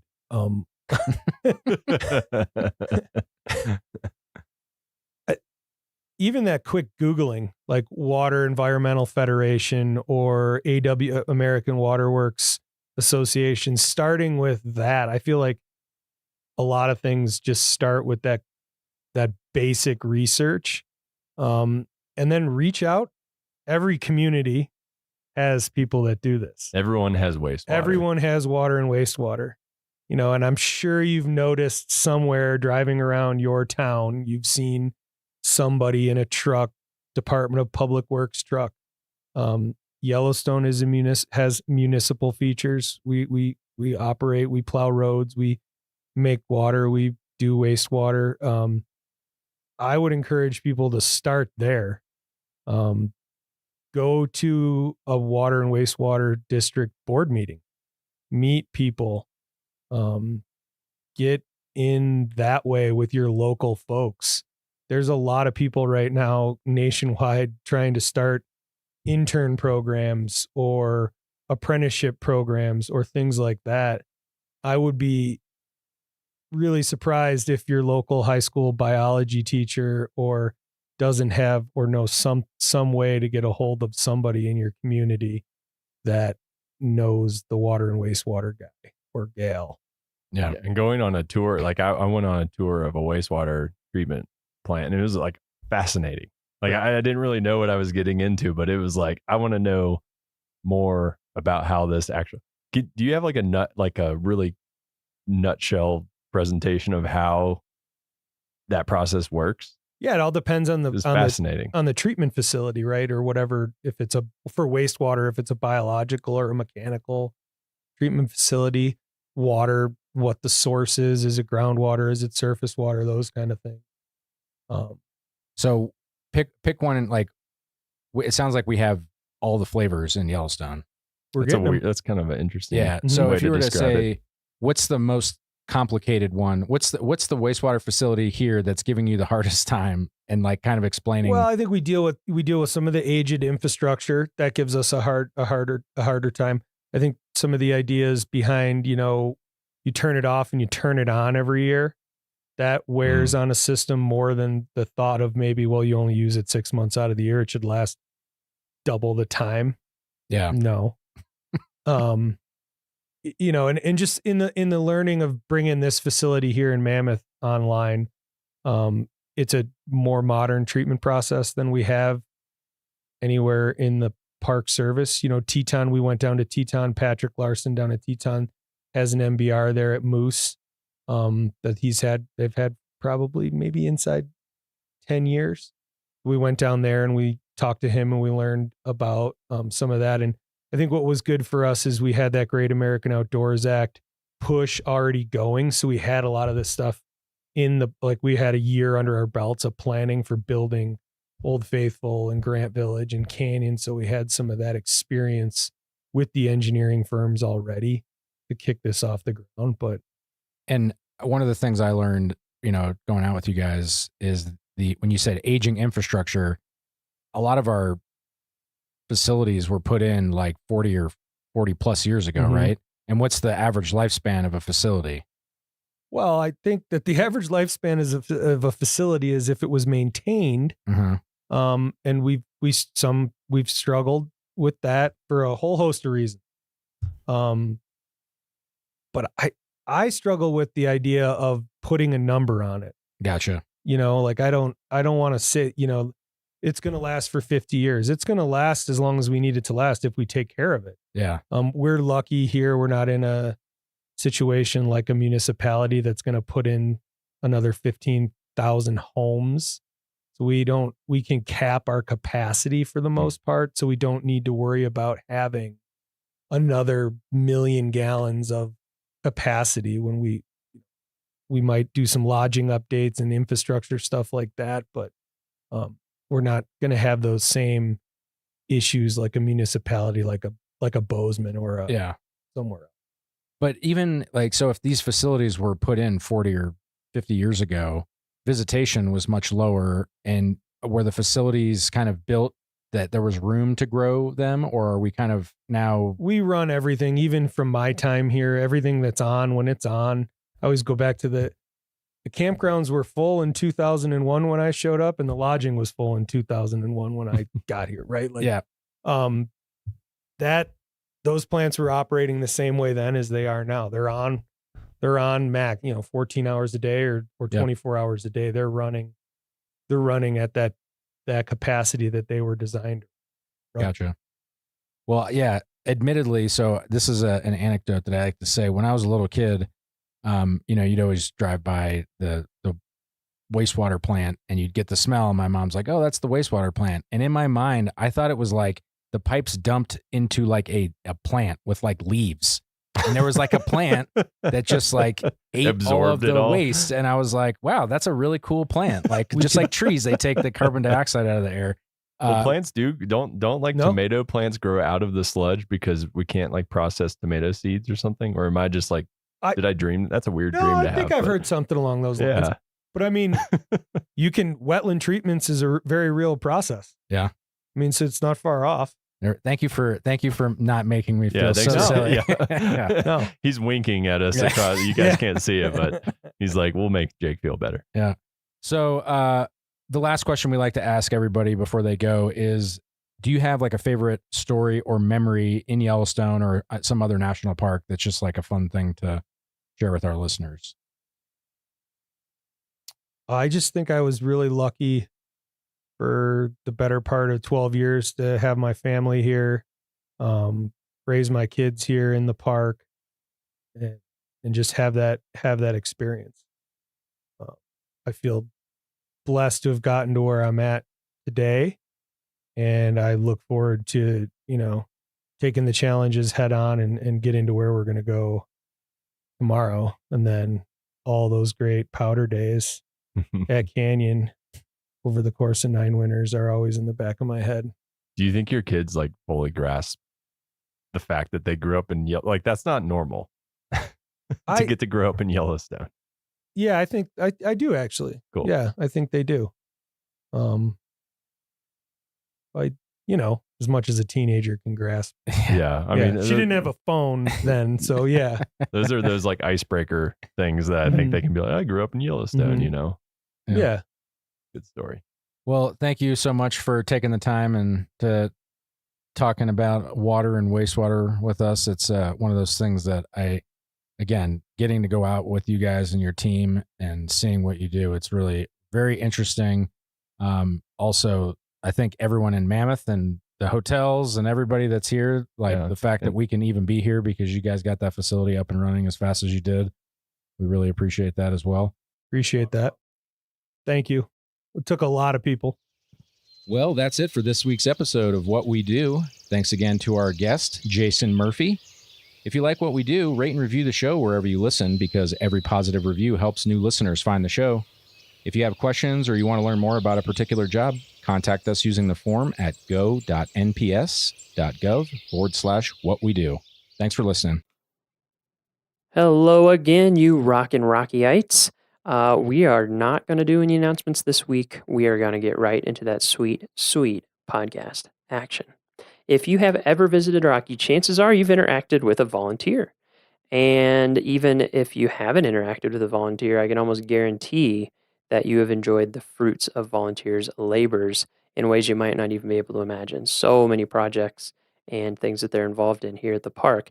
And they're so involved, in fact, that we couldn't do what we do without volunteers in this day and age. It would not be possible. They are absolutely essential to preserving and protecting Rocky and providing for the enjoyment of it by visitors like you. We could not do it without them. And we have to have somebody, or actually multiple somebodies, who coordinate all the volunteers, who wants to volunteer for what positions, all the hiring. It's not hiring, it's volunteering, but there's still paperwork. And then just making sure people are well trained, that they're coordinated, that needs are being met. There's so much that goes into it. And so on today's episode, you're going to learn all about our volunteer program from the viewpoint of its director, Lindsay Lewis. Lindsay is super positive, super professional, always fun to work with. And I cannot help but wonder if it's because she knows the importance and the impact of her work with volunteers and the way that it impacts their lives and the joy it brings them, and also the absolutely essential things and services that they provide for us. We hope you enjoy this episode and that it inspires you to become a volunteer yourself. Let's rock.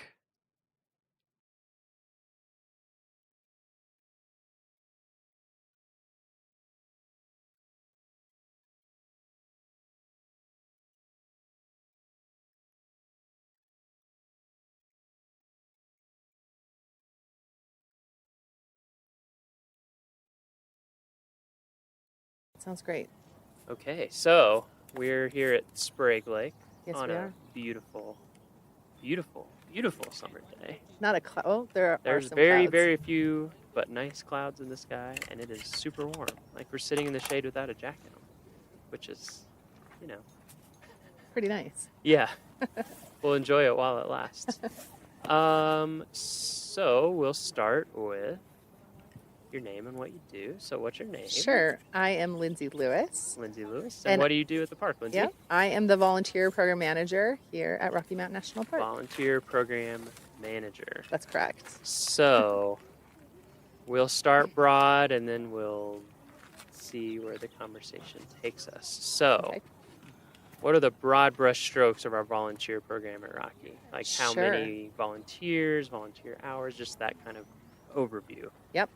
So in 2016, we had 2,706 volunteers. Wow. Here at Rocky Mountain That's National Park. amazing. It So, is like, amazing. Almost 10 times as many staff. That's right. Yeah, Yeah. absolutely. Yeah. That's true. Yeah. And collectively they served 116,000 hours, or a little over that, which is the equivalent of about 56 full-time year-round employees, which is huge. Oh, yeah. So it makes us the 9th largest volunteer program in the whole Park Service. Wow. Yep. Okay. Yeah. So we have a few volunteers We have at just Rocky, a couple. Yeah. volunteering Keep me busy. a bit of time. Yep. And so you are in charge of that whole program? Yep. Okay. So thankfully, I don't directly supervise. Yeah, that would be impossible. 2,700 Yeah. people, because I would lose my mind. Yeah. Yeah, that's a lot of folks. Yeah. But here in the park, we have about 30 or so volunteer supervisors that oversee different volunteer groups who do a variety of work in the park. And so I kind of consider myself like HR for volunteers. Okay. And so there's a lot of different policies and things that are related to volunteers that don't apply to staff and vice versa. So my job is to kind of be the subject matter expert on the volunteer program policies of the Park Service. And then also I do a lot of recruiting for those volunteers. I do volunteer recognition. We have big parties for our volunteers, which is fun.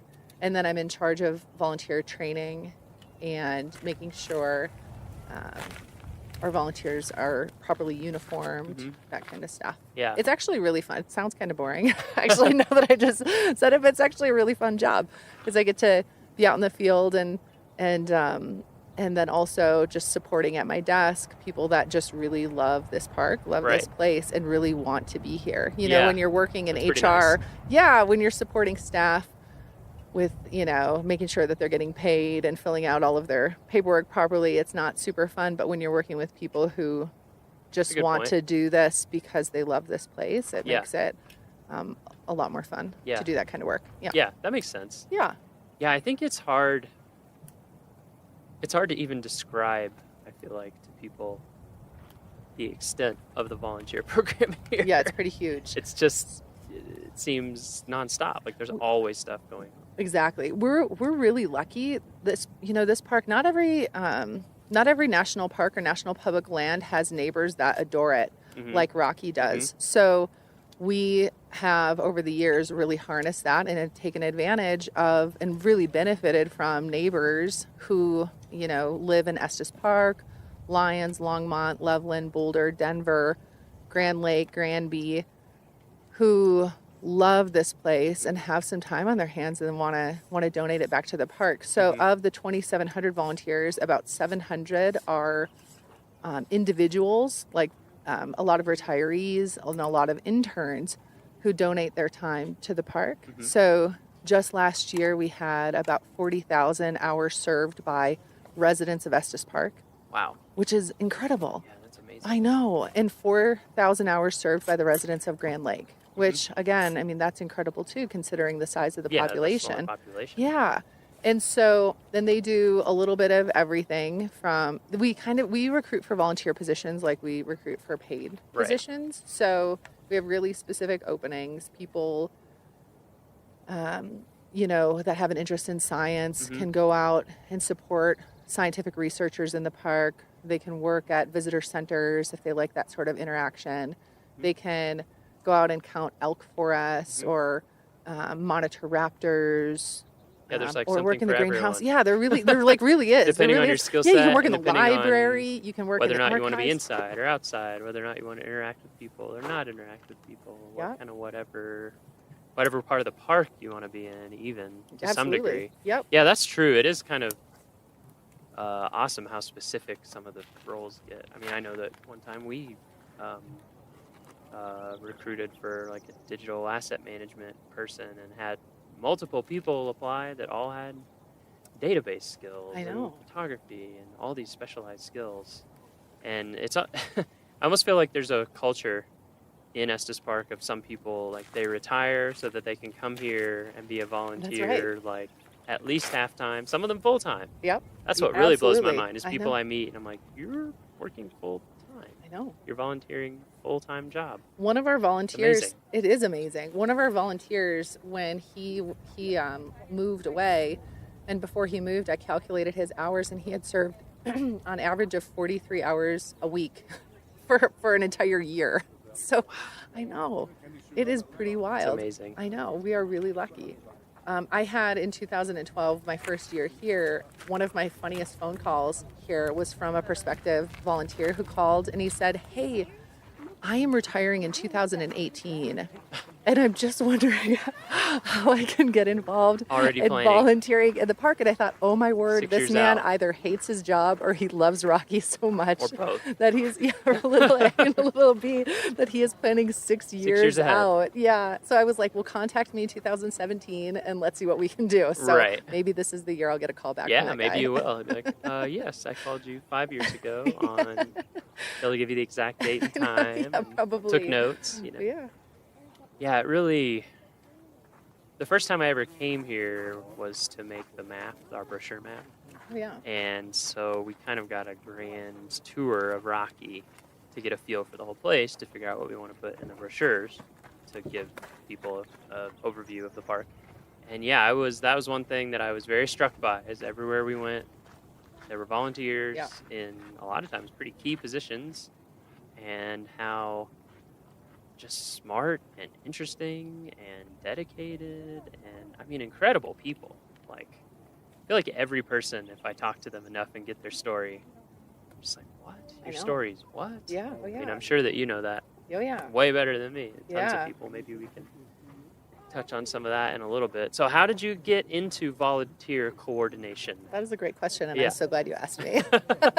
Yeah, what was your path to coordinate volunteers? Actually, yeah. So I actually started, like a lot of the rangers here, I started as an intern myself. So when I was in school, I was in college studying geology in Wisconsin, in one of the flattest parts of the state of Wisconsin. Yeah. What school? At University of Wisconsin at Oshkosh. Okay. So, and I went there for a couple of years, 2 years, and I had finished, 2 years. I'd finished my second year, and I thought, oh my word, is this really what I want to do? Do I really want to do geology?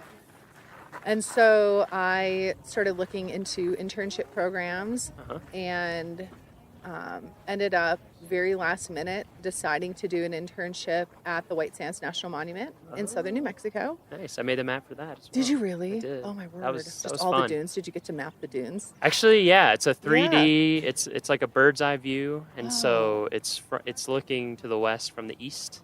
Yeah. And maps are very interesting. You kind of tell you have to move past the truth to get at the truth. So when you're looking from the view that we have, because I did all of White Sands, including it's outside like the park where it's a 275 missile square miles. range. Oh, yeah. Yeah, Oh, so my that word. whole valley. Oh, yeah. And so you're so zoomed out that the actual dunes themselves would be so small that you couldn't see anything. So what I did is I took a LiDAR, which is a laser. Basically, you shoot a laser out and you measure how long it takes for that laser to come back to where it came from. And since the speed of light is a known constant, you get the distance. Wow. And so they had done LiDAR on this strip of dunes, and they were doing a repeated study to see how they moved over time at a very fine level of detail. Oh, my word. Anyway, I took their data, exported it, brought it into a 3D imaging program, got the right angle of the dunes, much bigger than they should have been, and then went into Photoshop and pasted those in and painted it all in. But anyway, Oh that was a fun my one. So you were at White gosh, Sands. That is really interesting. Yeah, it was fun. Does it still have the exposure It does. for the oryx? It does. Yeah, there's the nature. Is it Nature Conservancy? I don't know who owns it, but in there behind, Yeah. to the west Yep. of the park, yeah, that is closed to public access. Wow. And yeah, I think it's for. I don't know if it's oryx. Keep the oryx Yeah, out. yeah. They introduced a bunch of African antelope into the Tularosa Basin back in the 60s and 70s, and they just did really well. But Yeah. So how long anyway, were you there? so I was there just for 3 months, In the but summer? I had the time of my life. In the actually, I moved there in January. Perfect. Or February. Time to be It was there. It was the perfect time to be there, actually, in southern New Mexico. Yeah. in So the for dunes. 3 It was months. great. So that was Yeah, your for first 3 months. internship. First internship. Yeah. What was that like? It was great. It was my first experience out of Wisconsin. I was in my Are you from early Wisconsin? 20s. Yeah, I'm from Wisconsin Where? originally. Where I in was born in Eau Claire. Okay. And then when I was 10, my folks moved. We all moved to Neenah, so south of Green Bay. Okay. Kind of in that area, in the Fox Valley. Uh-huh. Yeah. Yeah, I know. Really close to Hope. Yeah. Oh, I'm sure we have Wisconsin listeners. Yeah, there's a lot of Wisconsin. I always ask people, specifically where they're from, Yeah. so people can Yep. rep Yeah, the so I'm hometown from- pride. Yep, So that's exactly. so you went to White Sands on this internship. Yep, just like and it on was this- the first time. My first time. So, yep, had the time of my life. I lived in a single wide trailer with a rattlesnake that lived underneath the trailer. Nice. Did it have a name? And it did not, Okay. but it freaked Terror? kind of freaked me Fear? out. But Yeah. it was, it was definitely, for a Wisconsin gal living in southern New Mexico, it was Oh, I definitely bet. a really What a change. Yeah, it was a change, and I absolutely loved it. I worked in the visitor center and gave tours. I did the sunset stroll. So I walked, did a walk in the dunes with folks, and then the stroll ended with the sunset in the white sand dunes, which was Sounds magical. Yeah, I was about to say. It really that was. Sounds magical. It really was. And so I had such a good time that I ended up applying for more internships for the summertime, that coming summer, and ended up moving to the Petrified Forest National Park, where I did yet another internship. In Arizona? In Arizona, yep, in northern Arizona, kind of in the between Albuquerque and Flagstaff. Yeah, I you know, stopped kind in of- there one time when I was driving, or driving as much as you can of Route 66. Oh, yeah. What's left. And Yeah. went right through there. Yeah. That's a really interesting place. It was really unique. I was more. I mean, the Petrified Forest stuff is interesting. Yeah. For sure. But I was surprised at just all the other stuff there, like Blue Mesa. Was it Blue Mesa? Blue. Yeah, well, there's all the different Pueblos formations too. Yeah. Yeah, exactly. I mean, it's a really cool place. I mean, Uh-huh. so my job there was I did interp as well. So I worked in the visitor centers, and then I also did half-time with resource management and helped to do a little work on some endangered plants in the park.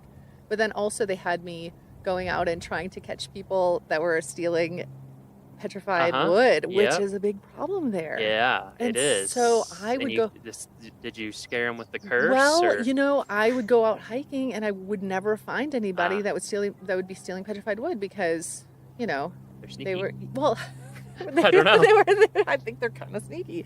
And then one day, some of my coworkers were laughing at me, saying, you're probably just going out and hiking. You're not really trying. And I was like, no, I'm really trying to catch people. And so one day I was like, I'm gonna sit out by this rock and hide on this trail until Put on I a ghillie find suit. somebody. Yeah, I'm just kidding. Yeah.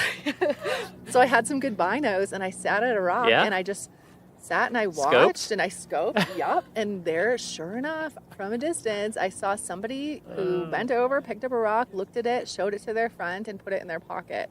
Uh-huh. And then I radioed it in, and law enforcement met them at the trailhead, and I felt kind of terrible and guilty, but it was also they learned a lesson, and they knew when they went into the park that they can't be taking that stuff. So anyway, so that was my internship at the Petrified Forest. I enjoyed when I visited at the visitor center. Yeah. The case they had that was like notes from people with the Yes. curse. Yes. And people would write letters and they're like, ever since I stole this petrified wood, everything is going wrong in my life. Yeah. Please take it back. Please make it stop. Yeah, and so basically. so people feel guilty eventually, Yeah. which is nice. So Messes like their with their conscience, head. their conscience gets to them, and then they mail these pieces Yep. of wood back, and the park can't put them back because they don't know where they They don't came know, from. yeah. And so in the visitor center too, there's this big log that somebody Yeah. had sent back. Oh, that's right. That thing's huge. It must weigh I like know. hundreds of pounds. I know. And so, and then I ended up doing another internship where I recruited possible interns through the Student Conservation Association. I toured around to college campuses to tell them about my internship. So you were an intern. You were like you were an internship doing recruiting for interns. Exactly. For SCA, for the Student Conservation That's Association. right. For listeners who don't know about that organization. So I toured around in Illinois, Indiana, and Ohio for a month, driving a little red pickup truck. Going from college campus to college campus. Though. It was a blast. Yeah. And such a great organization. It was, and then we went out to Massachusetts and recruited. I went out to DC to recruit for a few weeks in the you really were DC area on the road constantly. Universities. It was fun. And then one of the internships that I was recruiting for was to work on Capitol Hill. It was a partnership between the Student Conservation Association and Unilever, and they were sponsoring internships. 5 months in Washington, D.C. on Capitol Hill, and then 3 months out in a national park. And so I was recruiting for it, and I was like, well, this sounds pretty good. I'm going to apply. And I applied, and I ended up getting the internship and interned out in D.C. working for Congressman Ron Kine of Wisconsin, the 3rd District of Wisconsin. Really great guy. And then the second half of my internship was out in Yosemite, and I did backcountry patrol. Oh, wow. Which was really fun, and just kind of a little bit of everything. What was the idea behind that program? Was it like see how it works on the the bureaucratic technical level, and then go in the field, or what? Yeah, they wanted to. Unilever wanted to sponsor interns that were doing something good for the environment and doing good for resources, and so they placed us in congressional offices where the congressman sat on the either the resources committee or the agriculture committee, and so that's how I landed in Congressman Kine's office. And then and I think it was just their way of giving back. It was just it was philanthropy. What would you do there in his so office? I opened some mail. Yeah. I answered some phone calls. Yep. I responded to some constituents. Yep. And then I was his intern for the House Resources Committee. Okay. And so I would go through prior to committee meetings and come up with bullet points on various issues that were going to be brought summary, up. basically. Yeah, to give them a summary. I did some tours of the U.S. Capitol building to constituents. It was really fun. Yeah. And just a wild experience. It's a great experience, I feel like. I mean, I certainly didn't spend 5 months, but I was in the Goal Academy thing that the Park Service does, and you do a short stint in DC, but they kind of give you like the fastest tour ever of sitting in on committee meetings and sitting in the House and Senate, and just basically seeing how the sausage is made at that level. Yeah. And for me, it was great context, because when you're like, why are things like this, or why are things like that, and then you go and you see it and you're like, oh wow, okay, this is crazy complicated, and things are slow, and there's a reason they're slow, actually. Like, we're a democracy, and that must have been good perspective. It was, for you. And plus exciting, like moving to such a huge metro area. It was really a blast. I bet. It was really a blast. So there were 4 of us. We lived in a National Park Service house in Battery Kimball Park, right across the street from American University, right in DC. And it was just a blast. So we got to go to a bunch of, all of the different lobby groups invited us to parties and gatherings right on Capitol Hill. So we got to go to those. So we definitely stayed busy over those 5 months. But and then you went to Yosemite. That must have made your head spin. It did, like, but I wanted to it to. backcountry. Yeah, and so then they asked me what I wanted to do in Yosemite, and I said, honestly, I just want to hike. Yeah. I said, I've been in the city. Sure. I want to just get out and hike, and so I got to do wilderness patrols while I was in Yosemite. And so what's that entail for? So I went out on listeners? like one of my favorite patrols is I did the Grand Canyon of the Tuolumne on a patrol, which was 2 nights out, 3 days, 2 night hike, and I just got to hike and make contact with visitors, and I was wearing my volunteer uniform and just letting folks know that I was out there, and it was really wild. I think hindsight looking back, I was by myself, hiking. I think it's like 36 miles. I did a few Did like you do that too. Yeah. Yeah. When I was in SCA twice, and one of them was in Yellowstone at the Tower Roosevelt Oh, yeah. Junction at the Tower that ranger station. And so yeah, I did like a 3-day, 2-night thing, something yeah. like that. Yeah. I mean, it's great, but you're right. It is Yeah, kinda where like you're like hindsight. you have a Oh, I radio can't and believe- everything. Yeah, so if something went wrong, I did. Yeah. That And there was- were I was backcountry checking in the crews morning out, and but at still, night. yeah.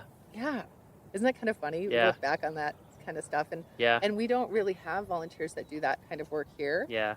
Just because of our backcountry travel policies Right. at Rocky. But I had the time of my life. bet. And so I took, in all, it was a year and a half off of college and ended up going back, changed my degree to geography because I was really interested in why people lived where they lived. I was interested in cartography and all of that. Yeah, map making. Yeah, it's interesting. I kind of ended up going in that direction. Yeah, you did. For grad school. Yeah. Because undergrad I did music composition and English. Oh, no kidding. And then I finished up and started working.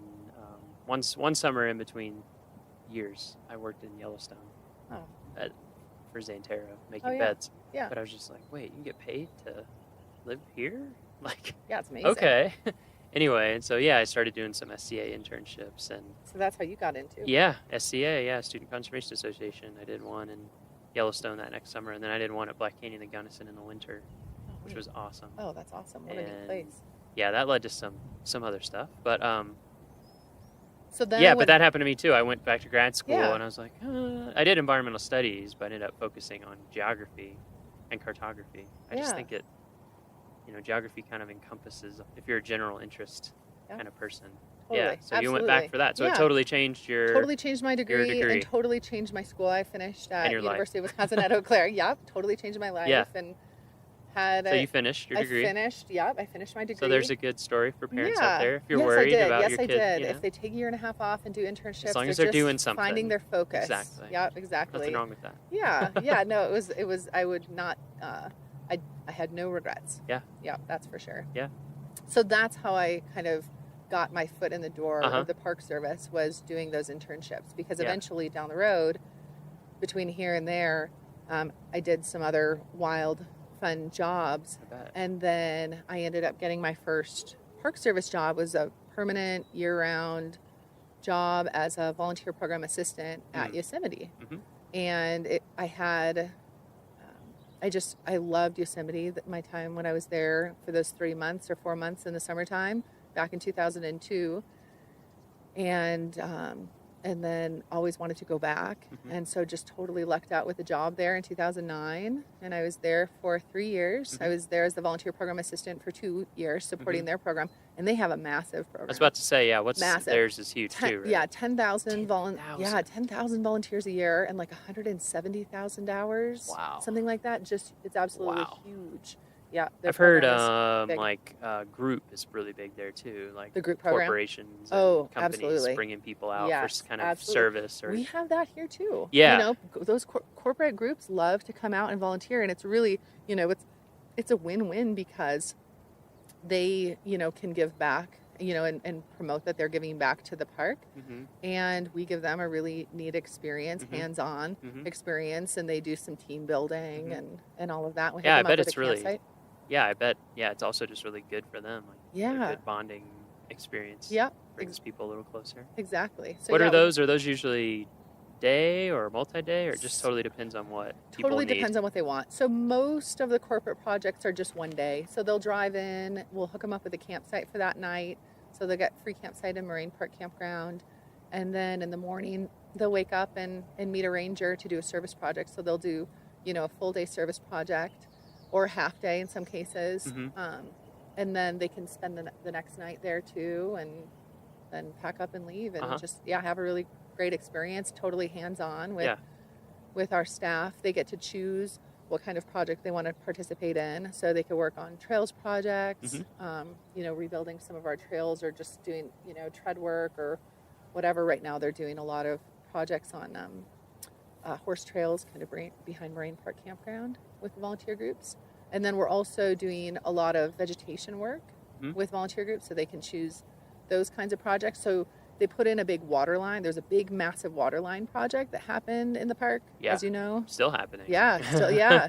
Moraine Park Yeah. Road has delays on it. Yep. And so so last summer, they cut a big swath of, Yeah, that was huge. It was huge. It was, a couple of miles by 60 feet, I think. Yeah. And so we're using a lot of volunteers to actually re-veg that area, which is pretty neat. Yeah. And so they're doing that, or they can build, the big burn piles that look like big, huge teepees in the park. Yeah, actually, that's a good one to bring up, just because I know a lot of people wonder about that. So for our listeners, when you see these big stacks of wood out in the woods, big piles, they look like big teepees or like huge campfires or something. Those are burn piles where we go in, remove fuel from the forest, stack it, and then at a safe time we burn it. And what we're trying to do is create like defensible lines, things that would keep a fire from growing out of hand or crossing certain areas. So they help with that. Yep, exactly. They do. And so that's hard I know. work. Yeah, it is. And so the firefighters will go out and they'll take down the trees, like a lot of the standing dead trees that are pine beetle killed.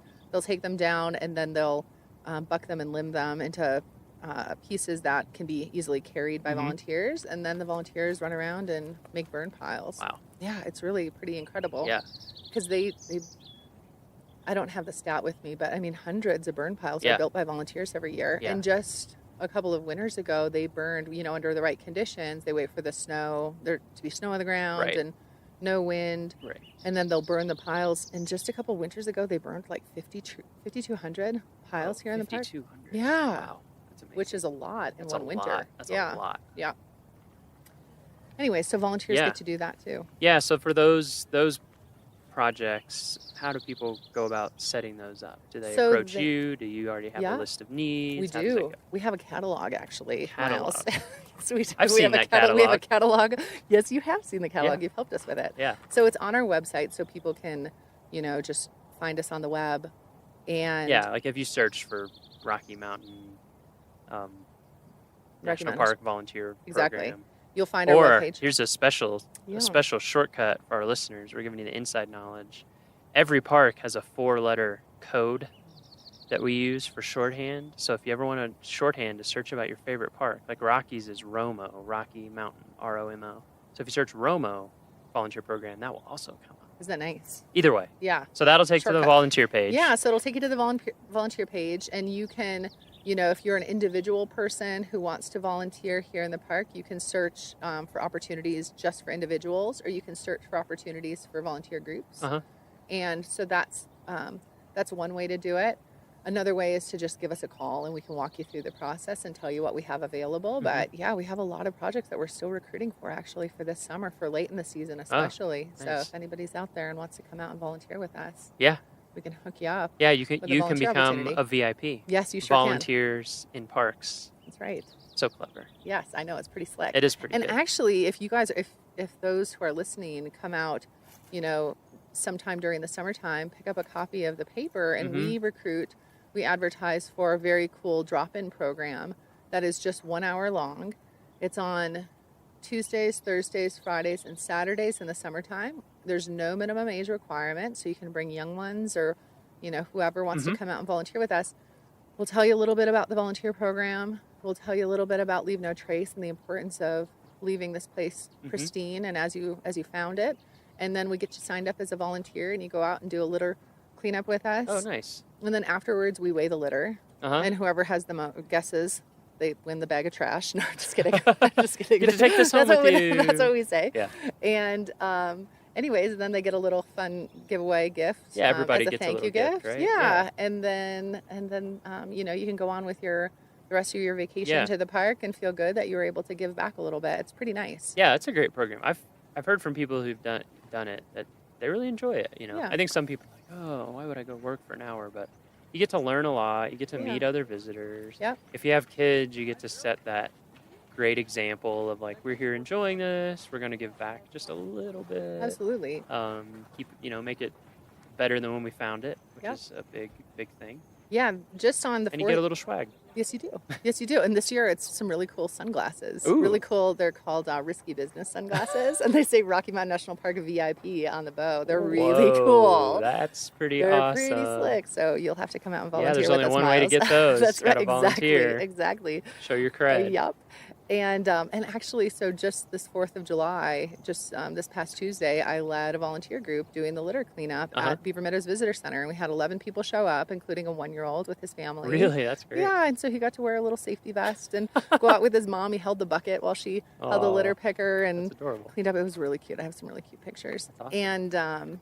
And then there was another gentleman who was out there with us who, I shook his hand afterwards, and I was like, oh, thank you so much. I thank them over and over. And he's like, no, thank you guys. He said, I've had such a great trip out here. It's the least I can do is to give back. And so that's pretty cool, that people have such great experiences out in the park and feel like they want to do something to give back to this place. And so it's really fun to help them find that avenue to give back. Yeah, for sure. Yeah. So you were in Yosemite for 3 years, you said. Yep. And then here? And then here. And then I moved out here in 2012. Yeah. And I've been here since. So I've been here for just a little over 5 years. Wow. Now I can't believe it. Yeah. I know. So this It's is a long time in one place. It is. It's the longest I've been in one place, and it pretty much since I lived at my parents' house. Yeah. Honestly. Yeah, I was the same way. I think that map making job I had, I was there for like 3.5 years. Yeah. Wow, this is the longest I've lived in one place in a long time. Yeah. But it's a nice place to be. It is a nice place to be. Yeah.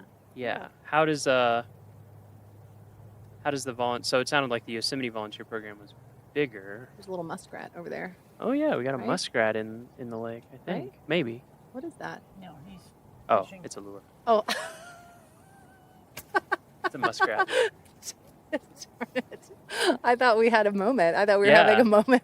We might still, we might have a moment. Here, I'll keep looking. Is that a submerged moose? It has to be. It's gotta be. It's just doing the famous submarine technique. This is a good place to see moose. It So we is. might luck out, actually. That would be nice. If we're out, keep looking. So Yosemite's program a bit Yeah, bigger. bit how bigger. how does Rocky So in compare, comparison, Yeah. So Yosemite is a really strong group program. So a lot of groups come out to serve in the summertime. So they'll serve for a day or two or even a full week, and they have a volunteer campground, specifically a volunteer campground in Yosemite Valley, which not a lot of people know about. And so it allows them to bring in and accommodate a lot of volunteer groups. So they have a really busy group program, and then additionally, they partner with the Yosemite Conservancy and who also has a really neat volunteer program. And all of those volunteers are considered Park Service volunteers as well. And then Nature Bridge, which used to be the Yosemite Institute, they bring kids out on service projects too. Yeah, I met some people that did Nature Bridge stuff in Golden Gate National Recreation Area, like just north of Golden Gate Bridge. They have a camp out there. Yeah, they do. Yeah, that was a neat program. It's a really neat program. And then they have a lot of interns. And so again, their group program is massive. And then here at Rocky, it differs in that we have a lot more individuals that serve. So of the 2,700 volunteers, we have 700 individual volunteers who are retirees and interns. And collectively, they served over 99,000 hours just last year. And so our individual program is massive here. It's huge, and it's just those people that drive, they commute literally an hour and a half one way. We have a volunteer who she lives down in Denver, and she drives up to Bear Lake every Saturday to be up there at 8 a.m. Wow. So she leaves her house, depending on the weather. She's up there year round too. Every Saturday. That's dedicated. Yeah, so we have some really dedicated individuals that serve here. And so tough spot. Too. We're in so we are really lucky. So a lot of volunteer programs in the Park Service, probably wish that they had the situation that we have here, and I take zero credit for it. It's the program that I inherited and just the neighbors that love us. Yeah. And give back. back. I think working at different parks, that's one thing about Rocky that does sort of stand out to me is that we do have these gateway communities and metro community that's so close. Yeah. it's, like, I worked at Yellowstone for a while, I worked in Denali for a while, and there's just not. No, it's remote. Hardly anybody lives around there, or even if they do, it's a long drive to get into the park and get anywhere. Whereas here, we have so many people. Yeah. That I think that's great. Yeah, we're in a really unique situation, just being a Western park, like a big Western park, and having neighboring communities that are just right there with amenities. Coming from Yosemite to get to the nearest big grocery store was, the Pioneer Market in Mariposa, California. That wasn't really that big. That was, a 45-minute drive down the canyon. Yep. And so when I moved here, and it's like, you have a grocery store? I have a grocery store that's 6 minutes away. What? Yeah, exactly. I felt couldn't the same believe way. it. Or coffee shops and restaurants, Yeah. and so it's a really unique situation for Park Service, Yeah. especially the employees who get to work, for the Park Service in this wild place with a ton of wilderness, a ton of wildlife. Yeah. And then we also have, we can go out for Thai food if we want to Yeah, that exactly. evening. Multiple Thai places. Exactly, Yeah. exactly. Yeah, I think, a lot of our listeners probably live in larger communities than 6,000 people. Mm-hmm. But if you're a Park Service person, a 6,000 person town is like, whoa, this is Metropolis. huge. Yeah, if you do the big Western Park thing. Yeah. Yeah, when Denali is like 2.5 hours one way for groceries, it's just, or Yellowstone. I don't even remember where we'd go. A long way. Yeah, a long drive. Yeah, so here, you can even be at the airport. Yeah. So it's I true. feel like that has to have a major positive influence for the volunteer program, for sure. Yeah, it does. I think also one of the reasons I want to talk to you is just to let our listeners know how key volunteers are for Rocky and for the entire Park Service. I just don't think we could do it. No. Otherwise, it's just not possible. No, I agree. We've had to rely on it more and more over time, too, I think. Yes, we have. Yeah, so we say that our volunteers kind of augment the work of the staff. There's a lot of visitors who come here to the park and have no interaction with a paid staff person, but will see a volunteer or two or three even. And so their only interaction with a staff member is that of a volunteer. And so it helps, park staff, paid and unpaid. It furthers our reach. It helps get the word out to help educate folks because, not all of the 4.5 million visitors that come to Rocky know all the rules of the park. And so it's important for, not only the visitors, but also the resource of the park to have those volunteers out there providing visitor information, collecting data for us that we wouldn't otherwise be able to collect, putting plants in the ground, rehabbing trails. They do a lot of work that we simply don't have the resources to do, money or staff. Yeah. I mean, even aside from specific jobs, like you're saying, like trails or vegetation or research projects, is just like Bugle Corps, who absolutely. are out in the meadows, not in the meadows. Yeah. You don't go in the meadows in the fall; they're closed, but they're on the periphery, basically just letting people know that the meadow's closed, letting them know why. Yeah. Keeping them a safe distance from elk. Or we have the same thing at Sheep Lakes. We have volunteers there. Tundra Guardians up on Trail Ridge Road, again doing kind of the same thing because we just don't have the staff to be out there like we would like to be talking to everyone and educating people, because that's a lot of what it is. We're not out there to scold people. We get that people are in a totally new environment, totally different animals, totally different experiences that they have maybe never had before. That's why they're here. Yeah, exactly. And so you just don't know certain stuff about different animals and how they behave, and how dangerous they may or may not be. So that's one of the things that I think is great is being able to have people out there to just do the kind of general rangering of just being able to answer your questions, talk to you, and help make sure you're having the best experience possible. Exactly. And a lot of what they do too is preventative search and rescue. Oh, that's true. Oh my word. Yeah, preventative search and rescue. Yes, at the trailheads especially.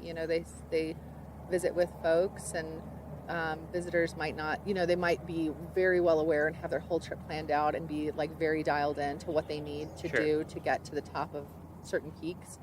Off other times they might not know. Mm-hmm. And so volunteers out there just talking with them, having conversations about, how much water they might want to take them on a hike up to Flat Top, or what time they should maybe start their trip up Long's Peak. They're helping the paid rangers prevent, potential search and rescues. Yeah. And so, volunteers here are saving lives, really.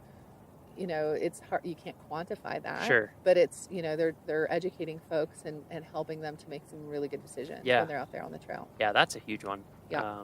I've mentioned it before on a couple other podcasts that we're working on, like a preventative search and rescue, or we call it PSAR. We like acronyms, and the NPS. Yeah, we do. Preventative search and rescue, for like longs and just generally at every trailhead.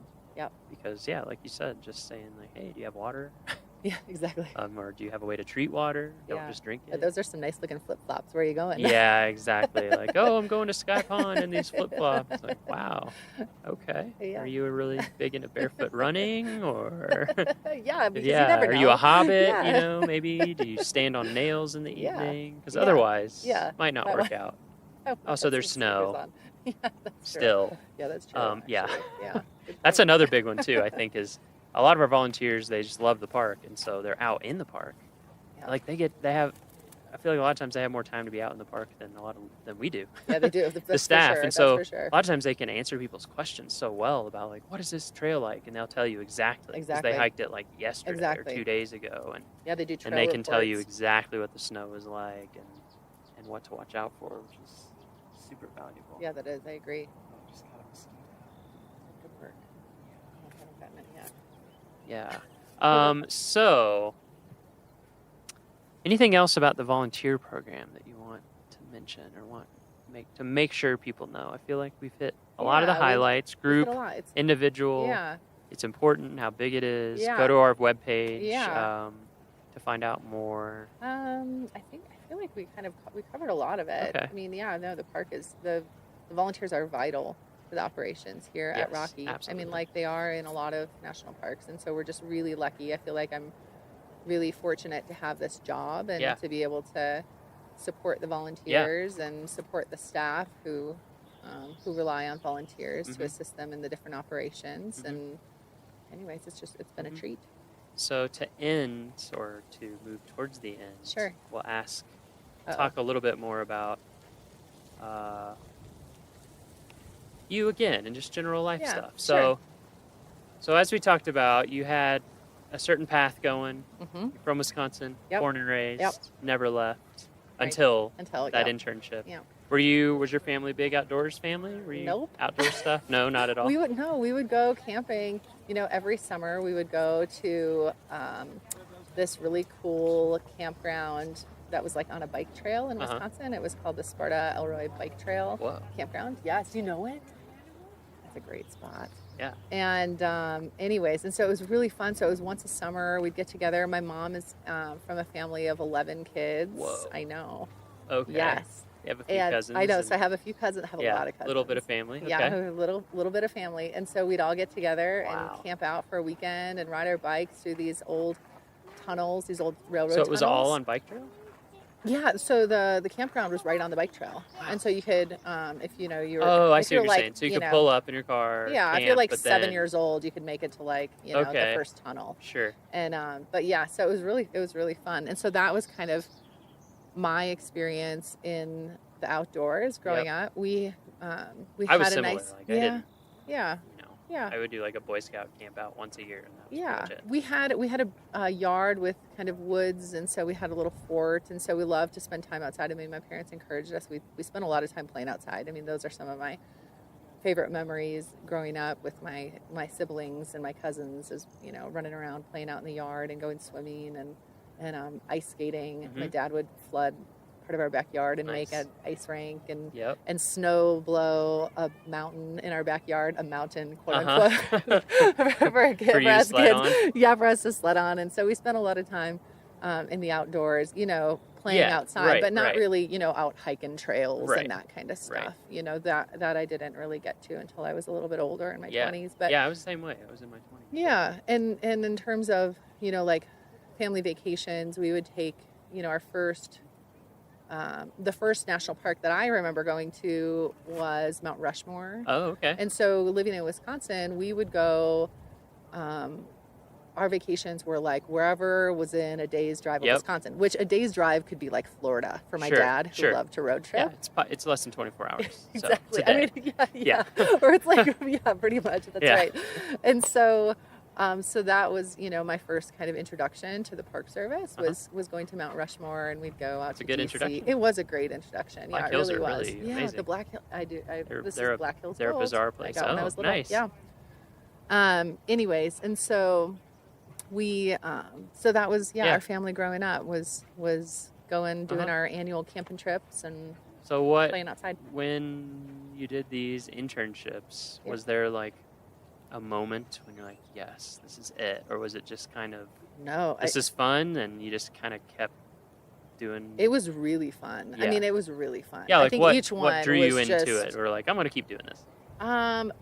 For like to keep doing the internships, or just to keep doing park stuff. Yeah, well, so I loved being outdoors. I loved just the idea of traveling and having a new home every 3 months. Yep. It was just a wild adventure. Yes, absolutely.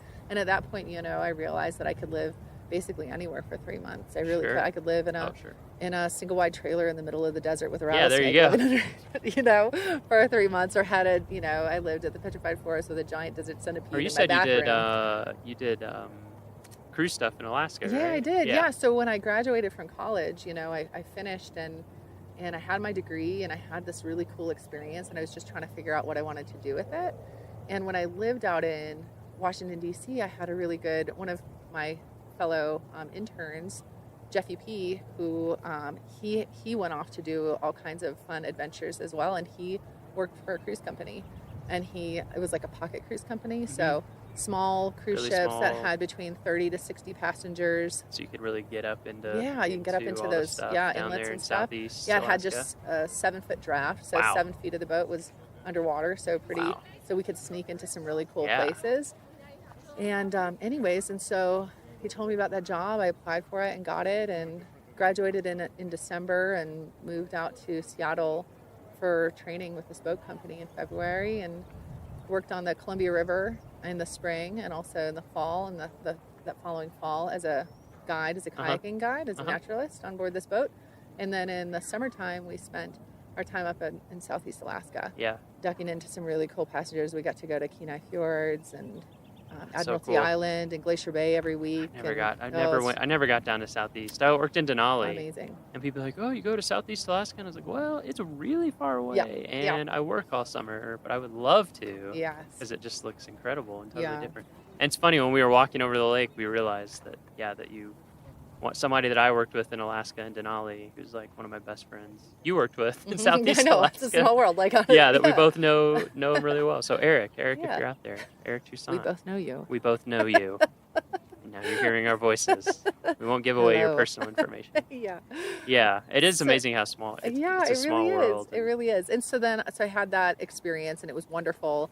And and that was just a season that I worked for the company, and then I worked for the Southeast Alaska Guidance Association, which is a nonprofit that supported volunteers and interns. It was an AmeriCorps program for the state of Alaska. So I moved back to Alaska the next year, and I lived in Juneau for a few months, and then I spent the summer in Girdwood, Alaska. Yep. You know Girdwood, Oh, yeah. which was awesome. Yep, I know that was Girdwood. that was a great place to live. And supported 70 AmeriCorps members building trails in the interior of Alaska, which was really fun. Very cool. And so I did that for a season. Yeah. And then ended up, and just keeping with my seasonal, spirit and jobs, I ended up lucking out, and I was a relief naturalist for a boat company out of the Virgin Islands. And so I got to be a snorkeling guide on board a small, another pocket cruise ship in the U.S. and British Virgin Islands. So I did that for a short stint. It was not bad, not too tolerable. shabby to go from Alaska, to the Virgin Islands. Was pretty nice. Yeah, it must have felt nice. Yeah, I feel like really after about great. my third summer in Alaska, I was kind of like, I sort of miss summer. Yeah. Oh, it felt really You great, know, like being actually. able to swim. Or, Oh, yeah. I know. I was like, maybe I'm bored. Because I thought for a while, I was like, oh, Alaska's it for me. And then when Yeah. I went down, I was only in the Virgin Islands for like 6 weeks, maybe, Uh-huh. like 2 months tops. Made you wonder, like, And I was like, hmm. maybe I'm more of an island gal. but I haven't been back to the Virgin Islands. Yeah, since. now you live at Been to 8,000 Belize a feet, couple of so times, who knows? Yeah, yeah, yeah. Keep So- being drawn back to the mountains. I know. And then in the winter, I'm like, maybe I should move back to the islands again. I don't know. You're a Wisconsin gal. I know, It's that's hard. true. That's It's true. hard when you grow up with real winters. I know. I sure do. Did you like winter when you were growing in up? Wisconsin? Yeah, or were you just kind of like, it just was? This was the only option. Yep, this You is know, this is what it is. It is what It's it is. just interesting meeting Exactly. people because I lived in the South growing up, like Kentucky, Tennessee, Mississippi, and then we moved from Mississippi to Iowa, and it was Southeast Iowa. So it's still, you know, I mean, it's not Wisconsin length winter, but it's still, you know, it got cold. And the Rocky Mountain winter is pretty serious. It is. It is pretty serious. Up here I mean, in it's Estes. gonna start snowing again in about a month. I just want you to know that, Miles. Oh Just yeah. just reminder. Oh yeah. Oh, I know. Yeah, so we have to harness this. The thing good that gets me weather. up here is the wind. I know. It's so brutal. Nobody tells you about it. Well, I or didn't they get the memo. do, but you just don't even. I remember when I was moving here, a couple people they're like, "Yeah, the wind, you know, is pretty rough." And I was like, "Oh, I've lived in windy places, whatever. I've lived in lots of different mountains." Yeah. No, it's nothing. Yeah, it's pretty next level here. I've heard East Glacier is worse Oh, than here, okay. but it's a similar setup. You're just right up against the mountains on the east side, and the wind just blasts. Oh, my word. Yes. Because I don't know about you, but like I would gladly take like a 0 degree calm Wisconsin Yeah. type of winter day over Oh, like easily. 35 Easily. and knock you over. Yeah, wind. 100-mile-an-hour gusts or 80-mile-an-hour gusts. Yeah. There was one day in my first winter here where I would, because I live in the park, so Uh-huh. I have like a 2-minute walk Uh-huh. to work, which Oh, is that's pretty super nice. sweet. And so I was walking to work, and it was just one of those days where it was the temperature was really cold and the wind was really blowing, and I thought, oh my word, I should have driven to work. You know, it's It was that bad. Yeah, and so I should have driven to work, and I thought, oh my goodness, we have this volunteer group called the Road Hogs, and they are just this super dedicated group of volunteers that do a lot of the roadside work in the park every single Monday, year round. Wow. You know, except for on holidays and when the weather's really terrible. Yeah. And I thought, oh my gosh, it's Monday. I sure hope that they called off the Road Hogs because this is just way too cold to be working. And I get to work and I called the supervisor and I said, you know, hey, just checking, you know, making sure that this group was called off.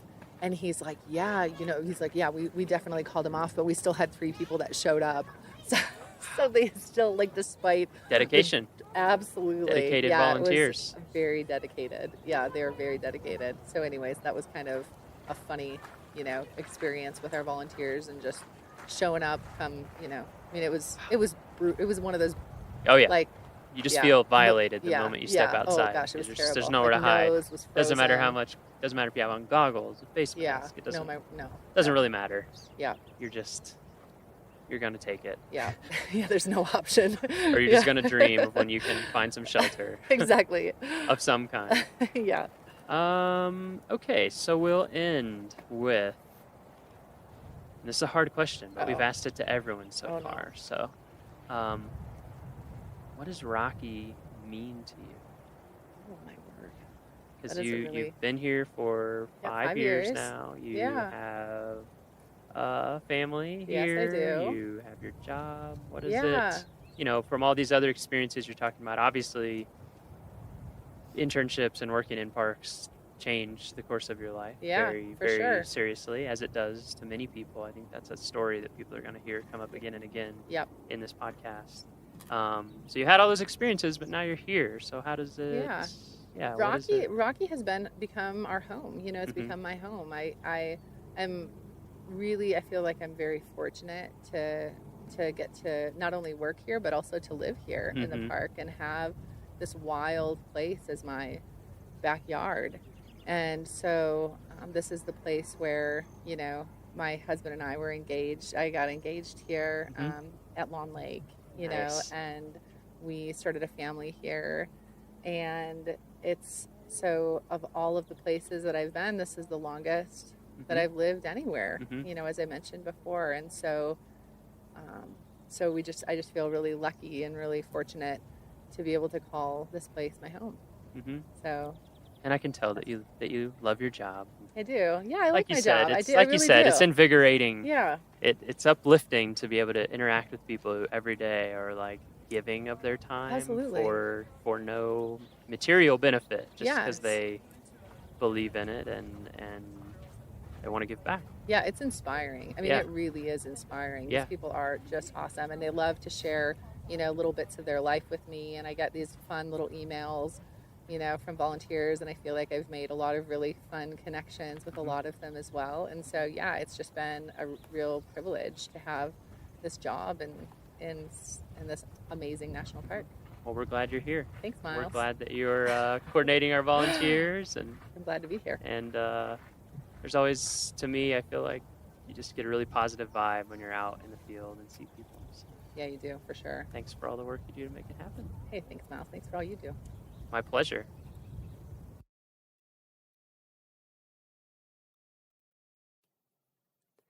Our next episode will be released on Friday, September 8th.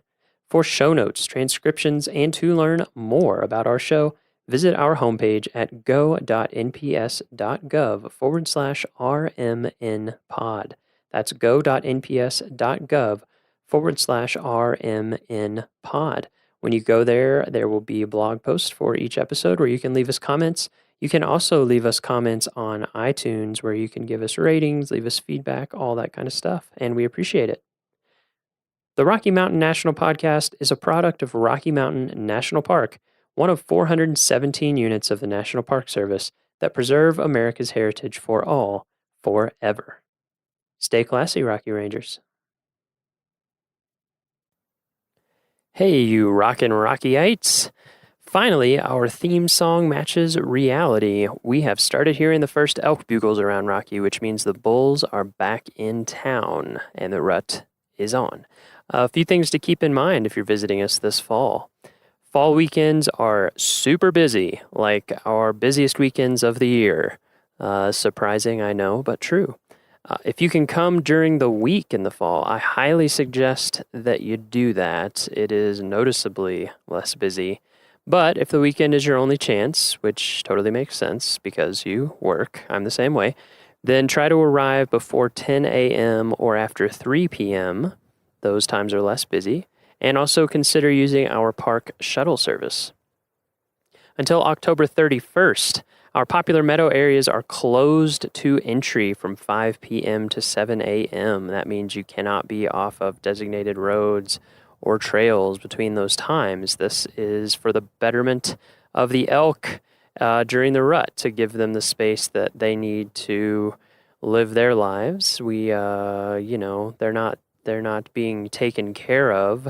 They're being protected, but they have to live out in the wild and do their thing. So that's to help give them time to have a successful rut. This closure includes Moraine Park, Horseshoe Park, Upper Beaver Meadows, Harbison Meadow, and Holsworth Meadow. There are signs posted out there, and we appreciate you for following those signs and helping our elk live the best lives that they can. And finally, do not approach elk or any other wildlife. This goes all the time. We like to emphasize it in the fall. They are big animals. They are especially hyped during the fall rut. They're looking for a fight and they're feeling amped up, and they can hurt you. They're very big.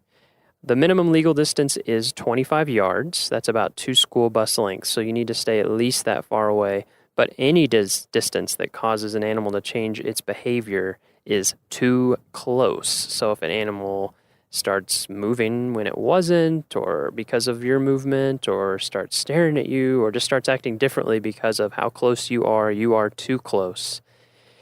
So thank you for keeping those things in mind. It will help keep you safe, and it will help keep our elk safe. And now let's go on to today's episode. For today's episode, I hiked to Sand Beach Lake with Mary Johnston, historic structures technician for Rocky Mountain National Park, to talk about what the heck a historic structures technician does, the kinds of historic structures we have in Rocky, and the importance of preserving our past. Let's rock.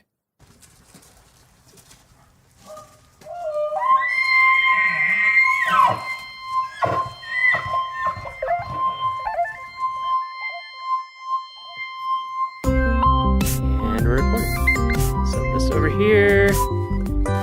Pick up some Good wind morning, and water. Sand Beach.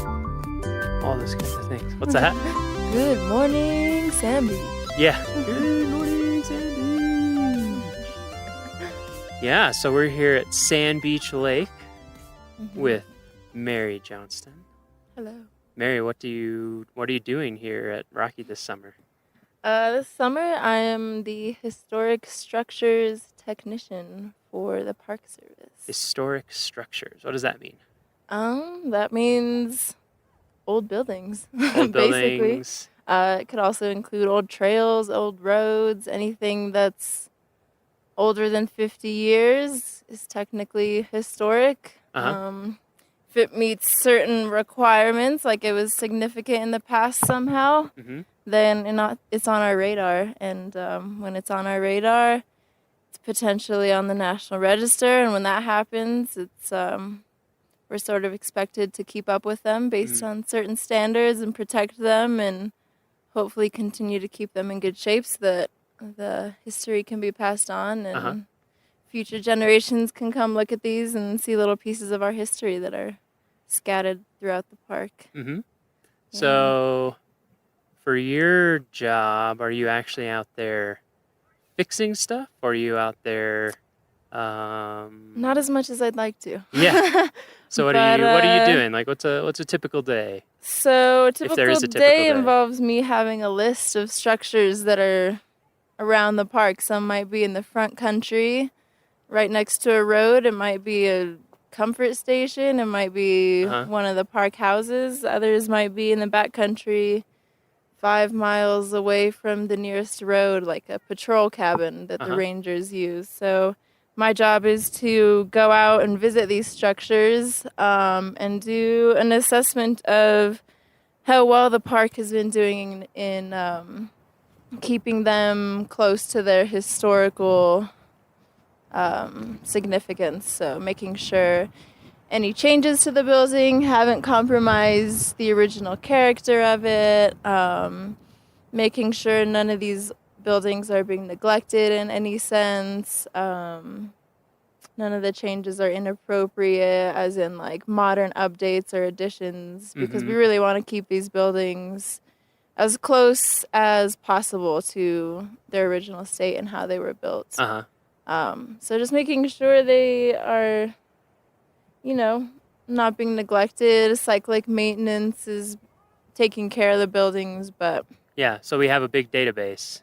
Yeah, it has all this stuff in it. Is that right? After I go out and visit all these structures, take photos, take notes, I come back and update this giant database that sort of serves every park in the country. Oh, really? Yeah, every park in the country has their own set of structures, and all of these are in this database. So that's nationwide. Yeah, wow. Like anybody from the parks or even individuals can go onto the site if they have a specific structure in mind, or if regional offices need to know more about certain buildings in a park, but they can't go out and visit them themselves, they go into this database, and based on the work that myself and other structures technicians have, based on the information that we've put in there, it's pretty much a comprehensive timeline and update of past conditions, current conditions, any work that's been done on them, what the building looks like now, what it used to look like.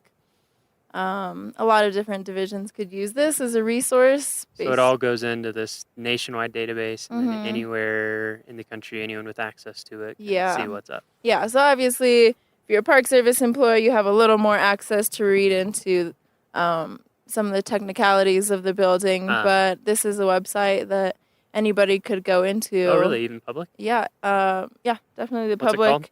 It's called the LCS database. What does that stand for? List of classified structures. List of classified. Classified sounds fancy, but it really just means historic. And so They've been classified as historic. Is everything on there on the register, on the National Register? Yeah. So most of them are on the National Register, which is why they kind of have. Explain what the National Register is Yeah. for folks. Yeah. So the National Register, once a building has been sort of deemed as special in history, as in it had some sort of association with an important event, whether that's a local event or a national event, period in time, or it's related to some significant person, and that could be on a local level as well, or even a certain style of architecture that's been deemed unique or significant. You go through a little process to have that building listed on the register, and if it retains enough of its original integrity, if it hasn't been changed too much over time, then said building or structure or road or trail is listed on the National Register. And under that, there are certain acts that protect those buildings to keep them in its sort of historical context. And there are certain... So you can't just like go into an old building with beautiful wide board floors and rip them out and put in linoleum or something like that. Something that would totally change the character of the building, both structurally and also from an experience level, right? Yeah, exactly. Yeah. Okay. What are some examples of buildings on the register in Rocky that people might know, or buildings or other things too? Well, one of the first ones they might see is the Beaver Meadows Visitor Center. That one's actually a national landmark. So landmarks are kind of the highest tier of buildings listed on the register. So that's classified on the register.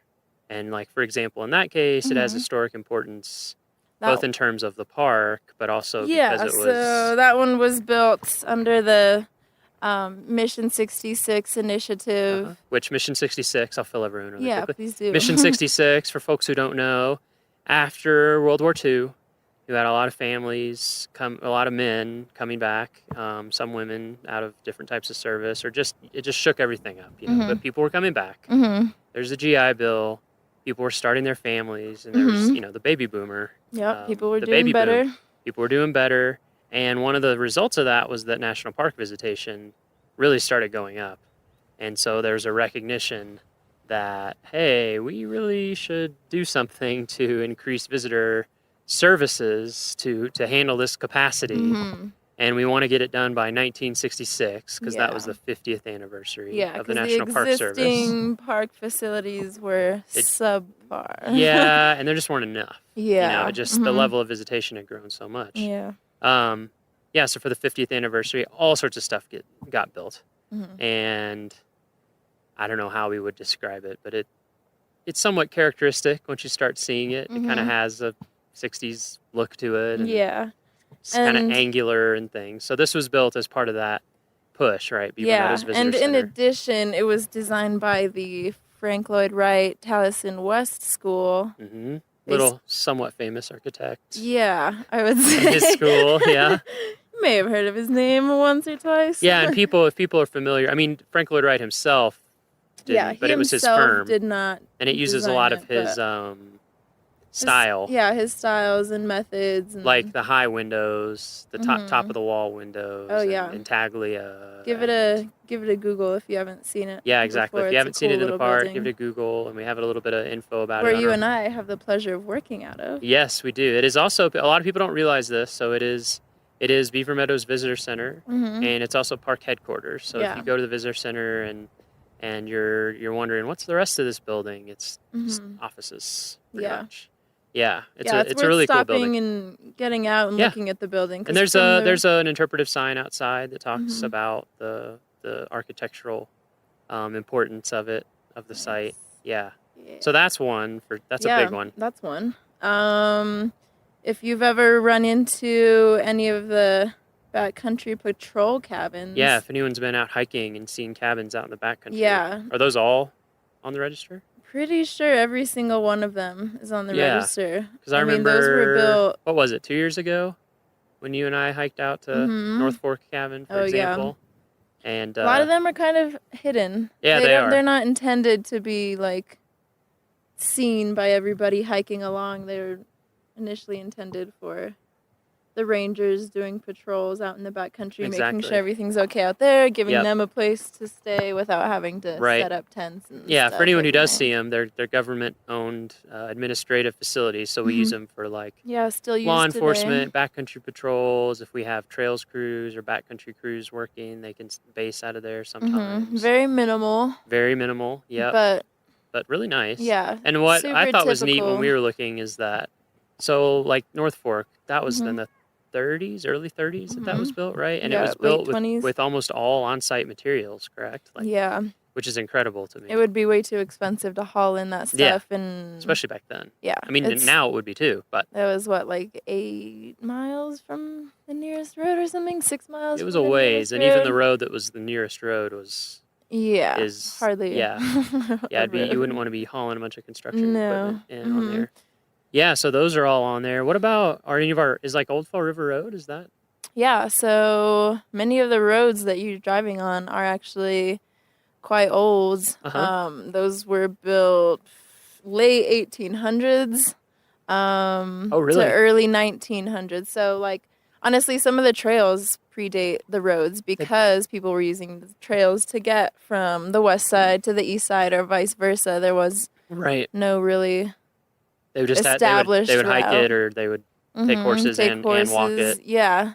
And a lot of the trails were actually established because people who lived in Estes Park or Grand Lake wanted to take tours up there. Oh, they wanted okay. to take people out there. So even before it was a park. Yeah, the fact that they had people wanting to get out into the park, they're like, oh, well, maybe we should just clear these ourselves then and get out there.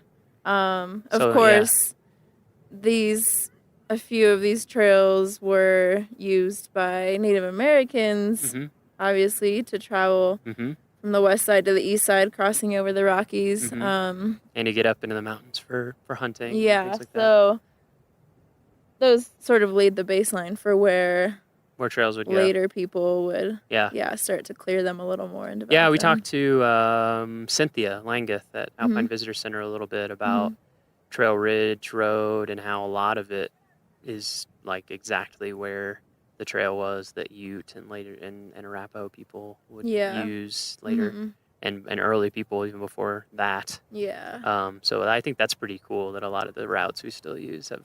Yeah. I mean, they make the most sense, as that's what we talked about with her. Mm-hmm. One thing that surprised me when I first went out with you on one of these trails was just that a lot of the trail work itself, like rock work, so like the rock walls that people see when they're hiking that support elevated sections of trail, or some bridges, or bog walks, which are elevated either dirt or wood or something through really marshy areas that help you hike through them without getting your feet soaked and mucky and boggy. Those also can count, right? Because those were created using, they're historical. They're using old techniques. A lot of them were built back in the 30s, and you can kind of start to see CCC, right? Yeah, Civilian the Conservation Corps. CCC.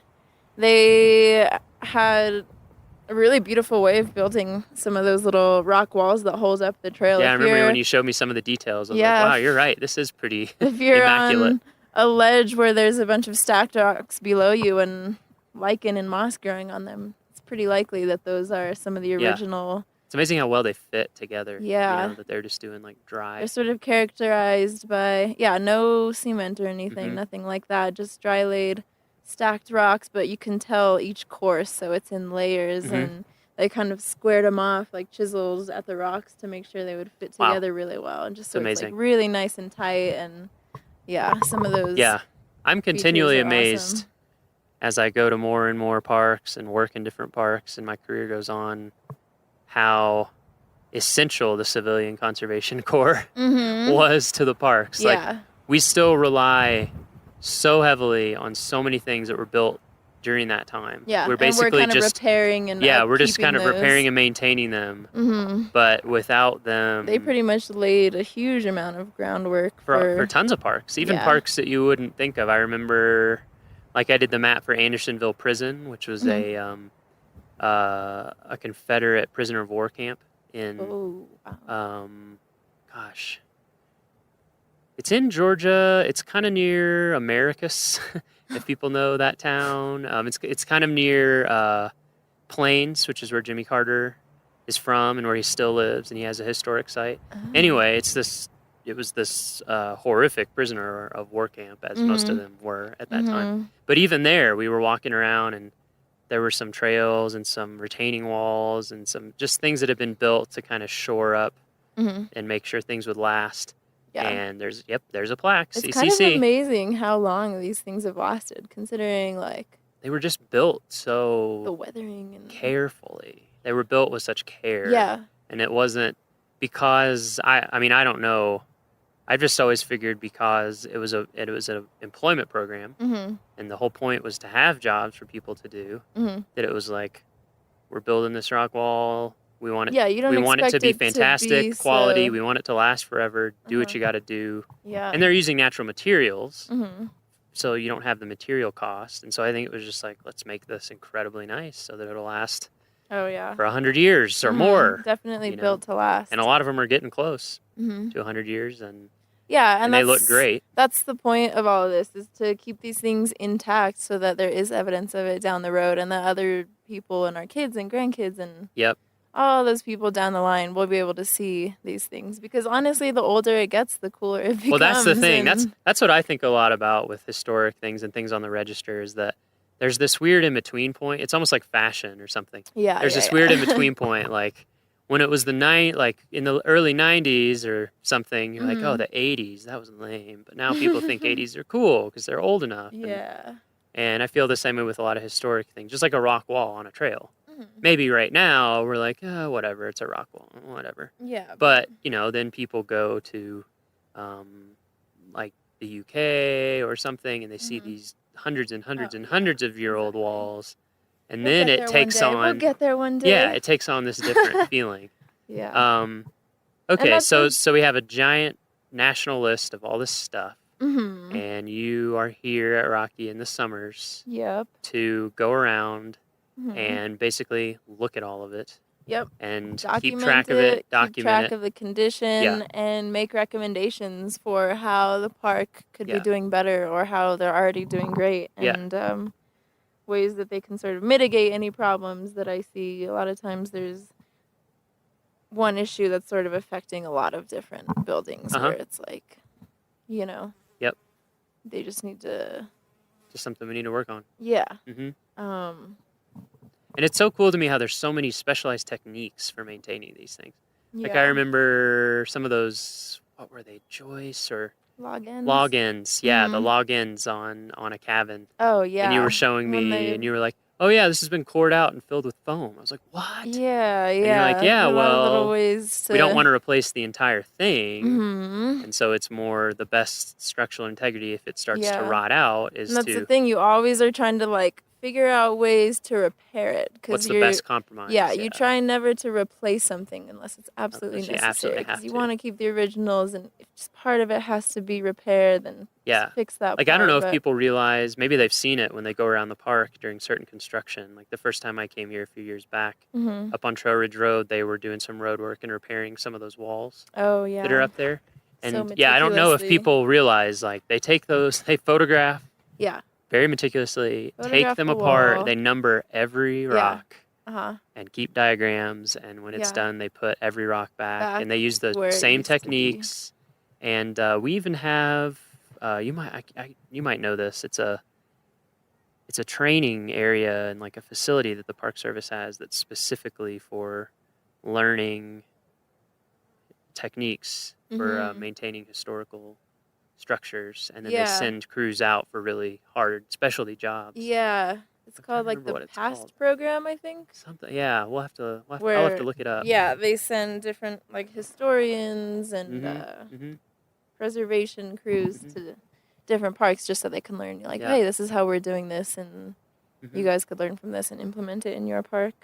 Yeah, so we survey things, you survey things, we keep Mhm. track of them, Mhm. and then who is actually going out and doing the work to maintain things or to So repair Rocky things? has its own preservation crew. They're called the Special Projects Crew, I believe. Uh-huh. And they specialize in all the work done, maintenance work and rehabilitation work on historic structures. That's so super they're cool. separate sort of from building maintenance crews where they sort of go in and do their thing. But the preservation crew specialized in working with old buildings and sort of using these special techniques to not alter anything or do these repairs rather than replacements of building features.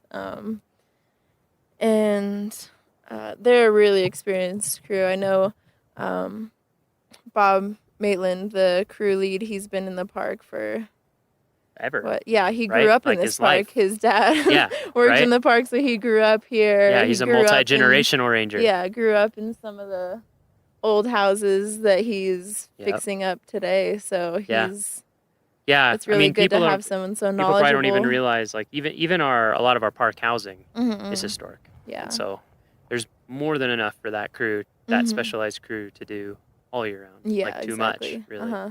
Yeah. So what kind of training do you have to come out and assess historic structures? Well, my education is in architecture, Uh-huh. and I personally had taken quite a few courses in historic preservation. How'd you get interested in historic preservation?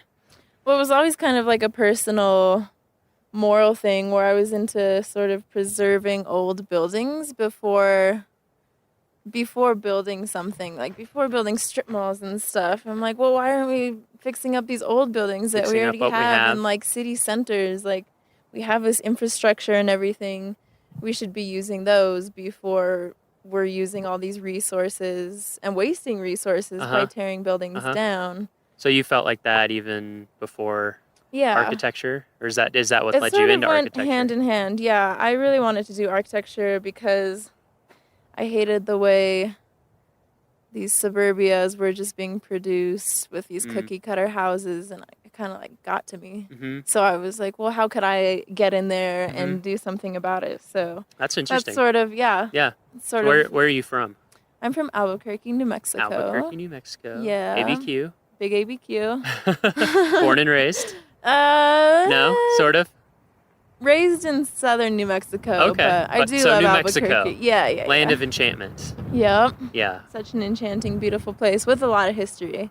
Yeah. So we do have a lot of old structures down there. Yeah, really old. Mm-hmm. Like some of the oldest in the U.S. Yeah. Outside of like Florida. Dating back to the Spanish. Yeah. Right. Exactly. Before Anglos even got in on that game. Yeah. So, yeah, it was sort of just like my disgust for some of the new stuff being built, which is what And were you steered seeing me. that like in Albuquerque or just in Yeah, general? there's like specifically this area outside of Albuquerque called Rio Rancho. It's like this new kind of city, I guess. It's now its own city. Uh-huh. Just the epitome of like suburbia, Uh-huh. where just parking lots everywhere, strip Uh-huh. malls everywhere, like. And you're just like, this doesn't this doesn't speak We to like me. to say Why like are we-" anywhere Uh-huh. America, you Anywhere know? USA. Yeah. Yep. So saw that going up. Hmm. Didn't like it at all. Uh-huh. And So I that's was kinda like, what well, got let's you go interested. back to what we already have and like Uh-huh. what do I love about architecture? And a lot of time it's the detail and the care and the Uh-huh. character of a lot of these structures that, you know, a lot of suburbias are missing character. It's just all kind of For sure. produced cheaply, not made to last. Well, we were just talking earlier on the hike up. So yeah, we didn't even mention. So we're at Sand Beach Lake right now. You Mhm. can't see it because it's audio, but I'll try to post a photo on the blog. Beautiful lake in Wild Basin. Neither of Yeah. us had been here before. Me neither. It's such a little Yeah, gem. it's about 4.5 miles hike in, Mhm. right? Some elevation gain, not completely uphill gruel, but lots of sections uphill. Yeah. And it really does have a ton of sand on the shore. Yeah, it's such a little gem out here. I had no idea. It's very beautiful. There are people off in the distance. There's a group of Yeah. like 10 people with their towels and Yep, bikinis just right now. sunbathing. Yeah, I I was mean, like, wow, why didn't I think of that? And this, we were talking about this lake, Sand Beach. Oh, and we have a great view of Mount Meeker and Longs a kind of little an bit. interesting view of Longs Peak. Yeah, the south I don't side of look at it from Longs. this side that often, so that's Mhm. kind of cool. And Pagoda Mountain. And this is one of the lakes in Rocky, of which there are quite a few. There's a That couple. well, there's a couple lakes for sure. How many lakes are there? There's so many. But it's one of the lakes that it's a natural lake, but it was impounded to raise the water level to store even more water in the lake. So it had a big earthen dam at the outlet. Yeah. And then during the Lawn Lake flood, which was 1980. 87, Is that right? I believe so. Okay, Lawn Lake flood. Let's hope. We'll check our dates. Yeah. But the Lawn Lake flood, that's the same kind of situation. A natural lake that had an earthen dam impounding it to raise the water level, and it fell apart. It just fell apart and gave way, and all the water came down, and that is an extremely dangerous and destructive situation. So Yeah. after that happened, a lot of damage. you can't even imagine. People say they heard it. Check out the alluvial fan. Yeah, and go to the you'll alluvial see. fan, and you'll see. Just look at those boulders that get moved around, and think about that. How much water it would take to do that. And so when that happened, some of our other lakes, like Sand Beach Lake, is one of them that had the earthen dams. There was a process of going in and taking them out to both return it to a more natural state and to get rid of that danger. So anyway, that's where we're sitting, and we hiked up the trail to look at historic trail structures, right? So we had some bog walks, we had a little bit of rock wall. Yeah, some built rock things like walls, a that. few bridges. Obviously, like the bridges have been replaced. Yeah. Wood structures, those have to Yeah, be they replaced. don't last forever. Mhm. We haven't found the infinite wood yet. Yeah, so we're up here at Sand Beach Lake. So had you done anything with architecture before you went to school for it? To college? Well, honestly, I had always wanted to be an artist. Uh-huh. I used to tell my mom I wanted to be an art teacher. Uh-huh. She was like, "Oh, that's great, but don't you want to do something that makes a little more money?" And I was like, no. But then I got into a single drafting class in high school, and I discovered that my perfectionism really lent pulled itself well to through. drafting. Yeah. I can relate to that as somebody who likes to make maps. Very Yes, similar. it's It's like so fun. it's artistic It is and artistic. You creative, get to but also very draw. technical Yeah, and very but there's precise. a right way. Yeah. Like you gotta be. It's like yeah. it's creativity and art inside of very particular rules. Yeah. Yeah. But there's still room for creativity. Yeah. So after that first drafting class, I honestly knew that that's what I That's what wanted you to wanted do. to do. Yeah, I could just sit there for hours and draw. Yep. Floor plans and building plans And do the weird sections and- architectural hand lettering. What's that Yeah. script called? I don't know. I don't know. It's funny. It looks the same. Like Yeah, everyone's- you just have to write in caps all Yeah, the you time. just No learn. lowercase. Yeah, Just- exactly. And then they're like, okay, now make up your own. So you were interested in art. You Yeah, tried so drafting. love drafting. And the Figured drafting was out great. that architecture was the Mhm. perfect balance between like art Uh-huh. and something like Yep. functional. Uh-huh. Like something Yep. that could be used and Totally. inhabited. So Yep. I like to call it like functional art, even Uh-huh. though that kind of I don't know undermines art as non-functional. I don't like to say that, but Well, I don't know. Kant might agree with me. I took this class in college called The Art of Walking, which everyone thinks is like a fluff class, but it really wasn't. It was a 3-week class. And we would walk every day, but in the mornings we would do pretty hardcore philosophy. And one of the main things that we focused on was Kant's critique of judgment. Oh. And one of the things he says is that for something to be truly just a piece of art or an aesthetic object, or at least when you're perceiving it as an Mhm. aesthetic object, Mhm. that it has to be without purpose. The translation, I don't know what the German for it is, but the translation was purposelessness. So in his opinion, only one very extremely famous and important philosopher's opinion, Yeah. that if you're thinking of something in its functional way, it isn't like art in the same way. Yeah. I mean, it is, but it's not the same. Yeah. So anyway, I And don't think you should be. That's feel always bad. the challenge, though, is like trying to like mesh a beautiful form with its like basic function or something like. Well, and especially in architecture. Yeah. Because I mean, you're dealing with appearance and form and how you want it to look and operate on an aesthetic level, but also it has to stand up. Yeah. and be And affordable. People can't be running into each other all the be time. repairable and be efficient. and allow for good air circulation and heating and cool. So it is Relationship to creative. the It's kind of similar. sun and, all creativity these inside exterior of tons of constraints. Yeah. That's why when you do, and for me, when I do see a building that is like, wow, this is a beautiful building. It's just like a work of art, but it works and it's fun to be in. Only then has the architect succeeded. Yeah, it happens. It happens. Sometimes I've had the opposite too, where you're like, I see what you were going for. Yeah, no, there's some really this isn't the most pleasant stuff building. out there. Yeah. So you did the drafting. Yeah, you got kind into of realized that was it, architecture and then you got an school, architecture school. applied, got in, went to school at University of New Mexico Still in keeping Albuquerque. it New Mexico strong. Yep. Was on a budget, so Hey. in-state Yeah, was the man. way to go. No, it was a really great school, though. Yeah. Awesome professors, Yeah. really good facilities. And when was your first? Is this a job that you're in or an internship now? This is a graduate assistantship. Oh, that's right. Or it's like a program. Yeah. Right. So when was the first time that you did this here at Rocky?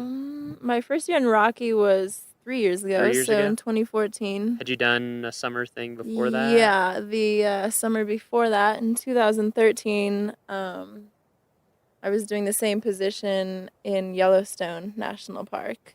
Nice. So it's really interesting to see the difference in areas, difference in parks, like both the magnitude Just of the the size, structures, the quantity. Yeah, I mean they're 8 times bigger in area. Yeah. Than us. Exactly. So it's just crazy. And how even much- just like here, actually maybe a little like more than Rocky doesn't have any hotels or lodges or anything in the Yep. park, whereas Yellowstone has a ton of Yes, those and they're in big. the park, and a ton of restaurants and a lot of concession-run facilities. whole other scale. Yeah, so definitely different, like entire little towns in the park. Yes. Where here, Yeah. we've managed to keep those out. Yeah, the of towns are park. the towns are at the entrance. Yeah, you're right. In Yellowstone it is. It's like a few small, really small towns. Yeah. Although Grand Canyon not Grand Canyon. Old Faithful, not that small, but yeah. um Pretty big and and they're all inside one national park. It's kind of amazing. So you did that for a year. That's pretty awesome. Yeah. I worked in Yellowstone for 2 years. Oh, nice. Yellowstone has a special place in my heart. I would Yeah. go back anytime. Could really only explore like Oh yeah, it's a 50th of the park It's in crazy. one summer. It's huge. Yeah, I mean, my first summer there, I was a room attendant for Zane Terra. Oh, at I'm Canyon. sorry. I'm just Yeah, it was kidding. okay. It was chill. It was laid back, no stress. Yeah. So I would just make up rooms, and sometimes you'd have to wait for bison to move off of porches. and things like Yeah. that. Yeah. But the nice thing was, because it was no stress in terms Mhm. of like, it was not a lot of thought went into it. Yeah.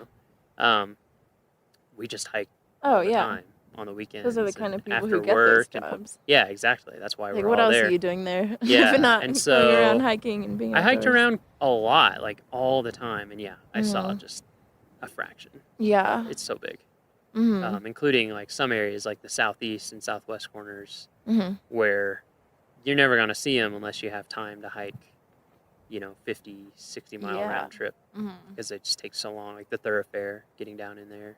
Yeah. Or, Isn't it like one of the most remote places? I think that somewhere way down in south Just east. in terms of being farthest from roads. Yeah, and I think stuff, somewhere like, way down in southeast Yellowstone is Yeah. the spot in the lower 48 that's the farthest from any Mhm. road. I don't know if it's paved road or town or something, but I think it's Mhm. by some measure the most Yeah. remote spot in Yeah. the lower 48. Right. And then the one up in One Alaska, point. there's one up in the one in Alaska is on a whole other scale. Oh, yeah. It's like 300 miles from the nearest thing instead of 30, but Yeah. that, They win by a that's long different. shot. But yeah, Yellowstone's huge. Yeah. So you did that, and then you came Yeah. here Mhm. year 2. What's the name of the program that you're in? Is it a defined program, or was it just a No, it's relationship with like with an the university? internship through my university and Yeah. through my architecture school Yeah. specifically. Mhm. So students from either the School of Architecture or the School of Landscape Architecture or historic preservation or regional planning, Cool. they can all apply to this, and then they hire a handful of us, anywhere from like 4 to 6 of us, Mhm. and then we're each sent out to our own park for the Mhm. summer. So there's pretty Yep. much just one of us in the park. Our specific program is just the Intermountain region. So Mhm. pretty much from northern Montana up in Glacier to like southwest Texas. Yep. Is it Intermountain region as the Park Service defines it, or just? Yeah. Yeah. Okay. Mhm. Okay. Yeah. Yeah. For folks who don't know, the Park Service were divided into geographical regions, Mhm.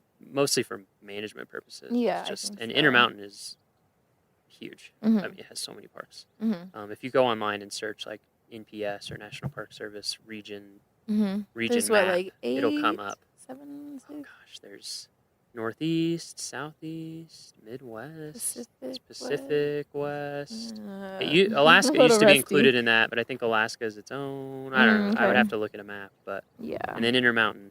So you were there, and then you went back to school for a year, and then came here. Mhm. So you already talked a little bit about how Rocky compared to Yellowstone in terms of just Yeah.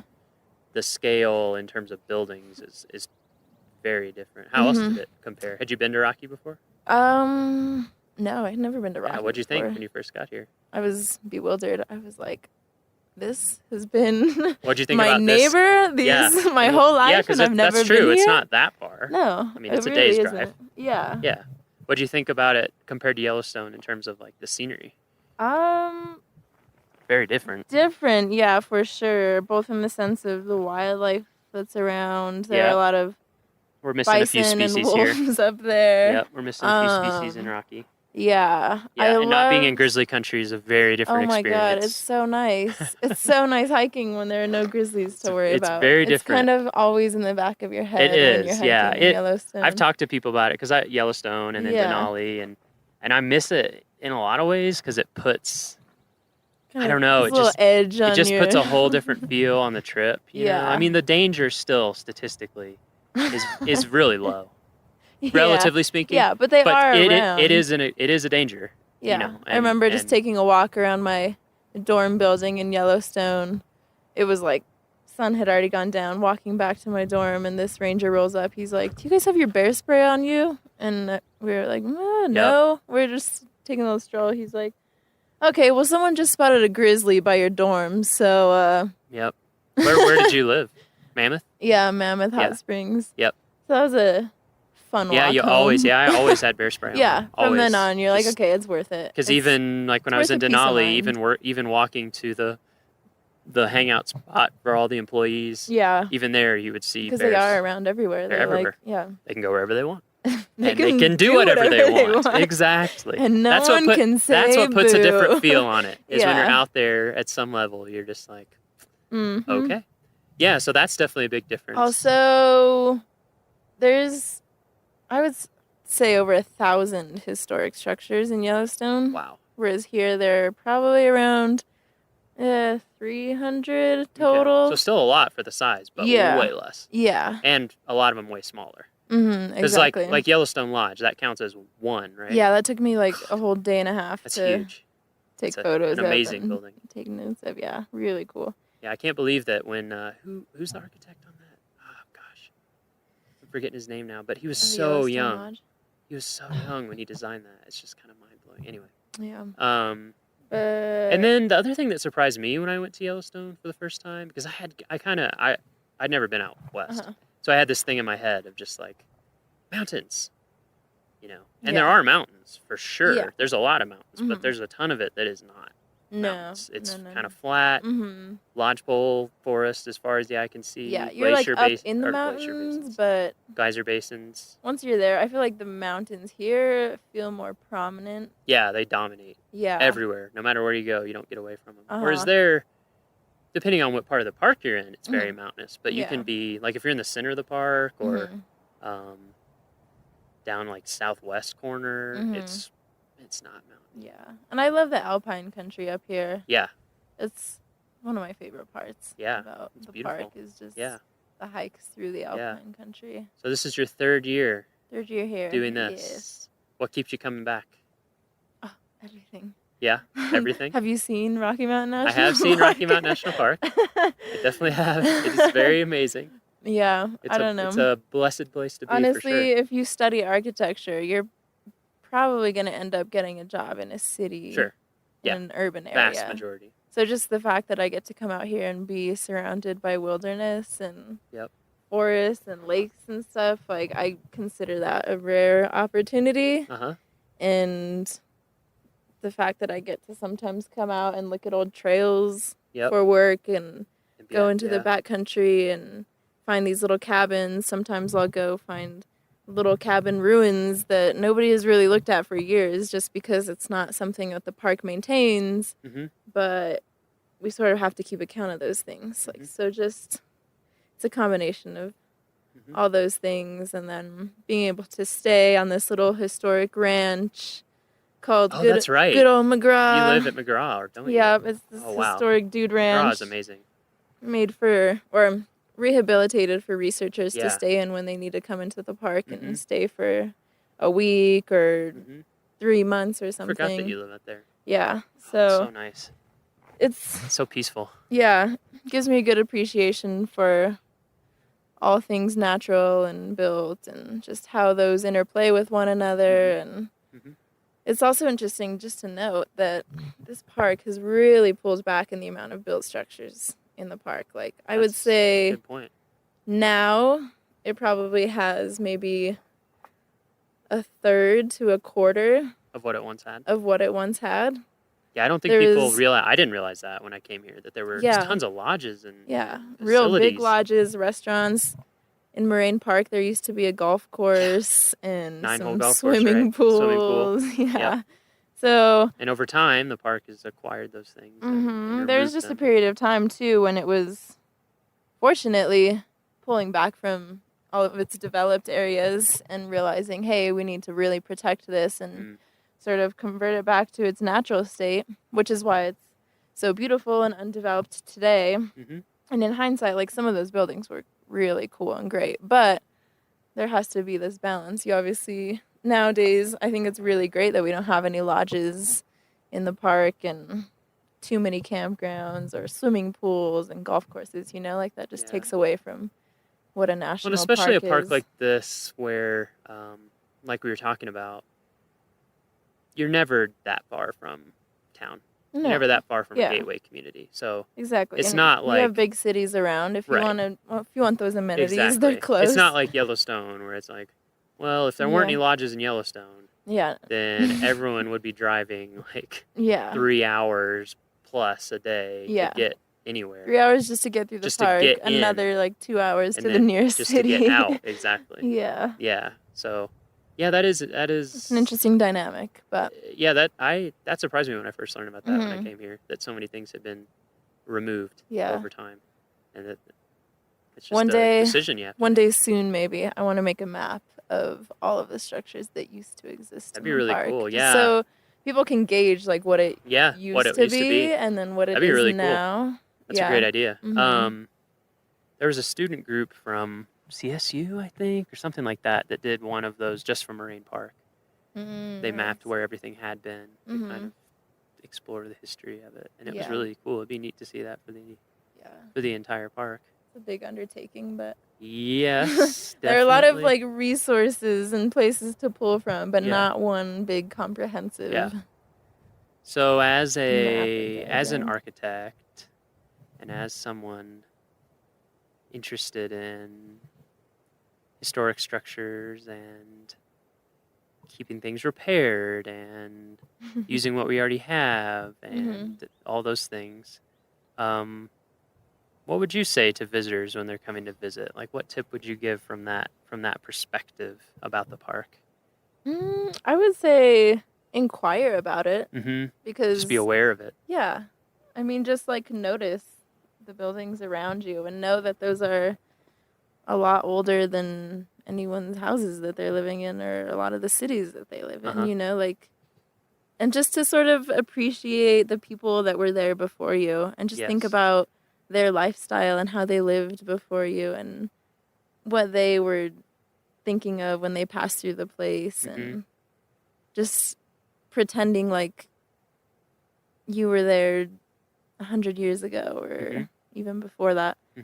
And then just having a respect for it, you know, not sort of like the leave no trace thing, like don't be tampering with any of the stuff that you're seeing. Don't be messing with any of the buildings or carving your initials into them, you know, like it might be cool for you in the moment, but but then it's not really cool for anybody else later down the road. For everyone that comes after you. Yeah, exactly. That's a very good point. We just want these things to be like in the best condition possible for generations way down the road. You know, like even buildings that you think don't look that old, well, in 100 years they're going to be really cool. That's true. And people are going to be like, oh, I wish these were taken care of a little better in the past. Yeah, I think that's great. I would definitely recommend that to everybody, is just remember that it's not just a park, like it's not just hiking and backpacking and wildlife. It is all those things for sure, but it's also a place where people come and live and work and stay. And for that to happen, there have to be facilities and structures. And, you know, even when you're out hiking, just taking a moment to think about how hard some people, a group of people worked to make that trail. I mean, I don't think people, I don't, or I didn't for a long time, have an appreciation of just how